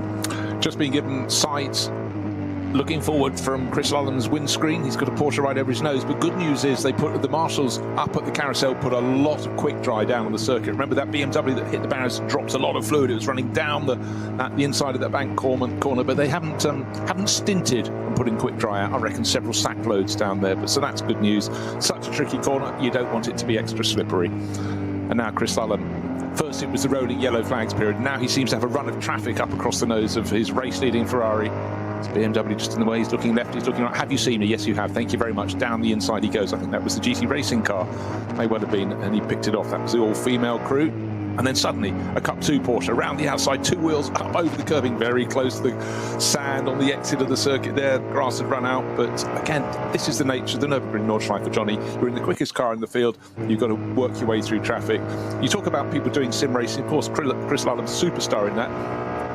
But one of the best fun bits when you're doing a sim race is overtaking cars from other classes, and this is what he's doing in abundance. He'll make more overtaking manoeuvres in 1 lap than he will in the rest of the season when he's running in the GT World Challenge. That is how busy it is. Apologies, because my eyes have been in all sorts of different places. Have you mentioned the gap coming down considerably at the head of the order? I didn't, because it had come down slightly and then it settled, and the last lap alone suddenly, best part of 30 seconds. We talked about gifts coming and prizes being taken away, and still with wave yellows around the circuit, suddenly it's fallen in the lap of the chasing Vincent Kolb, down to 42 seconds between first to second. Well, like I said, about an hour or so ago, it's not over. There were 2 hours and 20 minutes at that point, I remember, and the lead was well over a minute. Chris Lullam just needs to, well, almost not be told. I'm sure the team are keeping him up to date with the gap back to the second place car of Vincent Kolb. There is the number 6 car just creeping by the Klaus Aberlan Fricadelli Racing Ferrari 296, which is much slower No, yes. I don't know if it's suddenly got a problem, but that, or else maybe, well, Klaus has every reason. Oh, well, someone's dropped it on the dotting her. There's debris all over the place. The track drops into a compression, gradually rises before it gets the kink, and drivers need to be signalled to go to their right-hand side of the circuit to go past it, because more than half the circuit has debris. It doesn't look like large body parts. It looks, it's very hard to tell. It looks like a tyre's gone. Yeah, somehow. I think so. There's lots of different elements of debris out on the circuit, and the two Mustangs literally nose to tail now, and that means the gap has come down considerably for Dennis Fetzer. So whatever advantage in terms of the going to Vincent Kolb versus the race leading car, the yellow zones are cleared, and the second place of those Mustangs in third place overall is not only alongside, going past. Yeah. There was a question in my mind as to whether they'd be allowed to overtake there, but I'm sure it's just the yellow and red striped flags indicating a change of surface, indicating debris on the road, but they were two abreast, and you're right that Dennis Fetzer's now in front of Vincent Kolb. No, I'm not. Oh. It was Kolb going back past, because Kolb was the one with the... Hold on, let's just double check. Kolb was... No, sorry. The one with the QWERTY image was the sister car, beg your pardon. So yes. It's definitely... But I think that was arranged because, well, no, mind you, Fetzer could have pitted. Fetzer was due in. Now, there is a car with fluid pouring off it. Is that Fetzer's Ford? It can't have got to the team that quickly, surely. No, it's not. That's a VW Golf, but not a Golf. No, it might be a Golf, actually. But yes, I just wondered whether because one car needed to pit, then they switched them around, but the wrong car was ahead, so that doesn't work. That doesn't compute. Anyway, Fetzer came into the pits. This should be the number 9's Ford Mustang's final stop of the race, whereas the Kolb car can stay out, and looking for the gap again. Well, it came down between them to just 6 seconds. Between Kolb the two and Fetzer, Fords, between yes. the two Fords. The gap to the race lead, we have to wait for it to get to the next timing sector but remember that came down to just under 42 seconds, which is still an enormous amount with an hour of racing, and slightly less, just over 50 minutes of racing. Final round of pit stops should be coming up this next time around. The end of lap 23 is when we expect the Verstappen.com racing Ferrari to come in, sitting on a 42-second lead. But just remember, it went out the best part of a minute and 10 seconds, so it's really come down. But that was a gift wrapped the Hout Racing team. Clearly Vincent Kolb giving chase, but not really actually gaining ground, if anything slightly losing it. And then clearly a slow zone that was cleared allowed the second place Mustang to close in. Not that much, but it closed in by 20 seconds. That sounds a bit counterculture to say it's not much, but that's because the margin was so great. That's a very, very comfortable cushion. Well, it was just about a 30-second gain for Kolb's car. It was even more than that for Fetzer when he did an 8.28 on the previous lap. And the race leader, a 9.02. Not because that was a duff lap from Chris Lullam. It's because he was encountering so much yellow on lap 21. Still waiting for these splits to appear, but on lap 21, it was the Aston Martin pitted behind them, and Anders Buchart brought that car in for Valkenhorst Motorsport. So they have now chalked up 21 laps, but they all dive into the pit lane. And remember, the top 4 cars still owe us their latest and what will probably be final stops in this ninth race of the season. NLS9, the 57th edition of the ADAC Barbarossapreis. And 48.8 seconds, in fact, the gap as the cars began this lap between Lullam and Kolb. That was the end of lap 22, so we're on to lap 23 now. And Verstappen came in at the end of lap 15 to hand over to Chris Lullam, which means that he can complete one more lap. So he's begun his 23rd, or the car's 23rd lap, and should therefore be into pit road at the end of this one with about 44 minutes or so maybe still on the clock. But I'm expecting both the Ferrari and the Kolb Mustang in at the same time, so there shouldn't be a gain for either car. They will have to be in the pit lane for the same amount of time. Although, no, having said that, the Ferrari's going to be pitting slightly ahead and therefore further out from the checkered flag. So there might be a very small opportunity for the Ford Mustang to gain, purely because it's 48 seconds further down the road. Okay, let's just pretend it's a minute. The difference between minute 1 and minute 2, effectively, is about 2.5 seconds. Okay. So it's a gift, but not that much of a gift, because anyhow, it may not be there. If it's under a minute, it won't be any gain at all. So, but the later you pit, the closer to the 4-hour mark at the end of this race, the shorter your pit stop shall be. However, it's been a phenomenal run from Ferrari Racing with their Ferrari, first by Max Verstappen, who actually largely had uninterrupted laps, but the yellows have been coming thick and fast. Those incidents have been cleared up, so Chris Lullam has definitely had his hand stayed somewhat. But will he stay in for the final stint of the race? Stint number 4 in this 4-hour race, the third pit stop coming up at the end of this lap. And just looking at the timing splits around the circuit, suddenly it's settled down again, and Chris Lullam is pulling further clear. Yeah, 48 seconds clear, and just waiting for them to dive into the pits at the end of what will be lap 23. So it's been a fairly clean race, but it's just the pace has been abated for a long time by these yellow flags at various points around the circuit. And just worth reiterating, it's there aren't many gaps in the barriers in this circuit of nearly 172 corners, and so if a car is being rescued, it needs to be towed clear. It needs to get to the next point with a break in the barriers, and that can lead to long periods where the drivers coming up behind have to back off their pace with rescue vehicles doing their jobs. Also on that lap, into the pit lane was Ben Leuchter for Max Cruiser Racing, as the various shards of what could be just plastic, but the most awkward thing is that that's carbon fibre and could easily slice a tyre. So a couple of marshals are now out on the racetrack at the Dottinger Hoor, ensuring that those bits are all retrieved.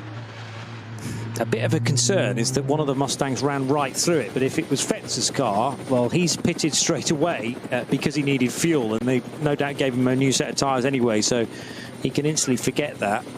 Yeah, Vincent Kolb seems to be running at fairly decent pace in the other car, being chased by the bright yellow Lamborghini at the moment, and that's had a decent run, and that's car number 786, Christoph Breuer, back on board. I'm just double checking that has yeah, that's served its third pit stop. That's why Breuer's back on board, whereas the Mustang is about to come in at the end of this lap. But the way Breuer's attacking means that, well, I think it's fresh tyres, actually, a familiarity, but he's all over the tail of the white Mustang with the 2 blue stripes, running effectively the national racing colours of United States. Of course, you think back to the 1950s and Cunningham and other, coming to Le Mans and trying to wave the American flag and all the others. I think it's great. I love a national livery. Yeah, and what was the national livery of? Don't say Egypt. I think it was Primrose. No, of Germany, because I think the Mercedes. It's white. Yeah, it is also white, isn't it? But people talk about the body stripe. Yeah, but I mean, effectively, that was the national colour, and Mercedes would run that in the 1920s and 30s. But then once after Mercedes decided cars were a little lighter without paint, that's when they became silver arrows. But it was a point of differentiation, of course. Obviously British Racing Green for British cars, or Belgian-run British cars, as this case with the Pro Sport crew, and then the Valkenhorst car, the German outfit, on its Pirelli tyres, running this Aston Martin that had such a good morning here at the Nürburgring, but the 34 car rather has faded a little bit. Now, some of that is to be expected because of its SP9 Pro-Am lineup. It's still leading Pro-Am convincingly, because remember, the nearest rival, the number 8 Audi, has probably been in the wars after the contact early on. The 8 Audi is still circulating, now back in the hands of Selv, but with quite a few new body pieces attached to it that don't necessarily match its current paint scheme. As expected, here's Chris Lullam on the in the pit lane at the end of lap 23 then, and this is perfectly on schedule. The car was handed to him at the end of lap 15. He's going to stay on board as well. No sign of Max Verstappen. I thought he might come running out saying, I've had so much fun, I want another go. But I think it's absolutely fair, because this is Chris's first race on the Nordschleife in the SP9 class, and useful experience. But coming in will be the best part of 50 seconds, his margin. over the Ford that will come in next from the Hout Racing team. They both have to come on this lap. They can't go any further on their tanks of fuel. And Vincent Cole will be bringing the number 6 in, just waiting for that to come. But such is the margin of 40 to 50 seconds that this one won't be out of the pits before the Ford arrives, but it certainly will be halfway through its pit stop. And a quick tear off, that's the whole of the windscreen shape, which they are able to effectively rip away, and all of the nasty bits of fluid and tyre pickup that go with it. These racing cars don't have any form of washer fluid, because that's just extra weight and the mechanism that would power it. So the very last thing you want to be doing is using the windscreen wipers unless it's raining, because that will just smear all the gunk which is landed on the front-facing edge of the windscreen. But that is just like a helmet in a single-seater, an open cockpit single-seater, where you would remove the helmet visor tear off. You can do that on the full screen on some of these cars, and it is a very quick process indeed, but highly efficient. So both cars have arrived on pit lane together. Probably no difference between these two stops. If there is one, it's likely to be about 2, maybe 3 seconds. So the gain will not be huge at all for the chasing number 6 car. In-laps looked pretty good as well for both Lullam and Cole. Yeah, I mean, that's the only point you can really find a margin. Of course, these are pro drivers and they will take it right up to the line coming into the pits. Other people haven't got it quite right. We've seen a handful of penalties for those, but there may be a 2.5 second gain in the pit, possibly, just by dint of being over a minute behind or into the next minute. It's not the gap between the cars, it's really just how close they are to the end of the race. But as the fuel goes on board the Hout Racing Mustang car number 6, and Vincent Cole has done a good stint in that, but there's nothing he can do about anything other than just chipping away a little bit here and there from Chris Lullam. But certainly that third stint out of the 4 in this race was very interrupted by yellow flags. And certainly on 1 lap alone, about 20+ seconds were gained by the chasing Mustang, but all it did was take the margin down from just over a minute to just over 40 seconds. And it's opened out a little bit since then. But Chris Lullam now back for his second stint, picking his way around the opening part of the lap. Hasn't yet got to the Grand Prix exit of the Grand Prix circuit, where suddenly the track tightens up. He's into the dip. You go through there, right-hand kink going up the hill. So what for years was the Vidal chicane. The left-right flick, and then shortly after that you don't turn right, you turn left and then go out into the Nordschleife. Suddenly you're going over a bridge, over a public road. There is no gap. There are walls on either side, and then you drop down, and then suddenly the track becomes sinuous. Right there, right now. First the double left-handers, and when a car, we've had this over the years, spins going through the first Sabine-Schmidt curves, you can't see it when you're coming in. If the marshals haven't told you, which they will, suddenly there is almost no chance. Talk about threading the eye of the needle. And then one of my favourite parts of the track follows into Hats and back, just the most sensational place to watch cars. You can be high on the spectator banking. Johnny, you and I have been out there over the years, particularly during the when we're not in the booth on the Nürburgring 24 hours. It is brilliant, and the camps that people set up around the circuit, they're there for days, and the Germans camp very nicely indeed. Lots of ducks there as well. They build castles. They turn up with flatbed trucks. They roll back the side. What's on board? A hot tub, of course, and a dry ice machine, and massive speakers, and best of all, a huge beer fridge. It is just the most primal place to go racing. You think of the infield at Sebring 24 hours and other places where people go at it big time, but nobody does it better than people attending the Nordschleife for the 24 hours. Just quite phenomenal. Education in itself going around. Oh, and it's a brilliant spot to watch the cars. I almost forgot to mention that. Well, it's easy to forget because the distraction the other side of the spectator fence is so great. How many days out from the Nürburgring 24 hours do they actually start constructing those things? Some of which are made out of pure scaffolding, which have clearly had to be bolted together over a period of days, if not weeks. So mightily impressive. And if you've never been to the N24 in person, we would wholeheartedly recommend that you do, and just get yourself out into the crowd, whether that's the campsite at Brunchen, whether that's the middle portion of the Caracciolo Carousel, where you are literally surrounded by the action, which loops all the way through to the left, and you can witness a car at speed bumping its way through the concrete paving there. But definitely Hats and Back is a highlight as well, and the various different angles that you can witness high-speed action. It seems improbable that cars can actually go through that sequence of twists and turns at the speed they do, and at such close quarters as well. Speaking of which, the number 9 car, now in the hands of Jan Mardenborough, is reaching Adenauer Forst. This is the second of 2 Haupt Racing Team Ford Mustangs then into 3rd position. So the order is restored with Lullam leading, Kolb 2nd and Mardenborough in 3rd, even though they pitted on slightly different laps. Mardenborough a lap before, and of course because he pits about 8 minutes earlier than the other 2, he has now lost a bit of ground. The later you pit, the quicker you can be in the pit lane. Yeah, so what he gained by that faster first pit stop, faster by regulation, by pitting that first pit stop sooner than his rivals by 1 lap, closed in on them, but he knew, or the team knew, that as soon as that number 9 car came in for its 3rd and final pit stop, what it gained early in the race, it would lose all over again. So it does very much balance out, but then again, you've got to factor in where these cars are relative to traffic. Are they likely to be backed up behind a whole other group of cars from other classes that are lapping as fast as they can but simply can't compete with these ones? Will they be delayed? It's such a technical element, but the one thing we haven't had this weekend so far, I'm not even going to cross anything. We're under 40 minutes remaining. We haven't had a strafing of rain, which is no stranger whatsoever to the Eifel forest. And you could be 5 kilometres away, 2 kilometres away. It could be dry, but at a point around this 172-turn circuit, you could have your face full of rain. You could have just the biggest dump of rain. And sitting high on the hills, if you've got people up on the pit building looking out over the Eifel forest beyond, you can see a very long way, but you can see stuff coming. But the big question is that dark cloud that may have just popped half of its rain down on Spa-Francorchamps and travelled about another 45 minutes to the east. Is it going to pass, or is it going to hit us, or is it going to hit all the circuit, or just some of it? Eternal questions on the Nordschleife.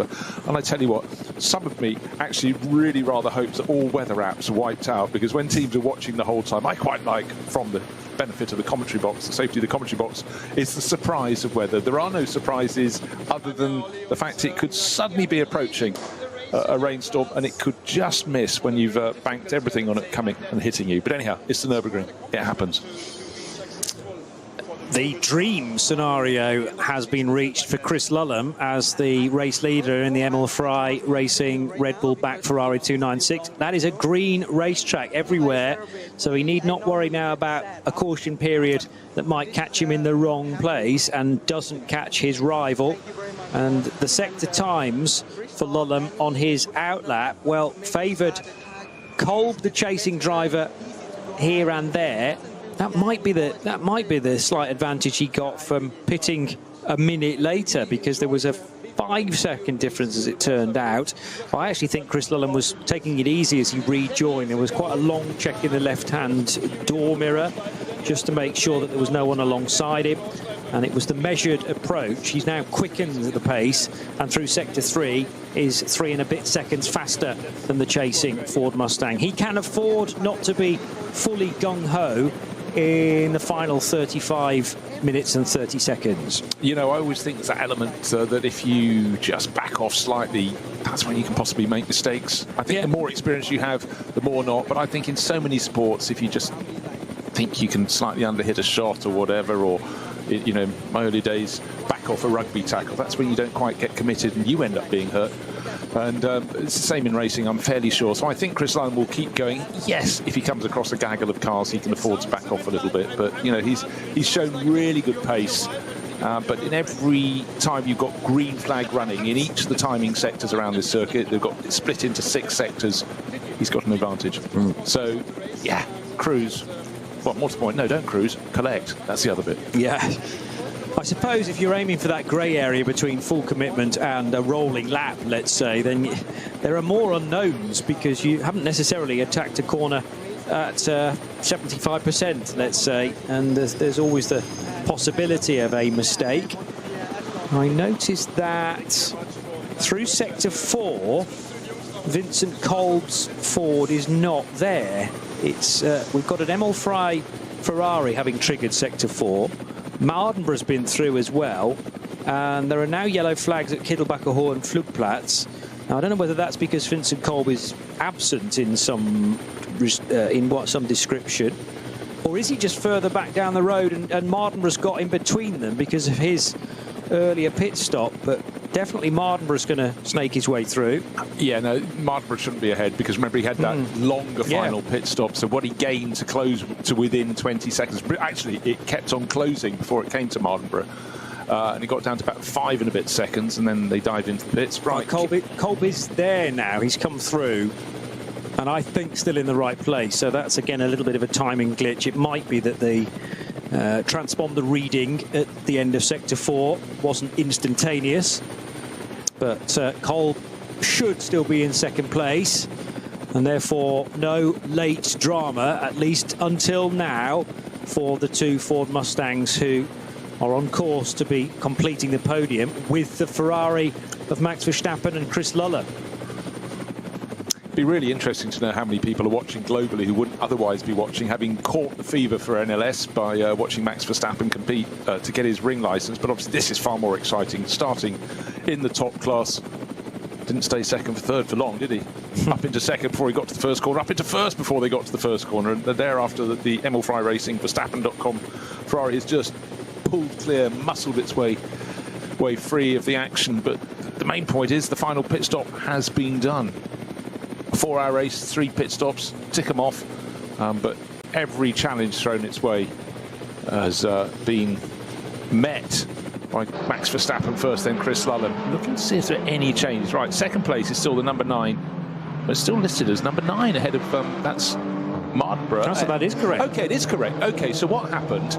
Remember, just before the pit stop, there was a big gain on the number 6 Vincent Kolb-driven Mustang on the race-leading Ferrari. 20 seconds dropped into his lap by dint of a yellow section of the track being cleared up before the chasing Mustang got in. But at the same time, an equivalent margin, if not more, was gained by the sister car. And now Jan Mardenborough, he took it over. He didn't take the lead on the track before the pit stop because he wasn't driving, but his car didn't on the track. It pitted a lap earlier, so it came in after 22 laps.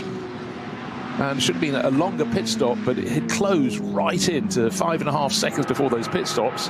Just taking a look at lap times around the circuit. I need a few more moments until that comes through, but Mardenborough looks so he's building very nicely on the work. It was largely done by Dennis Fetzer. Fetzer was the one that got the gift of the yellow flag area clearing up before him.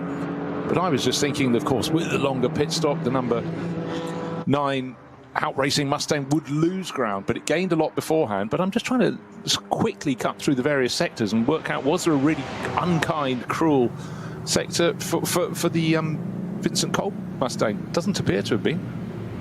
Well, I mean, part of the reason that Jan has hoovered up some of that ground that separated he and Chris Lullam is that he did an 8:01. That was only 10 seconds away from Max Verstappen's best effort. But the Ford Mustangs haven't been anywhere close to a 7:51. 7:56 is the best Mustang time, which came from the number 6 sister car. But Mardenborough's just on an 8:01.4. Plus, that was all that time gained just before the pit stop as well. And whether there was an issue on the outlap, perhaps, for the Vincent Kolb car. Meantime, there is a stranded car towards the end of the Grand Prix track, and this is the Schubert Motorsports car that we've spoken about a couple of times before, the only BMW M2 CS in the entry, CS racing car, and it has stopped just after the high-speed chicane that then leads everybody towards Sabine Schmidt's curve, but car 882 hasn't quite made it that far. And that is for either Stefan von Zabienski or family member Michael. Torsten Schubert is also in the lineup as well. So say the only car entered into the BMW M2 CS class. Does exactly what it says on the tin, that particular category. Damaged on the run to the first corner, the Norse Motorsport pole qualifying Aston Martin. We're talking about an 8-minute 1-second lap for Jan Mardenborough in second place. Somewhat further down in 5th after delays for repairs. 7 minutes 57 for Christian Cronje, the starting driver, the driver who took pole position. His next target, he's leading the SP9 Pro class, is the alternative technology Audi of Max Cruz Racing with Benjamin Leuchter, their start driver, back on board. He's been lapping nicely too, but as I say that, no, but I think we could see the Aston Martin going back up the order. That's car number 34.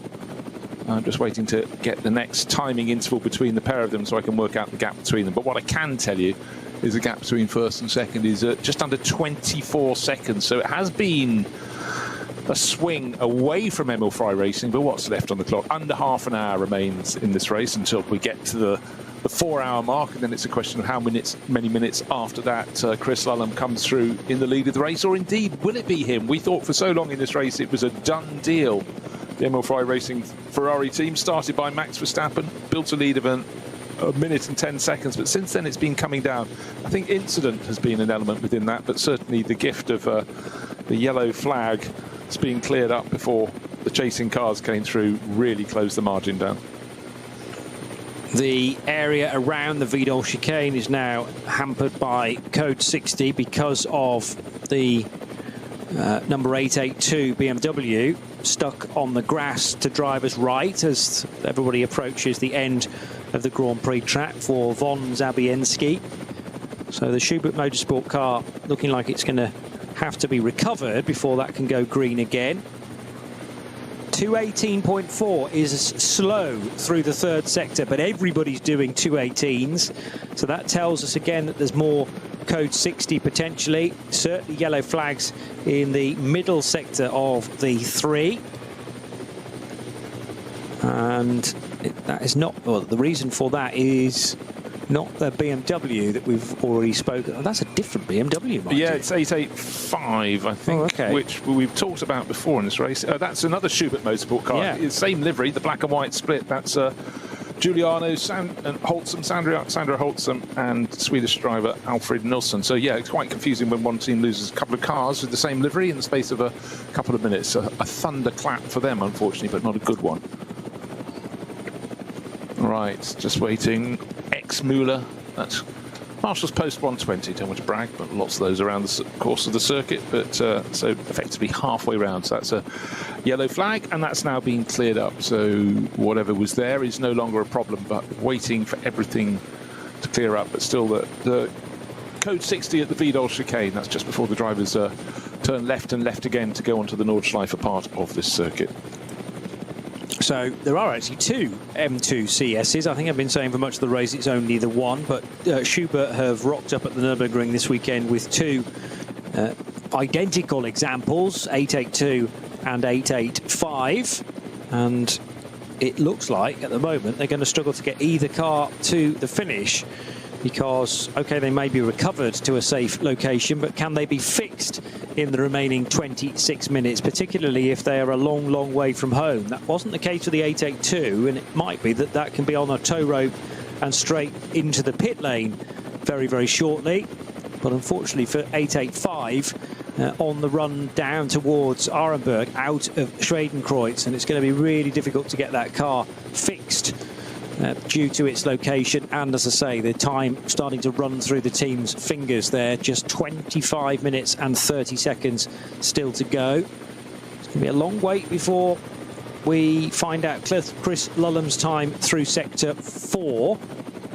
Not convinced he's quite yet up to full speed again, but Jan Mardenborough's not able to capitalise on this. Klostertal now affected by yellows, as is Stylstrecker. That again smacks as a intervention vehicle towing either some Armco bits or a broken vehicle to a safer location.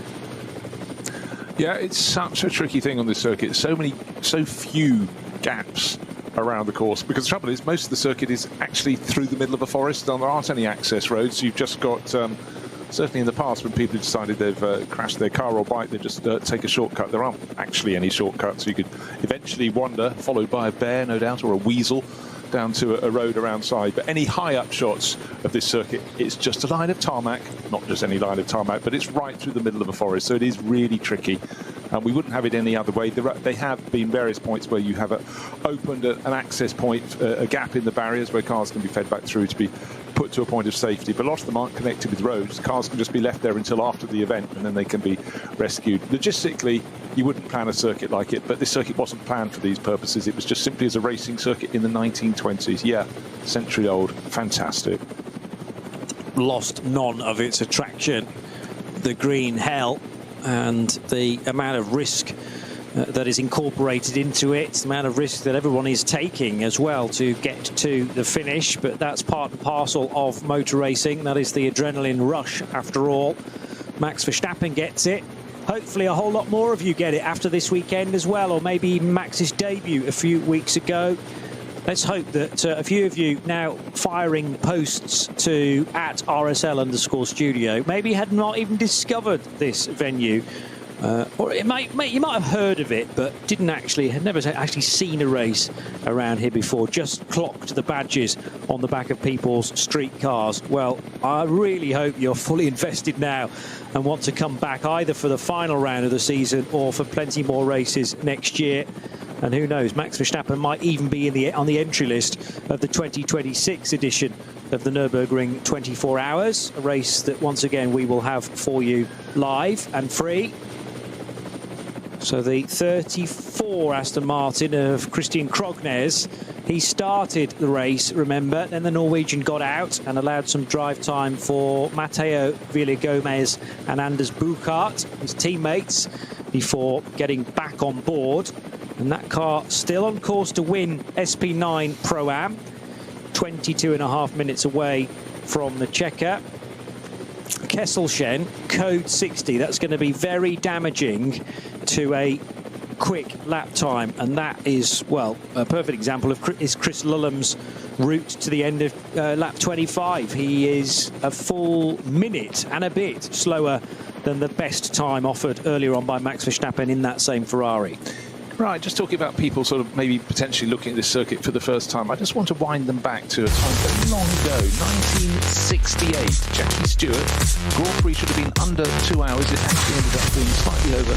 But he won in the fog and the... Imagine this circuit in fog.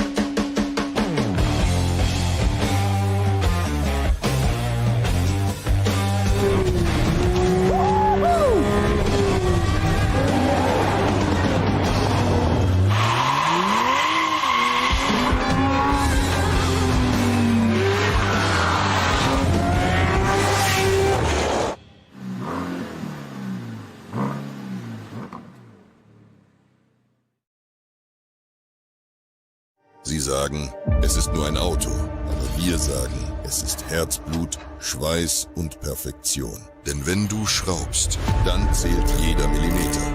Dann bist du in deinem Element. Du willst mehr als nur fahren. Du willst es fühlen. Die volle Kontrolle. Eine optimale Straßenlage. Wir wissen genau, was dich antreibt. Denn wir teilen die gleiche Leidenschaft. Egal ob auf der Straße oder auf der Rennstrecke. Wir sind immer an deiner Seite. Wir sind H&R. Offizieller Partner der Nürburgring Langstreckenserie.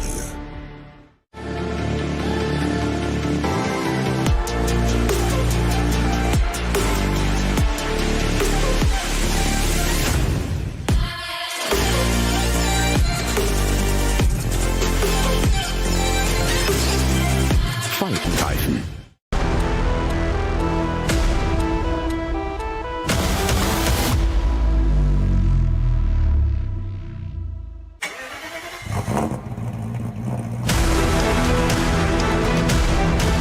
Hol dir jetzt dein eigenes Motorsporterlebnis nach Hause. Dein Online-Shop für Simracing-Hardware und Zubehör. www.simraceshop.de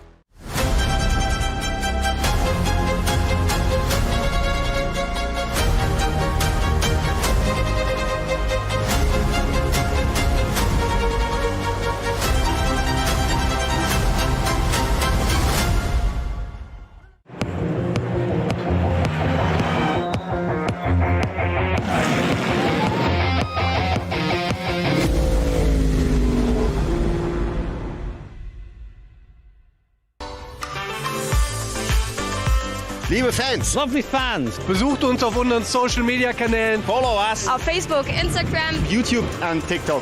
Willkommen bei der NLS.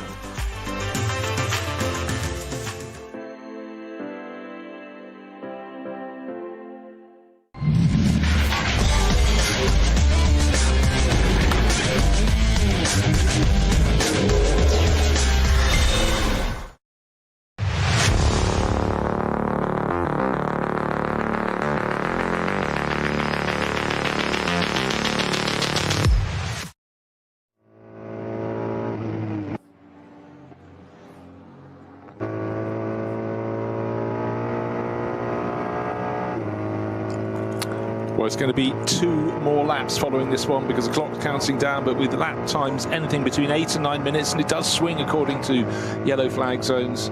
Left on the clock 18 minutes, so I think we're fairly safe to say by the time this lap has been completed, that will be lap 26, we'll have time for 2 more. But it's been all about Verstappen.com racing today, not just because Max Verstappen is here, but it's because they're dominating this, the 9th round out of 10 for the NLS for 2025. And for Chris Lullam, a learning process. It's learning how to also just cope with incidents where things slows down. The show doesn't go off the road, but you've just got to keep your concentration, your focus, obey every single flag that's waved in front of you, and be aware you're going to have to drop off your pace if an incident is being cleared up. Stay cool, calm, collected, press on again, and after a longer period, also just keep your heat in your tyres and not just attack too soon. Put the hammer down if you've got a long run of corners that are in slow zone. Largely today, they've been rolling slow zones, according to a rescue vehicle moving through to the next point at which it could remove a stricken car.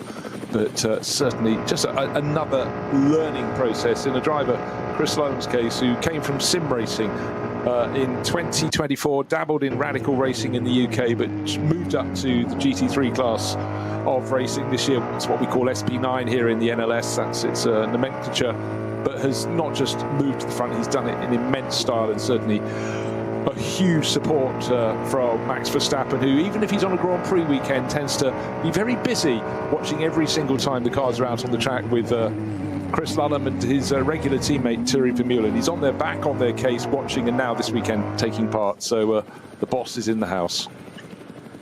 Just getting word from race control that the code 60 at Kesselchen will remain in place until the end of the race. So either that's barrier damage, it's most likely to be that actually, and rather than affect or compromise the run through Kesselchen anymore by having circuit vehicles on a narrow piece of racetrack there, better to just say, well, we'll keep this code 60 in place. We will protect the barriers if necessary, but leave it as that because it's probably a fair length of Armco that needs replacing. You never have a small off at Klostertal Kesselchen due to the approach speed. Maybe even both sides of the road have been dinged with the barrier so close to the edge of the circuit. And also a potential noise violation now for the SP8T car that has fallen to 2nd place, but it was the long-time race leader, number 191. That is just a first noise violation, so I believe it's just a warning.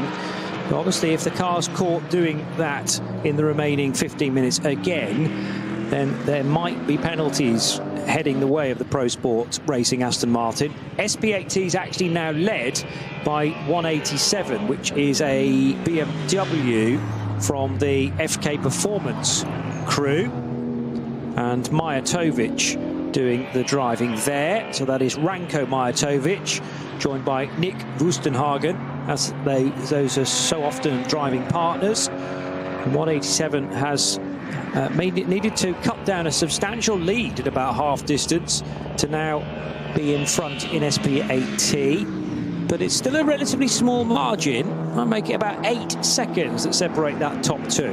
Right, we've got a bit of a battle on, because the battle for 3rd place, we've had Vincent Kolb falling away in the second of the Mustangs. It was one that ran second for a very long time, started by Frank Stippler, but he's now, well, at the start of the lap, he was 5 and a bit seconds clear of the AT alternative fuel class Max Cruz Racing Audi, but Benjamin Leuchter is catching him big time, just going over the first second of the Sabine Schmitz curves, and clear line of sight. I reckon we're only about 2.5 seconds maximum between these cars. The Ford in 3rd place and the chasing Audi in 4th, but catching. Max Cruiser Racing is their first time running with a GT3 class car, but it's running not in the main class, but in the alternative technology class, and doing things differently in terms of its fueling, but definitely through the sweepers of Hatzenberg closing in. Hey, we thought this race was over. Nah, not yet. Maybe for the lead of the race, because with a 28-29 second margin, it's looking pretty comfortable indeed for Chris Lullam and Verstappen.com Racing. But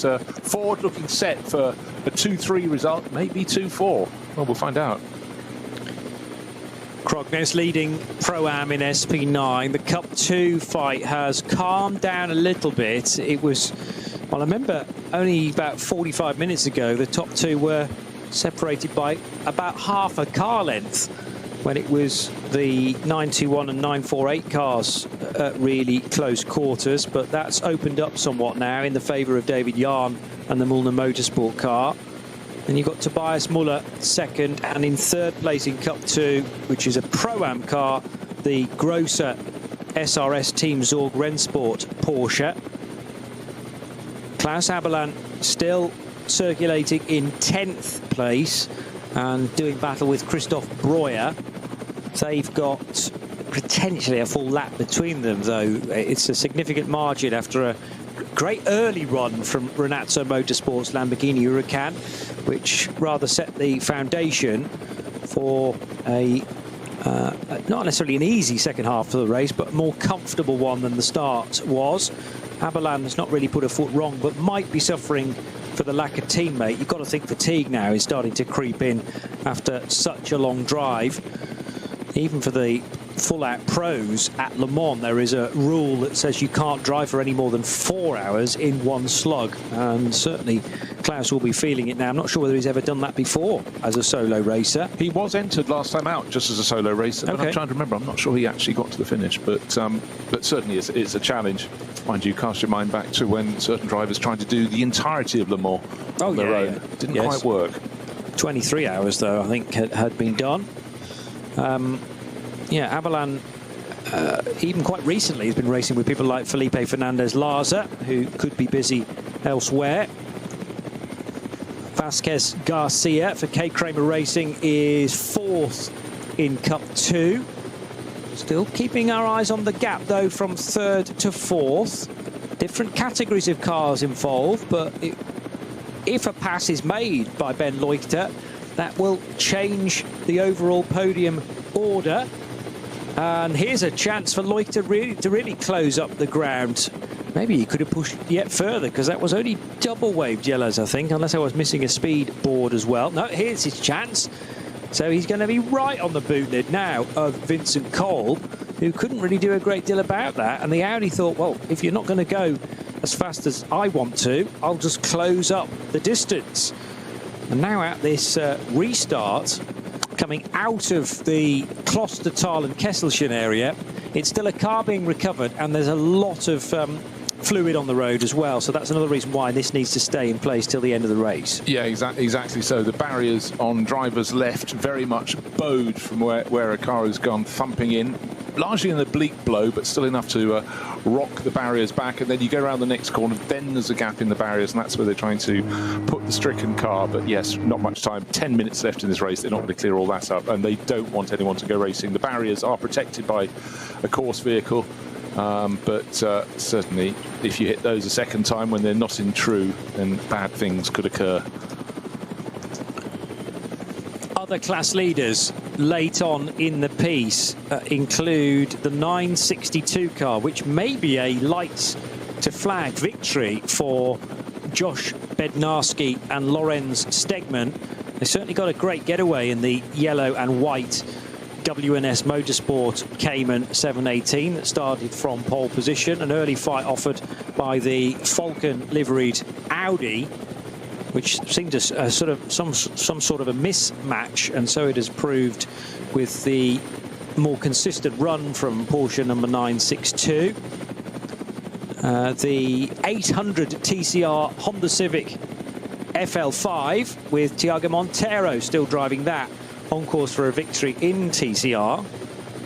And then elsewhere, 83 has at the sharp end the Audi RS3 of Max Cruiser Racing. So they've got a couple of well-placed cars in AT1 and in AT3, both alternatively fueled divisions. SP7 being led in the final 10 minutes by the number 70 car, and car 70 is the entry from, this is the SP7, by the way, for the older school Porsche Cup cars, and actually that's not a GT3 Cup car, that's a 718 Cayman for Anton Ruff, who has been joined earlier on by David Barst and Axel Sartingen. But the engine you hear in the background is the turbocharged Ferrari mid-engine for the 296 GT car. Chris Lullam, the young man from Kent, took this car over at the 2-hour marker from his well-known teammate Max Verstappen, and Lullam has been so composed to this point. It was a very impressive first stint, which was a total of stint 3 in the collective run through the race, and now into stint 4. He's suffering a bit here and there, but that's because of the code 60 at Kesselshed, because his near rivals aren't able to really close the gap. So this should be the final lap. Just under 8 minutes remaining. No one's lapping under 8 minutes, so do the maths on that one. Just something was in the back of my mind. Klaus Abelen, the last round, the previous round, he'd announced that would be his final race. But he didn't finish the race. I guess that's why he's back. And you know what? Having enjoyed today, and he's racing solo, which is nothing to be sniffed at. 10th overall, 2nd in the SP9 AM class. Come on, surely you got one more race in. You do the final round in a couple of weeks' time, but you know, what an effort. I mean, for anybody, even if you were a super fit 21-year-old, doing 4 hours around the Nürburgring Nordschleife in a GT3 car would be tough. But 65-year-old Klaus Abelen, well, what a star he is. And of course, he had the ultimate fame in moving from Porsche to Ferrari in 2023, and his car with his drivers going through to win the 24 hours here at the Nürburgring. The week before Ferrari returned to Le Mans for the first time in 60 years. They had that rich run from the 50s into the early 60s of success before the Ford sledgehammer came through and thumped them into the weeds, but they were back and they took victory there as well. But you know, Klaus and his crew, Fricadelli Racing, they got there first, putting Ferrari back on the 24-hour map. Don't forget it. And the final race of the season is actually a first ever, a final race of champions to be held on the 11th of October. So the first version of the NLS Sportwarte Rennen, and that'll be a 4-hour race as well. We've had the 6-hour race earlier in the season. We've had a couple of double headers as well. No, actually, just, yes, the doubleheader which served as rounds of the NLS, which were the 2 qualifying races towards the end of May. And then the most recent doubleheader, which was a Saturday evening race, followed the next day by a Sunday afternoon race, the ADAC ACS Cup and the Rheinoldes Langstrecken Rennen. But a first ever NLS Sportwarte Rennen on the 11th of October, which again will be a midday start local time, and will be covered here on the Radio Show Limited network of channels to make it 10 races for the year. How about this then in the closing stages? It's the final lap, yes. Chris Lullam at the moment has pretty much a 30-second lead over Jan Mardenborough, who has nobody really to race with. It's come down, actually, down to 22.5 seconds, but that's fine. He can defend that, but the gap between 3rd and 4th is down to, well, blink of an eye, 1.5 seconds maximum. Vincent Colvin, the second of those Hout Racing Mustangs, hanging on. But Benny Leuchter putting a fantastic job in the Max Cruz Racing Alternative Technology Audi, not running in the same class, but he's all over the tail, down through Hats and back they go. Even if Leuchter gets through, it obviously won't affect where that car finishes in SP9 Pro, but it will deny Vincent Kolb and his teammate Frank Stippler an overall podium. So it is well worth fighting for, and it depends how much risk Ben Leuchter is willing to give this, but he's been chasing that car for all of this stint and probably much of his previous efforts as well.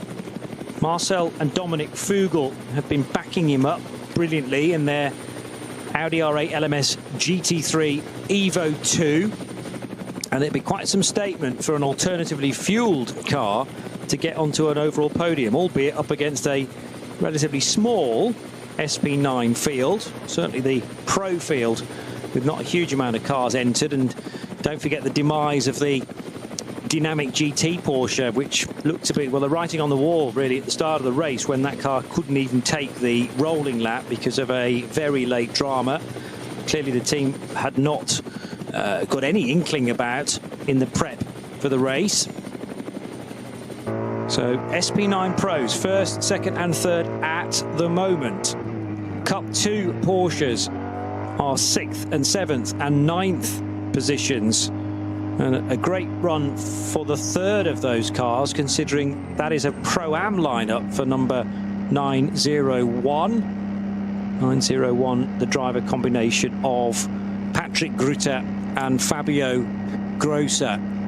Again, which side of these BMW, or one BMW, one Porsche, should the Vincent Kolb car go? He was partway up the curb there, which will have unsettled the second of the Mustangs. Third and fourth totally together as they head down towards the second entry route.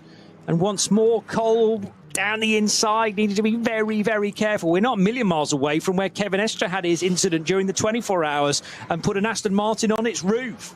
Nose to tail, and I absolutely mean nose to tail. Now suddenly at car length between them, but the traffic, the last 3 or 4 corners, not going well for Vincent Kolb. Now they're clear. The Audi is a car length behind. Blink of an eye ago, they were almost swapping paint, but the Audi's backed off a little bit, accelerating into the corner. Slow zone coming up, double wave yellows, the Ford slows, the Audi slows. So is this going to buy him time towards the end of the lap? This is the final lap. This is lap number 25. Sorry, I beg your pardon. It is lap number 28 they're on at the moment, but the gap between first and second, they know where the damage is on the circuit. They passed it before. That's at Flansgarten.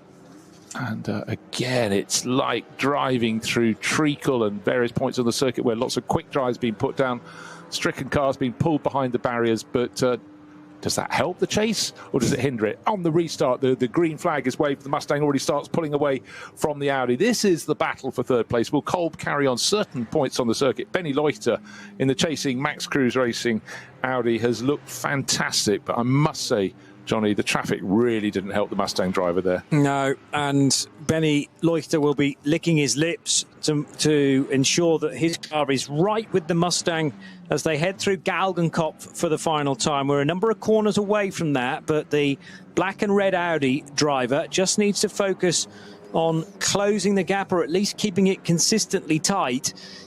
Into the carousel they go. And the Mustang will pop out of that tricky left-hander with good speed heading up the hill through the right-hand kink first of all, followed by 2 more significant left-handers. And then you've got to balance the car on the brake and throttle at hoher act. And the road surface beneath both cars is not in great condition, so there's a little bit of movement again as he turned in. But Leuchter's not going to try anything heroic, I'm sure, in the next sequence of corners. Just have to bide his time through Brunchen, Flansgarten and the Stefan Beloff S. But if he's this close as they go through Galgenkopf in a few corners' time, his opportunity to the run to the flag is going to be huge. The Ford Mustang is not the smallest of cars. It'll be punching a huge hole in the air, and the Audi will benefit massively from that tow. Porsche came and just in the pass of the Ford, but further up the straight, pressing on to the end of the lap. To victory is Chris Lullam. Max Verstappen will be waiting in the pit lane for him, no doubt, to celebrate, but that is a margin of about 23, 22 seconds. The job is almost done. The sunshine is out. Slow traffic, a car being towed along the Dottinger Höhe, but clean line of sight now for the blue and red Verstappen.com Racing Ferrari, run by Emil Frey Racing, started by Max Verstappen. He punched it into the lead of the race, no problem at all from third on the grid, in front by the first corner. Chris Lullam completes, and the sun clearly is shining on the pair of them. What a story this is then in global motorsport. The first time that Max Verstappen attacks an NLS race, a Nürburgring Langstrecken Series race, from the Formula 1 star and his young teammate of the UK. They're going to win the race after 4 hours. The 57th edition of the ADAC Barbarossapreis goes to Max Verstappen and to Chris Lullam. The Ferrari 296 of Emil Frey Racing, Verstappen.com, Red Bull as well, taking the win.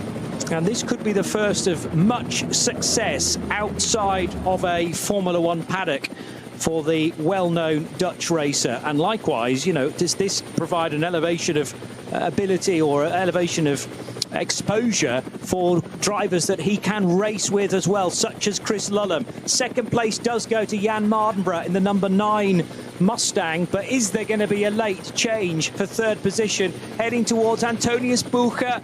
Benny Loiter wanted to be late on the brakes, but the real compromising factor was that flatbed and the recovery vehicle that is being towed down or lifted down the Dottinger Hoor. Had that not have been there, I am 100% confident Loiter was going to go for the outbraking manoeuvre into Tiergarten. The flashing of the lights from Vincent Kolb and also for Frank Schnippler does confirm that the Mustang number 6 finishes on the podium, but it is so tight at the line. What's the gap? 1.5 seconds? 1.5 seconds. I tell you what, if that course vehicle hadn't been there, the tow could have been achieved. The tow was achieved, but the Audi with Benny Loiter could not jump out because there was the width to do it, so he had to carry on and try and attack into Tiergarten. But for Vincent Kolb, he drove well to defend there. But again, these extraneous elements within a race, and as we say, it's, you know, the weather's started to change even now. We've still got a lot of cars with probably 5 minutes of racing to get to the end of this final lap, but when the flag fell after 4 hours of racing, Verstappen.com Racing, victory for them. They led every single lap of the race, and that's quite an accolade in its own. And just remember, Max Verstappen, the first half of the race, built up a lead of 1 minute and 10 seconds. It did come down. They lost a bit of time relative to the chasing Mustangs when yellow flag periods of the patches of the circuit cleared up before the Fords came through, but still the margin 25 seconds at the end. Great run from Jan Mardenborough, really waved the flag for him, the Hout Racing Mustang driver. His first attempt to race in an NLS race for 10 years. 2015 was the last one he did. He's raced here since in other events, but he'll have enjoyed that one. But really, you can imagine just how much fun Max Verstappen had there. How many of his rivals in Formula 1 will be allowed to come and play in these things? You can certainly see, you can guarantee quite a few of them will be watching going, oh, why is he having the fun? I'm just sitting on a beach now, or down the gym, or having a plate of salad, or whatever, you know. But this is what it's about. It's a driver who's just got absolute love of racing in his veins. You think back to other drivers. Kimi Räikkönen walked about from Formula 1. He'd had enough of it, went and rallied. Fernando Alonso went away, won Le Mans, and so on and so forth. And of course, now we've got people on the other end. Last week, a few weekends ago, the Goodwood Revival, Jenson Button finally scored a historic race when he's already buying cars to compete in. Jacques Villeneuve goes, hey, why are you guys having fun? Come out and play in more things. I think it only adds feathers to your cap. Robert Kubica, a Le Mans winner this year as well, another one to add to the list. He's had lots of experience in other forms of motor racing as well, and some stories to tell, mind you, too. But the checkered flag falls on Klaus Aberland. Is that his final race here at the Nürburgring? He did get to the end of this one. We're willing him certainly to come back for the first ever Grand Final of Champions, which will take place in the second weekend of October, NLS 10. So there is still one more to happen. It remains to be seen whether Klaus Aberland changes his mind, but what a way to bow out if that is to be his final race with a solo drive. And where in class did he finish in SP9? Flirting with a podium. Twice. Second. What am I talking about? That's all right. Second place behind the Christoph Breuer 786 Lamborghini of Rinazzo Motorsport. Chris Lullam opens the door, very casually gets out and says, what's all the fuss about? I've just won my first Nürburgring Langstrecken Series race with Max Verstappen, who must be nearby. A tap of the roof of the Ferrari 296. But I've got to say, so composed for 22 years old. Yes, he knows the car. He's been doing a lot of GT racing this year, coming out of a UK-based Radical Championship in 2024. But the big step from virtual racing to doing it for real, and as I mentioned at the top of the show, that transition pretty much seamless. Yeah, he's been super impressive this year. Of course, in sim racing, you don't really get a live interview straight after a race, but he's got Patrick Simon down there, racer, commentator extraordinaire, and great man in the pit lane. But yeah, there's a big smile on Chris's face there as he sort of straightens his hair and yeah, relaxes. Long race. That stint was long, definitely, and I mean he will be used to being in the rig for that amount of time. As to whether he's ever done 2 back-to-back stints for the duration of just less than 2 hours is another question. But consistency is so key, not getting flustered too much by the traffic around him. And, you know, if you do have a lap that is, for instance, 30 seconds slower than you're used to going, you can't let that niggle away at the brain and let it affect your final few laps, because there's nothing he could have done about that. That was purely because of caution areas that slowed him and didn't slow the chasing Mustangs. But by the end of it, 25 seconds an advantage. It was way more after, what, an hour and 40 when Max was at the wheel of that car. I'm just wondering whether Max has actually made a run for it to jump away from the big crowds that will be heading away from the Nürburgring in the latter stages of this race day. And that might not be a bad decision. It's a classic mic drop moment, isn't it, to do a couple of hours in the car, but have that over a minute lead and then not even wait to see where your teammate finishes. Oh, look, I'm out of here. Yeah, look, the facts, Max was here, I think was brilliant for him, brilliant for Chris Lullam. And also, you know, Chris will have done some double stints in something like the Spa 24 Hours, for example, but not on the Nürburgring Nordschleife. That's a factor we have to keep throwing in. And also today was a day of extraordinary number of yellow zones and slow zones around the circuit. So he's had to learn how to deal with that. And, you know, when you're running in GT racing, something like the Spa 24 Hours, which would be the biggest event he's done this far, that's all one class of car. You come here, the Nürburgring Langstrecken Series, and you have just enormous performance differential between effectively the road class cars. Up front, though, probably one of the stars of the race, second place for him at the end, Jan Mardenborough. He chased and chased, got to, what, 24.5 seconds down at the end. But certainly that Hout Racing Team Mustang, they were the ones that pitted earlier than their rivals. But in their first of the 3 pit stops. But once the second half of the race came in, that car was just going great guns. But today, without a shadow of a doubt, belongs to Max Verstappen for coming along with his team. A Formula 1 driver, no, not a Formula 1 driver, really at the moment, the Formula 1 driver. World Championship galore in his bag. He wants to do more. That's a message I would love to get across to his Formula 1 driving rivals. And you know what? A lot of them would desperately love to do it too. Contracts are contracts, though, but well done to Helmut Marko and Red Bull Racing for letting Max out to play, and he played with great style, didn't he? So well done to Jan Mardenborough, you mentioned, Fabio Scherer and Dennis Fetzer, who finish in second position in their number 9 Hout Racing Team Ford Mustang. Vincent Kolb, who was under huge pressure in the closing stages from Benny Leuchter, but Kolb sharing a third step on the podium with Frank Stippler, who was entered into a couple of cars this weekend as well.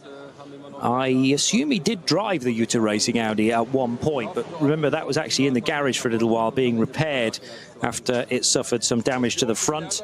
Alexei Veremenko and Selv with some tales to tell from their afternoon. I don't think he did get into that, but I tell you what, it fell down. We had 108 starters, I beg your pardon, and that was stone last, apart from those that crashed on the opening lap and didn't continue. Got up to 56th place overall, so, you know, only gained 50-plus places, but, you know, press on, and they'll use the experience gained today to go to the final round on the 11th of October.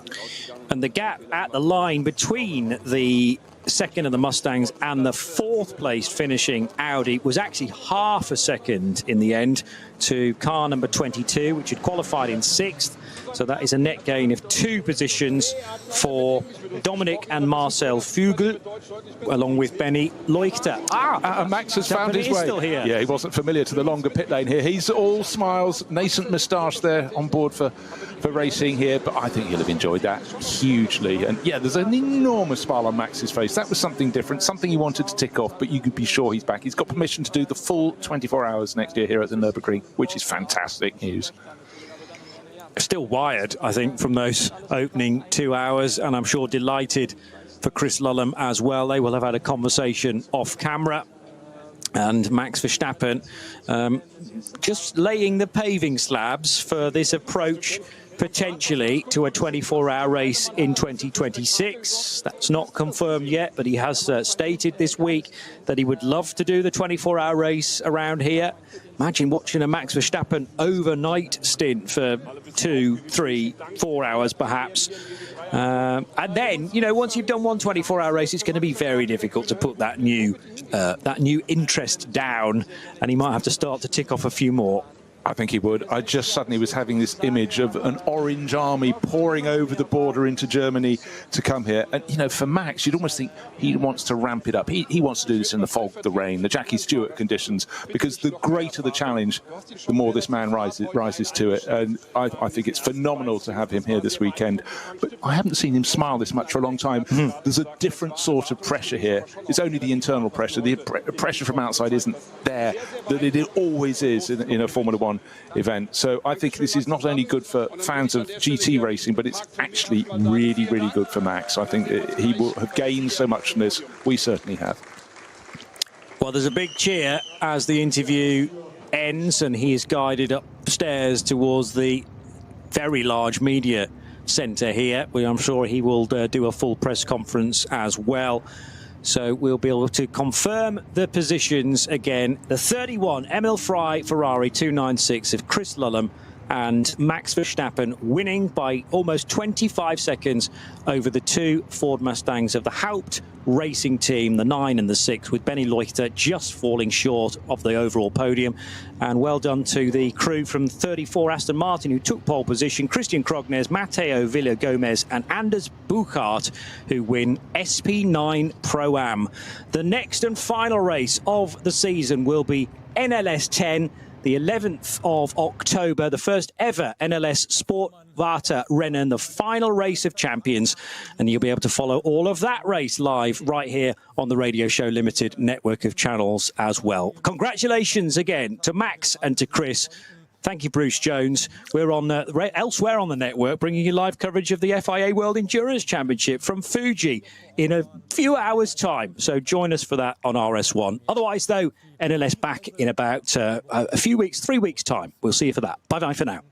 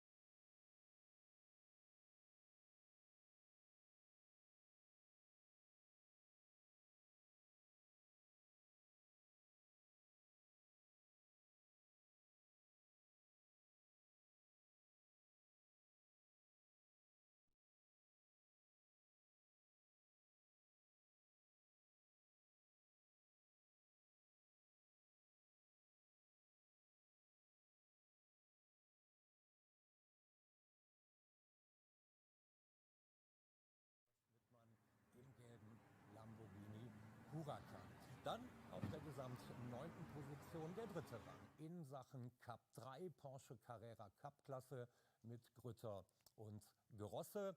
Und SP9 Pro, auch hier die erste Position, der Klassensieg auf der Gesamt 10. Position für Gülden, Sandler und Henneritzi im 347er Porsche. Wir schauen eine Seite weiter, suchen uns den nächsten Klassensieger, finden den auf der 18. Position.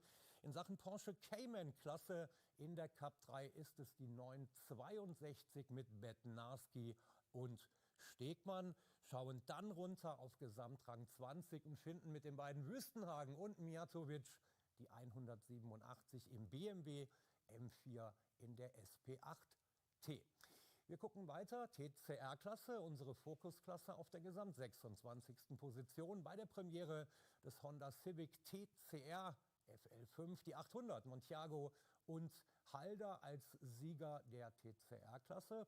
Ein Stück weit weiter runter, da haben wir in der AT3 auf der 28. Position den 10er Audi RS3 mit Lenz, Preising und Hochwind. Eine Position weiter den Klassensieger in der SP7. Start Nummer 70, Porsche Cayman mit Barst, Ruf und Sartingen. Die ersten 30 haben wir. Wir suchen die nächsten Klassensieger und finden sie auf der gesamt 36. Position. Sieg in der SP10 Oberheim, Mimwis und Goodman im 165er Porsche Cayman. SP3T, die nächste Klasse, die Stanko-Brüder aus der Schweiz im 323er Audi RS3 siegen, wie gesagt, in der SP3T. Und dann haben wir die 48. Position BMW M240i. Diese Klasse siegt die Startnummer 680 mit den Fahrern Reinhard, van der Sanden und AB. Im 400er Porsche 911, da haben wir die Klassensieger in der V6 bei dem Produktionswagen, die beiden Heuchemos und Sascha Kloft. Das waren die ersten 50. Wo finden wir die nächsten Klassensieger? Nämlich in der 55, die heckgetriebene VT2-Klasse wurde dominiert von der Startnummer 500, Leisen, Stahlschmidt und Ziels. Und zwei weitere Plätze dort hinter. Da haben wir die Front, respektive allradgetriebene Fraktion der VT2 mit dem Audi von Dupré, Nett und Malikowski. Eine Seite weiter sehen wir auf der 65. Position die Klassensieger in der V5, Ebener, Schauerte und Valente, 440er Porsche Cayman. So, wir schauen weiter. Moran Gott, der Solist im 107er BMW auf der 73. Position. Dann die VT3 auf der 78. Position mit der 460. Schauen noch eine Tafel weiter nach hinten auf der Suche nach Klassensiegern. Finden Sie auf der 89. Position BMW M2 CS, die beiden Holzenbrüder mit Richard Nielsen. Und finden wir noch den Klassensieger der V3 auf der 94. Position. Ja, damit haben wir 100 Teilnehmer durch, haben keinen weiteren Klassensieger mehr. Das war mal so ein bisschen der Überblick über die einzelnen Klassen. Und das soll es aus dem Studio gewesen sein in Sachen Siegerehrung. Da ist es schon richtig voll, kann ich mir vorstellen. Und da gebe ich zunächst einmal zurück in die Kommentatorenkabine. Ja, natürlich unterhalb vom Podium schon eine Menge Betrieb, schon einiges los. Und wir sind auch bereit für die Siegerehrung, die dann... Ja, und damit wollen wir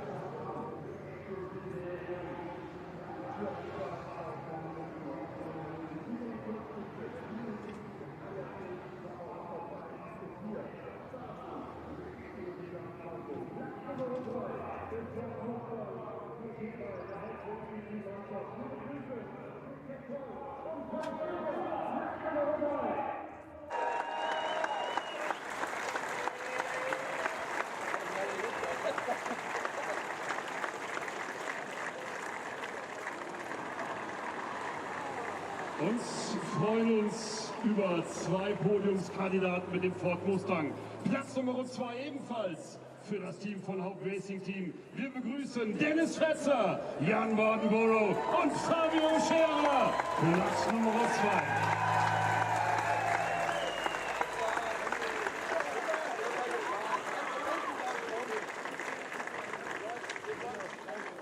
2. Und das sind unsere Gesamtsieger.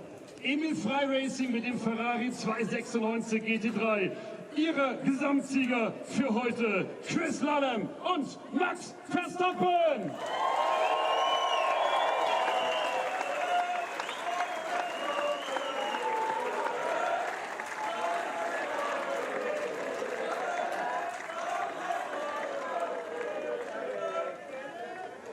Und die Siegergrenze für unsere beiden Gesamtsieger mit dem Premieren-GT3-Einsatz und gleich ganz oben aufs Podium. Es war ein wenig zu erwarten. Wollen wir den Handshake abwarten.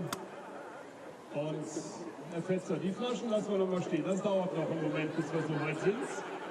Wollen wir zu Ehren des Teams von Eifel Racing die Hymne der Schweiz hören.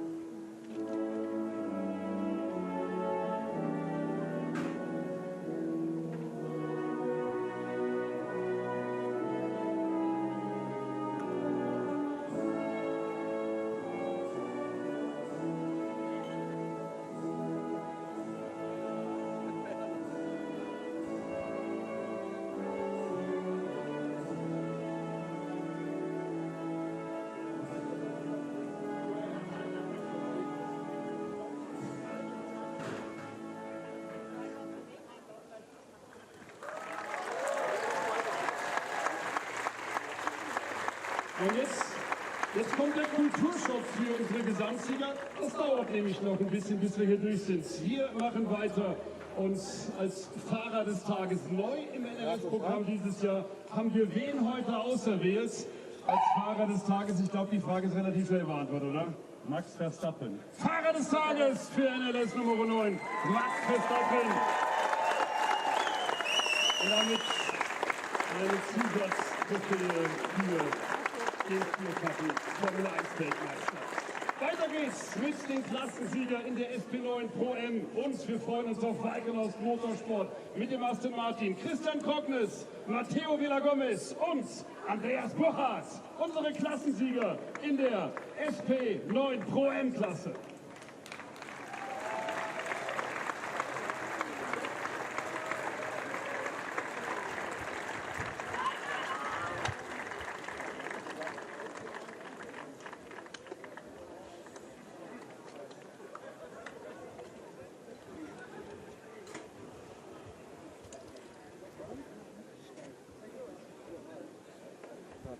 Und das sind die Siegergrenze für die Klassensieger in der SP9 Pro M. Es wird voll auf dem Podium bei der NLS, weil wir machen weiter mit der Lamborghini Huracan-Mannschaft von Renato Motorsport. Lana Sack und Christoph Breuer gemeinsam mit Dieter Schmidtmann, unsere Podiumskandidaten in der SP9 AM-Klasse.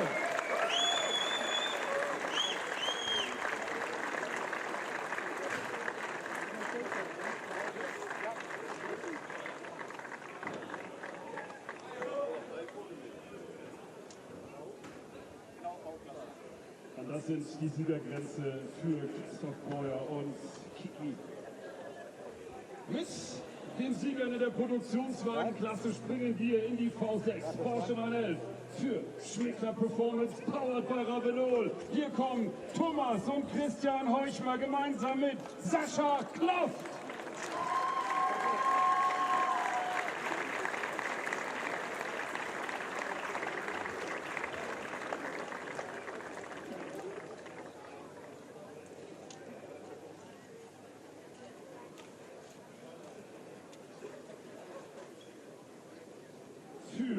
Die BMW N42-Klasse wollen wir auf P30 Sports Up to Race die Mannschaft Yannick Reinhardt, John von der Sonne und Anton Adel zu begrüßen, die Klassensieger.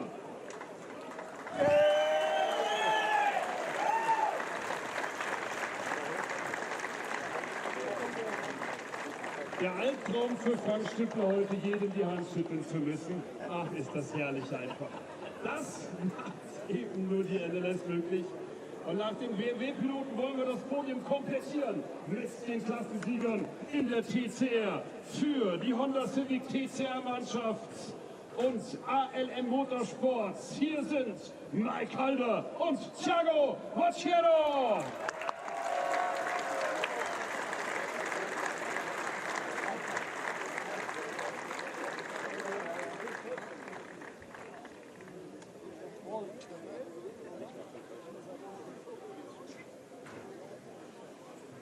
So, dann wollen wir das einmal sortieren, dass wir das irgendwie, dieses zwei Grenze fehlen noch, dieses Erinnerungsfoto gemeinsam mit unseren Siegern hier im Kasten haben. Es ist voll, Max. Entschuldigung, aber das ist NLS.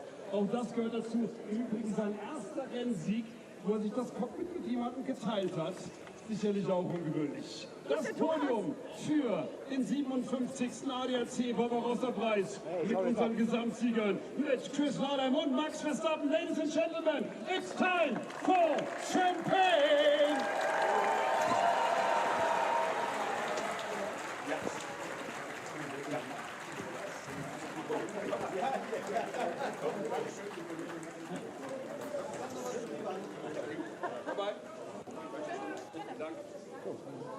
Dankeschön. Kommst du gleich runter, lieber? Vielen Dank.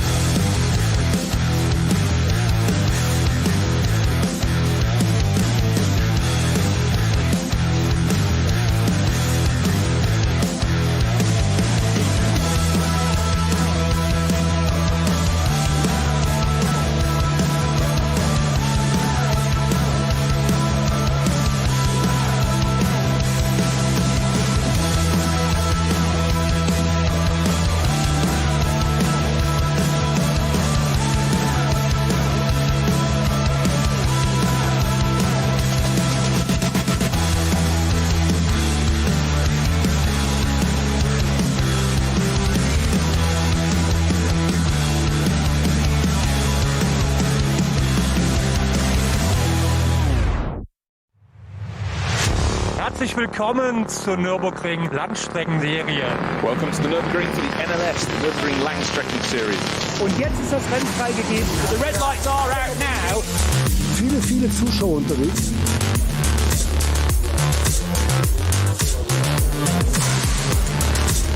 I would think that's very, very close. Jetzt kommt er ran, zieht sich ran.